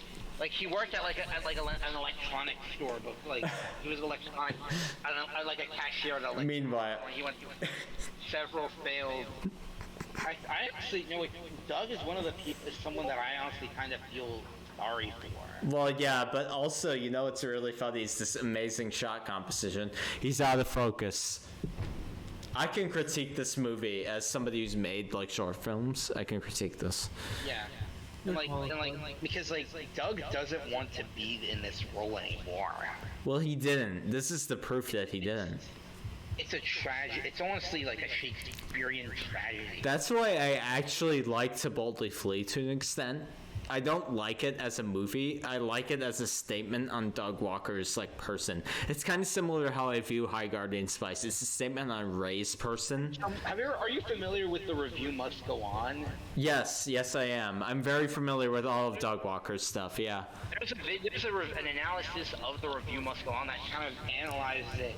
Oh, is it the To Boldly Flee like analysis video by that one person? Yeah. It's connected to it, but like the idea is that kind of analyzed it through the lens of like the fact that it like To Boldly like that the review must go on was like the video designed to lead into his newest Nostalgia Critic review. Exactly, but he didn't want to do that. And that the context is that we're watching a man forced into a job and role that he hates. Exactly. As well, which kind of makes it almost feel like something like a horror movie. Exactly. That's the meta narrative I enjoy about these things. Of Doug Walker. Exactly, but the problem is he doesn't convey it very well. That's the problem. I know about it because that fucking picture. Also, Lily Orchard kind of has a similar meta narrative where we're watching. So does Ray. Like someone with Lily Orchard, we're basically watching a narcissist destroy their own life through their own ego and hubris. Yeah, you're right. You know what I've always found strange? Money to know your thoughts about me. I've always found it strange how, like, Film Brain. Sorry, I'm reacting to the fucking picture. You know the guy in this video, that was before Film Brain? Yeah, it was the Matid. I always find it weird how Film Brain is portrayed in these videos. Yeah, he's like a fucking bitch boy, yeah. Oh, meanwhile, here's Spoonie. Oh, Spoonie, he went off the fucking deep end. Yeah, here he is playing Turl from fucking Battlefield Earth. Like, if you look up what happened to Spoonie after this movie. Oh, I know all of it, yeah. Spoonie's like fucking depressed right now. He's also he's also a homeless. He got evicted from his apartment and he's now living with his parents. Holy shit. That's really fucking sad. Because he's actually a decent actor. And Spoonie made some pretty good videos back in the day. He did. I mean, they were products of their time, but he could have adapted and been good. And apparently Spoonie was also using Patreon, and I think that's Doug's dad. Well, because Spoonie, I know, sexually harassed someone on Twitter. Yeah. Was like, I would chain you up and rape you or some shit. Like, he said that. Is that old man there? That's Doug's dad. I know that. Yeah. You're rotten tomatoes. Oh, I've always found it confusing as to why Spoonie is why Film Brain is so often portrayed as like the bitch. Well, because he's like, push so far, Mr. Critic. Like, watch Film Brain's actual videos. I actually did it on stream. I was expecting it to be way more cringy. It wasn't. He aged alright. But like the thing with Film is that... I know Joda. Is that he doesn't okay. act like how he does in Doug's videos. You know why I think that was the case? Why? Because Doug wrote it. Apparently there was a thing with crossovers where that whenever the main people weren't other videos. That's right. So for example, Linkara probably hadn't actually watched a Nostalgia Critic video before. He didn't. Had never watched a Film Brain video before. Oh, I bet. He probably also never actually watched a Spoonie video, and since they were the writers. Right, he probably didn't. That was the big problem with all this. They didn't watch their videos. And so he was writing it how he would want them to be written. But meanwhile, Doug had a vision for it, so he just wrote all of it. Which is why everyone talks exactly like Doug in these movies. In his video, and how pretty much no one actually. But you see, this is how Doug talks. This is how this dude is talking right now. This corporate guy. He's like, oh yeah, the Chipmunks is high art. That's exactly how Doug talks. because he wrote it. Literally, and he literally added that in as characters in his later seasons. Yeah, he did when he reviewed the Lorax, which is one of his better reviews. With the chart guy, with the recurring chart guys. Yeah, the corporate men. Yeah. Yeah, the chart. Yeah, they became kind of recurring characters. Yeah, and they were in the Lorax. Oh, it's Angry Joe. Emergency meeting of the Space Research Committee. Roll call. Whatever happened to Joe? He's still making videos, and some of them are kind of good. Ready to kill you. Some of his videos suck dick, but some of his videos are good. Yeah, what they said. Okay, since we started this. Oh, was that in the movie? I thought somebody just said that in the Discord, what they said. And also, you know what's something I found? Like, you know what's something? What? You probably know who Linkara is. Oh, I know who Linkara is, yeah. It's me, the Lightbringer. His comic is fucking terrible. Yeah, I read it. It's hilarious. Yeah, because he runs away from a rape. It's pretty funny. Yeah, so you know what's one of the funny things that was in like a recent Linkara video? What? It Where he... was like it was his 600th anniversary. Yeah. And he mentioned how it'll be like a cinema style crossover. Well, I know he was. Sorry. Yeah, that's what he was planning. Then in the opening sketch, he gets a call, and basically someone tells him like, "Oh, so he was shitty." Yeah. Oh, I'm. and because like. Yeah. I guess like they were kind of planning on doing a crossover with the Cinema Snob. Yeah. Well, the Cinema Snob is still associated with Doug, so he's immediately. And change the channel happened, and he started Snob fronted with Doug. Yeah, but you know what's also funny is that Linkara addressed Oni Plays making fun of him. Yeah, and he said like, "Don't make fun." It's like, oh my god, Oni Plays doing the Linkara voice, and it's like, okay. Fun fact: Doug also addressed Oni Plays. But he did it actually with dignity, to be fair. And like, oh yeah, he's funny. Meanwhile, here's Doug being an overacting fucking jabroni. He's like, oh my god, stupid! That's Doug. This is so fucking dumb, by the way. Like, what the fuck is going on in this movie? This movie, quote unquote. Hey, real talk. I asked my roommate this, and he had an interesting answer. Which is better, High Guardian Spice or this? What's the answer? No, tell me. What is it? What is better? This. Really? My roommate said High Guardian Spice. Because at least High Guardian Spice is original completely, and it's not like characters from other shit. And at least it's just like 12 episodes. I'm like... It's 4 hours of content. This is 3.5. Exactly, that's why I'm probably going with... It's a short one. Yeah, but High Guardian Spice is a TV series. The expectation is it's longer. I do wish High Guardian Spice got as meta as this did, though. Like, I wish the... Yeah. What do you say? The Embrace series can do that. Yeah, but that's not written by Ray, so... I mean, I agree, but at the same time, Nostalgia Critic did write this. Just good filmmaking right here. Yeah. Look at those lights. Those are very strategically placed, you see, on the stairs. It totally doesn't look like a person's fucking house.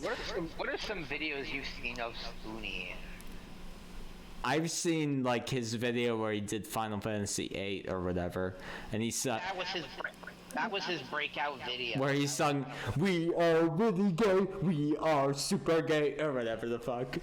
Gay, gay, gay. And it's like, that song's actually good. I like that song. And he's like... He apologized before because, like, he said, like, in his on Twitter later, in his review of Final Fantasy 13, he says, I seriously apologize for the whole gay, sissy gay joke. Like, it wasn't, like, it was kind of... It's not just because it's homophobic, it's because that song is fucking good. I like Libere Fatale. Yeah, I think he did, like, he did kind of... I think he kind of did like apologize for the joke song being homophobic. I mean, it is bad because it's homophobic, but also Libere Fatale is a Pog-ass song. It's a good song. And I feel like one of the things that ruined Spoonie was politics. I mean, yeah, when he made rape jokes about people on... And then eventually, like, in 2016, eventually he began having, like rants on Twitter about Trump. Yeah, he was. And it's like, hey, Spoonie... Instead of actually making videos. Yeah, it's like, hey, Spoonie, it's a bad look. This is Doug confronting Spoonie after years of no content. Yeah, here he is. Help me, critic, take me home. Spoonie, we are home. Yeah, he's ripping off Star Trek movies. What the hell are you doing? Have you lost your mind? Linkara lore versus nostalgia lore.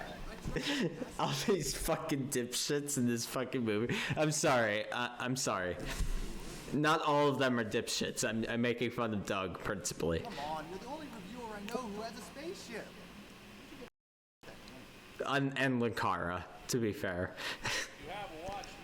But Linkara's movie is way better. Have you seen the Atop the Fourth Wall movie? Yeah, fun fact. What about it? Like, for example, Spoonie, one of the things that was, like, for example, Spoonie was, like, getting funds for, like...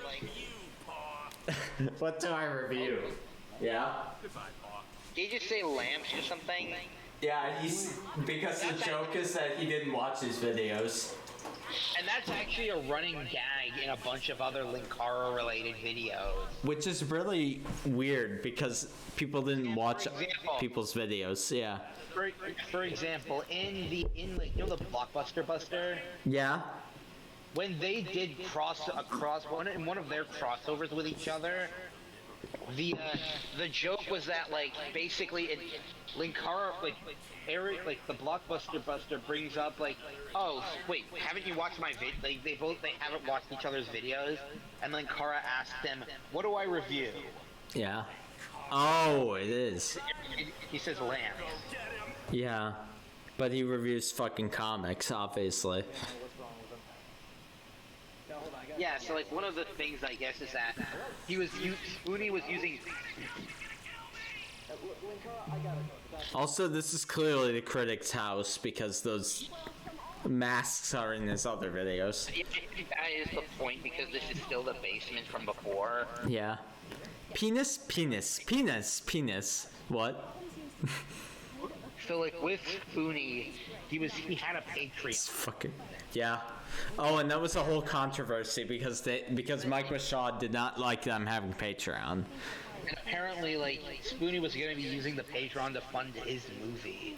Right, the Spoonie movie, which never came to fruition, sadly. At least Linkara made his movie. Yeah, Linkara's movie was made ethically, unlike this movie. This movie was made in the most unethical circumstances possible. It's unbelievable, by the way, as a film production student, that they filmed this fucking thing in a week. That's unethical. You see, before being on the internet, Doug didn't really have that much. You see, you want to know what his job was? Yeah, he didn't do movies. He didn't make movies. Basically, like, the Nostalgia Critic was a free-time job that Doug had. Yeah, he just did it because it was fun to review movies. Time as a janitor. Yeah, exactly. So... And eventually, when he joined Channel Awesome and made it full-time, he decided to quit his job and be like... Yeah. And in between to boldly flee and his return, yeah, he briefly went back to being a janitor. Oh, I bet. But, like, the problem is he had no experience making movies. It's a very delicate process, to be honest. It's very delicate because... There's a difference between standing in front of a webcam and talking. Oh, yeah. Yeah? Making a real movie. Oh, yeah, 100%. Because the thing is, when you make a real movie... You have to put people through 7-hour days, and that involves giving people craft services, which Doug laughed at. I learned a lot of lessons with some of my first movies. Yeah? like I've also made a few like. Yeah, but you were like how old when you made those mistakes? I think like my first short film was like freshman year of high school. Yeah, you were like half Doug's age, so. Yeah, like I was around 15 or yeah, I think I was around 15. Yeah, and I was a freshman in college, and I didn't even make as bad mistakes as Doug did. I didn't. Yeah. Doug is 40 now. Yeah, it's really embarrassing. It's really embarrassing. It's actually sad. For example, I basically made the mistake of waiting too long to like, and I had to rush it through it. Yeah, that's a common mistake. Instead of since I had no time to cast, I just brought in my brother who had 0 acting experience. Yeah, it's a common mistake. Lots of people do that. I do that. I tried filming it all in just the span of a few hours. That's a common mistake. But again, that's what these fuckers did, and they wanted to make a legit film. Since it was night, everyone was just like and then I asked my mother to do the camera work. Yeah. To like do the cinematography, but since it was night, everyone was just cranky, upset, angry. Yeah, but see, the thing is, you aren't like in the position that these fuckers were. So it's okay. A bit more about that, since like I was able to like with one of my other more recent films, I asked a friend to like if she wanted to do it. I recruited an actor basically. Yeah. I shot it across multiple days. I mean, that's the goal, honestly. The goal is like, I mean, I know that. I took a longer process. Holy shit! Also, meanwhile, peak comedy. Doug screaming. Exactly, yeah, but like I learned a lot of stuff that I probably wouldn't know if I. But like, for example, we've been using different types of cameras. Oh yeah, when you use the different types of cameras, that's critical. I used a Bolex for the first film I made. Yeah. In school, like a black and white, like celluloid camera. Yeah. Also, listen to that line just now. Sorry to interrupt, but why did you leave Mati in that oatmeal can? It's like, what? Oh, here they go, being really meta and deep. I'm sorry to ramrod the whole plot discussion, but... The Matrix is bad and like pretentious. Meanwhile, here I am being worse than that. By like a landslide. I have issues with some of the Wachowski stuff, like I do too, and Jupiter Ascending is terrible. I actually defend the Matrix sequels, but Jupiter Ascending is garbage. But anyway, continue. I was reading, like, I sometimes like go on some website. What would have made a bad movie better? Yeah. And I found one that kind of suggested something for Jupiter Ascending. A more focused plot would have made that better. You know what's one of the things it suggested? What? Why not just make it, like, actually add humor? Yeah, that too. As opposed to, like, weird shit, like a maxi pad out of nowhere. Yeah. Like, do you think the Jupiter Ascending was too self-serious? What I think about Jupiter Ascending was it wasn't self-critical. Like, the problem is that it was really it was realistically complicated for like a feudal dispute between like aliens, but it also wasn't like aware enough of its own limitations. It would have been better as a TV series than a movie, to be honest. If it was like a 15 episode TV series, would have had the time to fill out its world. Yeah, that's my opinion. Probably cut down. Yeah, I think that because the Wachowskis are too smart for their own good. That's my philosophy. You think there's probably like. They're like Kojima. They're like Kojima. And do you think there's like a? Do you think so like with like this stuff that were kind of like I learned a lot. It's like, and eventually when I helped one of my friends direct his student film. Meanwhile, here we go, JPEG. Sorry, what were you saying? When I out my friend make his own student film, I learned a lot more. Well, yeah, you do. Since I learned about how to like work, since at that point we were now in a crew. Yeah. Multiple people. That's really critical. For like we had like someone else, like a cinematographer, a director. Yep. Some other people, like other like we actually had to like work off of other. Since I mostly done films with like one or two other like. It's really important to have that. That's literally my senior capstone right now. But like the problem is that I'm doing a sequel to one of the. I'm starring in a sequel to that short film I helped my friend make. Yeah. Ah. Yes. Having like some issues. I mean, issues are nothing new for filmmaking. But what is basically one of my like the director, one of my like the friend I'm talking about. Yeah. He doesn't seem to like want to make it. That happens. You have to tap into their creative energy. Like, what do they want to make? And it's mainly because he wants to move on and make a new film from scratch. Which you can tap into. You can be, again, look at what Doug's doing right now as an actual unironic good thing. Look, he's being very critical of his own thing. You can tap into that as a motif, you know? Like he thinks like now like my friend wants to do an animated film without connection to the film we've already begun shooting. I've encountered moments like that. Basically, tap into what is his muse at the time and like try to. Are you the director on the film? I'm one of the writers. Okay. The writer. I'm like totally one of the writers, and I'm one of the lead actors. I would talk to the director, whoever the director is. He is the director. Tell him that he has to unify those visions. That's his role.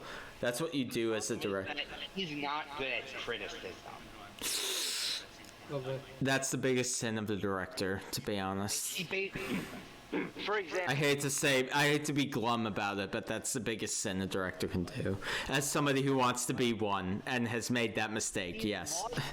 For example, like he wants to edit. He didn't. Sorry. It's fine. So I criticized. So he also edited the film. Yeah. Typical for yeah. And I criticized his editing skills. Okay.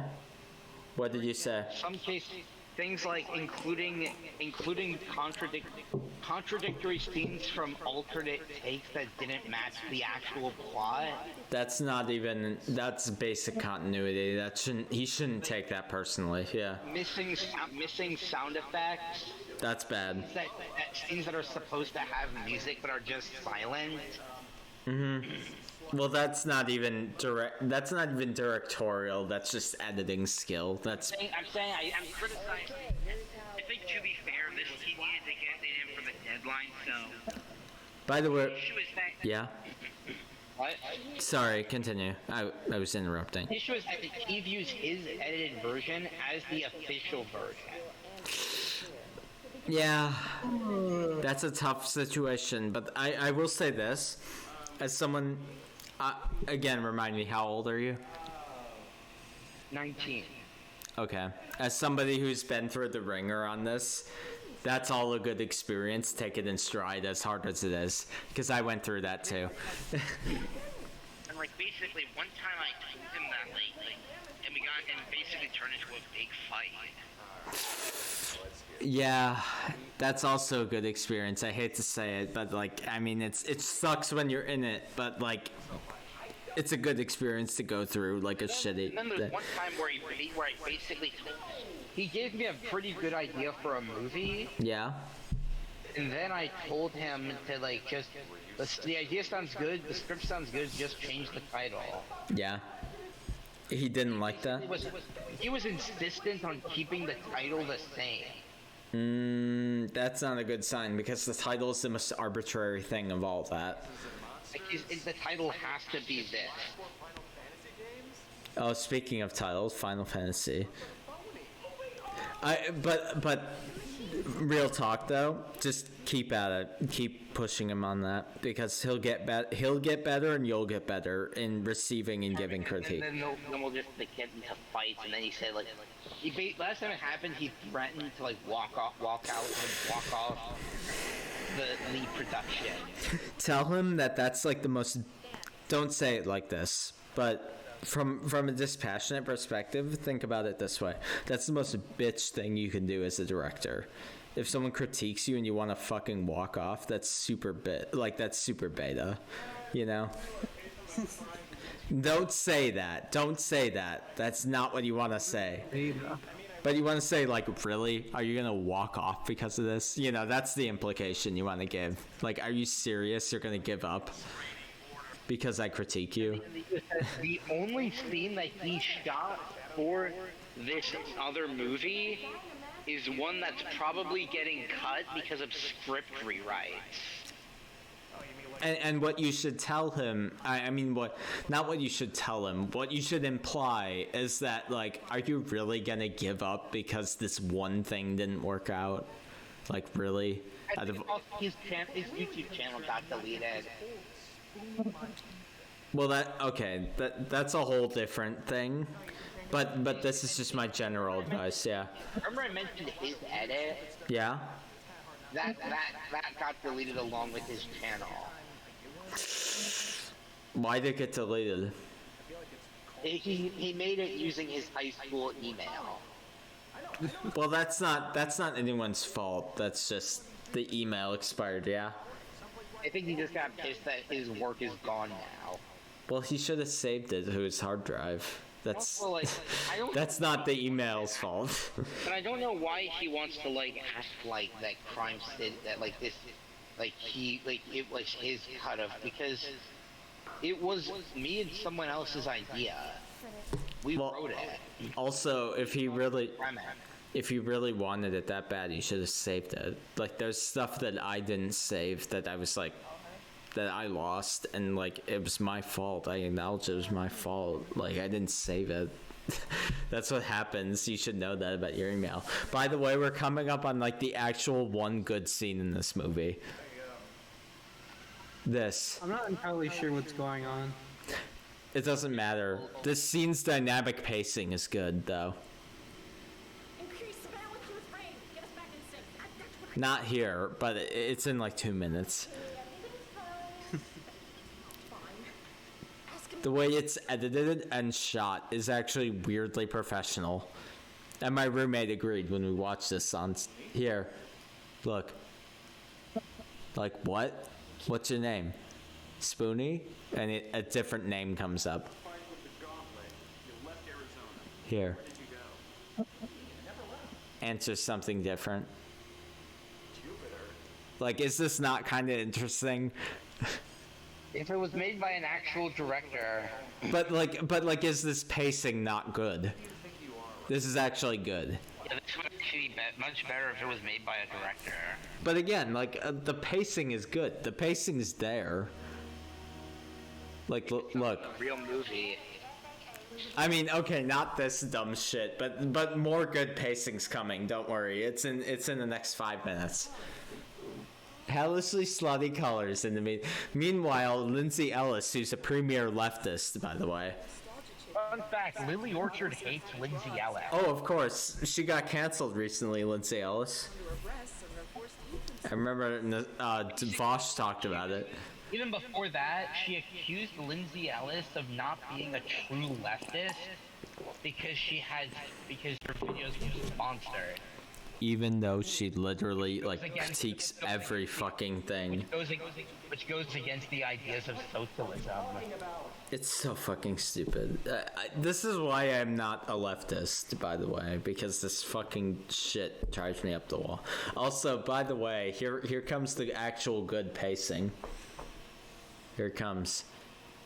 Look, because it's like, what the fuck is happening? Yeah? Mati is talking across the hole. Back from the dead? What? Spoonie would remember. But notice the pacing's actually suddenly good here. Look.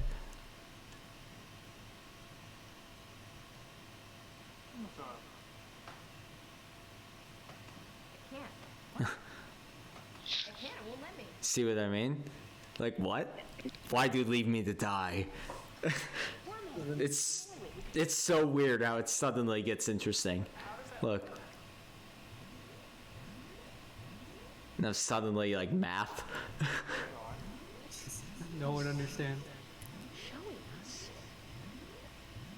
Like, this feels like it could be a legit scene in an indie film, to be honest. Remember. Get out of my head, get out of my head, get out of my head. Yeah. Looks like Stephen Hawking's grocery list. Like, that's a good line, too, to be honest.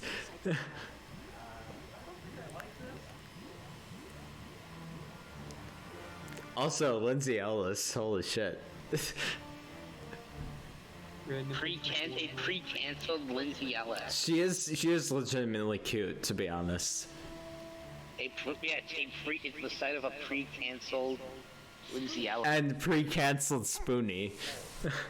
And pre-canceled Juario. Pre-canceled Doug Walker. Also, notice the reuse of that heartbeat sound. Again, good motif stuff. Actual good stuff. And Spoonie being like a good actor, looking like he's actually brain dead. But like, is this scene not pretty good? Considering what we've seen. Like, if the shot composition was a bit better, it would be good. Meanwhile, these like artificial zooms. But you can picture in a better movie this scene working, yeah? Yeah. Even this joke here. I mean, Doug has no comedic timing, but this scene could have worked. That could have worked in a better movie. Like in a Marvel movie. I feel like that's a Marvel gag. Yeah. Where it's like, oh, we did it. Oh, no. You know. And then there's like then there's just some other funny things I've been. Exactly. With the film, like there's all these. He's like, and then also, there's also another issue I'm dealing with that second film I'm working on. Yeah. It has a much larger cast, including extras. Oh, yeah, that's hard. So we need to like make sure that certain people are available at certain times. Yeah. It doesn't help that one of the film's villains was on vacation with his family in Greece. Yeah. We were filming. Oh, it's the whole. So basically, we had two options. Yes. Boom. Boom. Recast. It's good. Recast the role. It's actually good. Sorry. Yes, that happens, and I struggle with that as a senior in a film program. I still struggle with that, so that's nothing new. But yes, you have to keep fighting it. Isn't that another recurring character from the Nostalgia Critic? What, this guy? Well, it's the Deadwing Dork streams. That's a consistent joke. Also, fun fact, that person, the one with the plaid, who's saying "We are hung," that person's trans. It's really weird. They gave her all the trans joke, all the penis jokes. It's really weird. When? Now, that person is trans. But it's really weird that there's so many sex jokes tied to the trans person and so many sex jokes tied to the pedophile. I'm just saying. Oh, so kind of like High Grain Spice. Yeah, it's a lot like that, yeah. Well, wait, how do you guys know each other? What if Ray was in this movie? Well, we go to the same parties. Do you now? Ray comes into this fucking scene. That's the final conclusion of the new of being inducted into. To be honest, Ray's acting is about on par with these people. That's Ray's acting. Oh, it's a Ghostbusters scene. Shut this off. Shut these all off. Because reference. Yeah, which is again like Ray. Which, by the way, y'all still haven't. It's 1:42 a.m. in Central Time.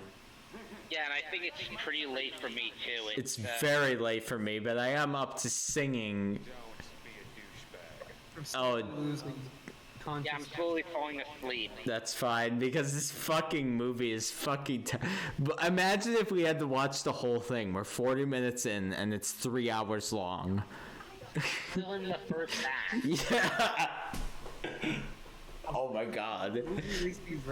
Imagine. It takes over an hour for the first act to even start. Again, like he calls the Wachowskis self-indulgent. Those movies are an hour, like 2 hours long tops. Meanwhile, his magnum opus is 3. And this is the same guy who called the Pink Floyd's The Wall too long. Even though it's an hour and a half. It's like a fraction of the length. And says way more with that, by the way. Say what you will about The Wall, it says way more. Oh shit, it's Chud Logic. The Avatar. Yeah, or the Avatar. Avatar State. Or Hassan Abi. This must have been what finally drove Spoonie mad. Yeah, he watched too much Destiny, and it drove him mad. Plus, he watched too much to boldly flee, so it just. No, what he watched is the 6-hour Destiny versus the World video where he debated people for 5. We're still doing this. This video, you just realized.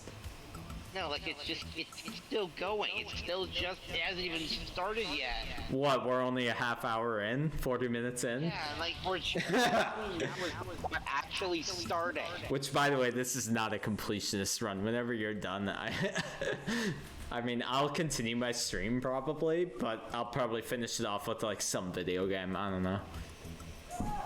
So whenever y'all are... Oh, and also Ghostbusters reference. Yeah, and also this is stock footage, clearly, because you notice the shift in quality between whenever they cut to like a gag and this footage. It's clearly stock footage.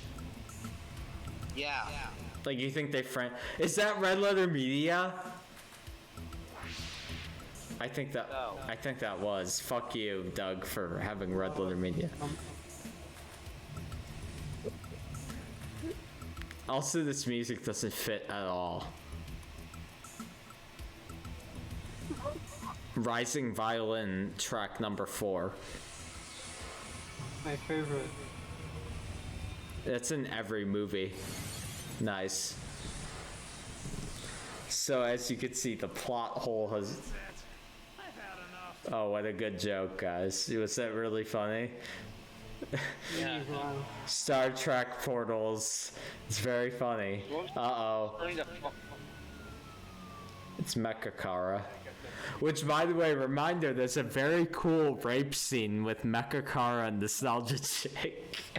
Did you forget about that?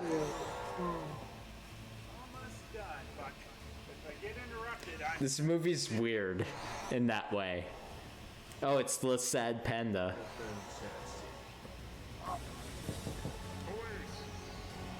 This movie's fucking stupid.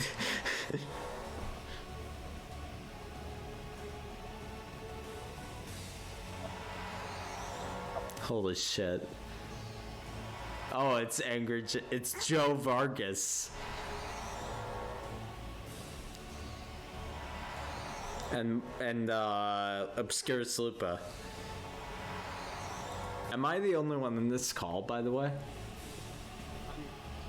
Oh, good. I was gonna say, did people leave me with the boldly flee? People left me alone with Doug. That's the worst. A worst fate. But it's all right. Seriously, if y'all want to quit, I'm fine with that. Let me know. I'm actually just starting to fall asleep now. Sorry, I might bail. If you want to bail, it's all good. I mean, we've got... Ryan. Good night. Thanks for tuning in. It's been fun. Peace out. You quit when I quit? I quit when you sing. The time has come, and so have I. I'll laugh last because you came to die. The time has come and so, oh fuck, I fucked up the lyrics. Beneath my soul, beneath my skin. This is Bryce singing it, by the way. I'll send you straight to hell. Pebble, what a place. That was my thing. That was as good as I can do. My mic wouldn't pick up my clapping though. Okay, thanks. Imagine I'm doing Cardboard box. Oh, it's Solid Snake and the Patriots. The lolly lula low. a lolly lule. I'm no lolly lule. No speech restrictions for me.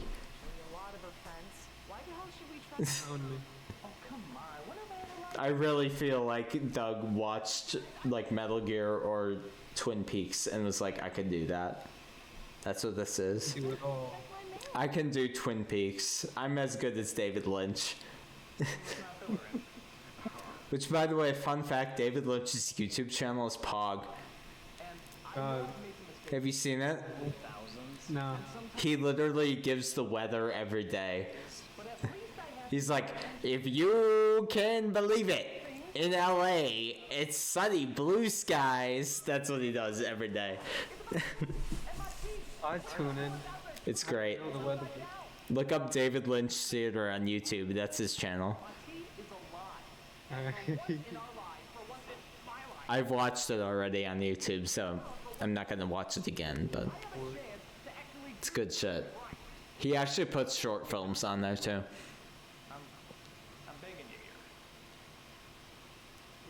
Yeah, I'm about done with this fucking movie, I'm not gonna lie. Turn it off already. Yeah, if y'all are ready for bed, I'm fine with that. Because I need to, like, I think I'll play Blush some more and like farm that shit, because that shit is like the type, it's in the fucking idle game, and it's also like a gay ass dating sim, so I should farm that. But bring your soul back. But thank you all so much for tuning in with me on this. It's been fun. Holy shit. We've been live for 5 hours. Thank you all so much. I actually appreciate you so much. It is good. Peace out. Have a good night. See you, man. See you. Hopefully we'll do this again. But peace out. Oh wait, can I do a PT again? What? Sorry? Can I do a PT this time? I'm so sorry. It's like messing up. Okay. Can I do the PT this time? Yeah, it was a good time. Peace out. Wait, I said, can I do the virtual chat? Hello? It's like being really weird. It's partially my stream echoing. I can't. I'm sorry. Somebody said something. I said, can I be the one to do like virtual chat thing? Yeah, sure. You can. Oh, you mean to like initiate the whole thing? Yeah, go for it. On next stream, yeah, go for it. Yeah, thank you. Yeah, I mean, anyone's welcome. I don't have to be the one to initiate it. It's fine. I'll hop in anytime. Y'all are fun. Y'all are a fun crowd. So. Thank you. See you later then? Yeah, peace out. Have a good night. You too, man. You too. Peace out.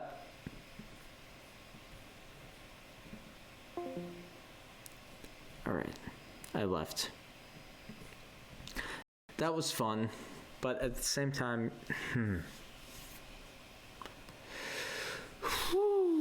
I don't know if I have I don't know if I have any other streaming in me, to be honest. Thank you so much for tuning in. If I don't come back, peace out. If I do come back, we'll play like a Blush or like Universe Sandbox or something. Something chill, something fun. But yeah, that was really fun. Peace out.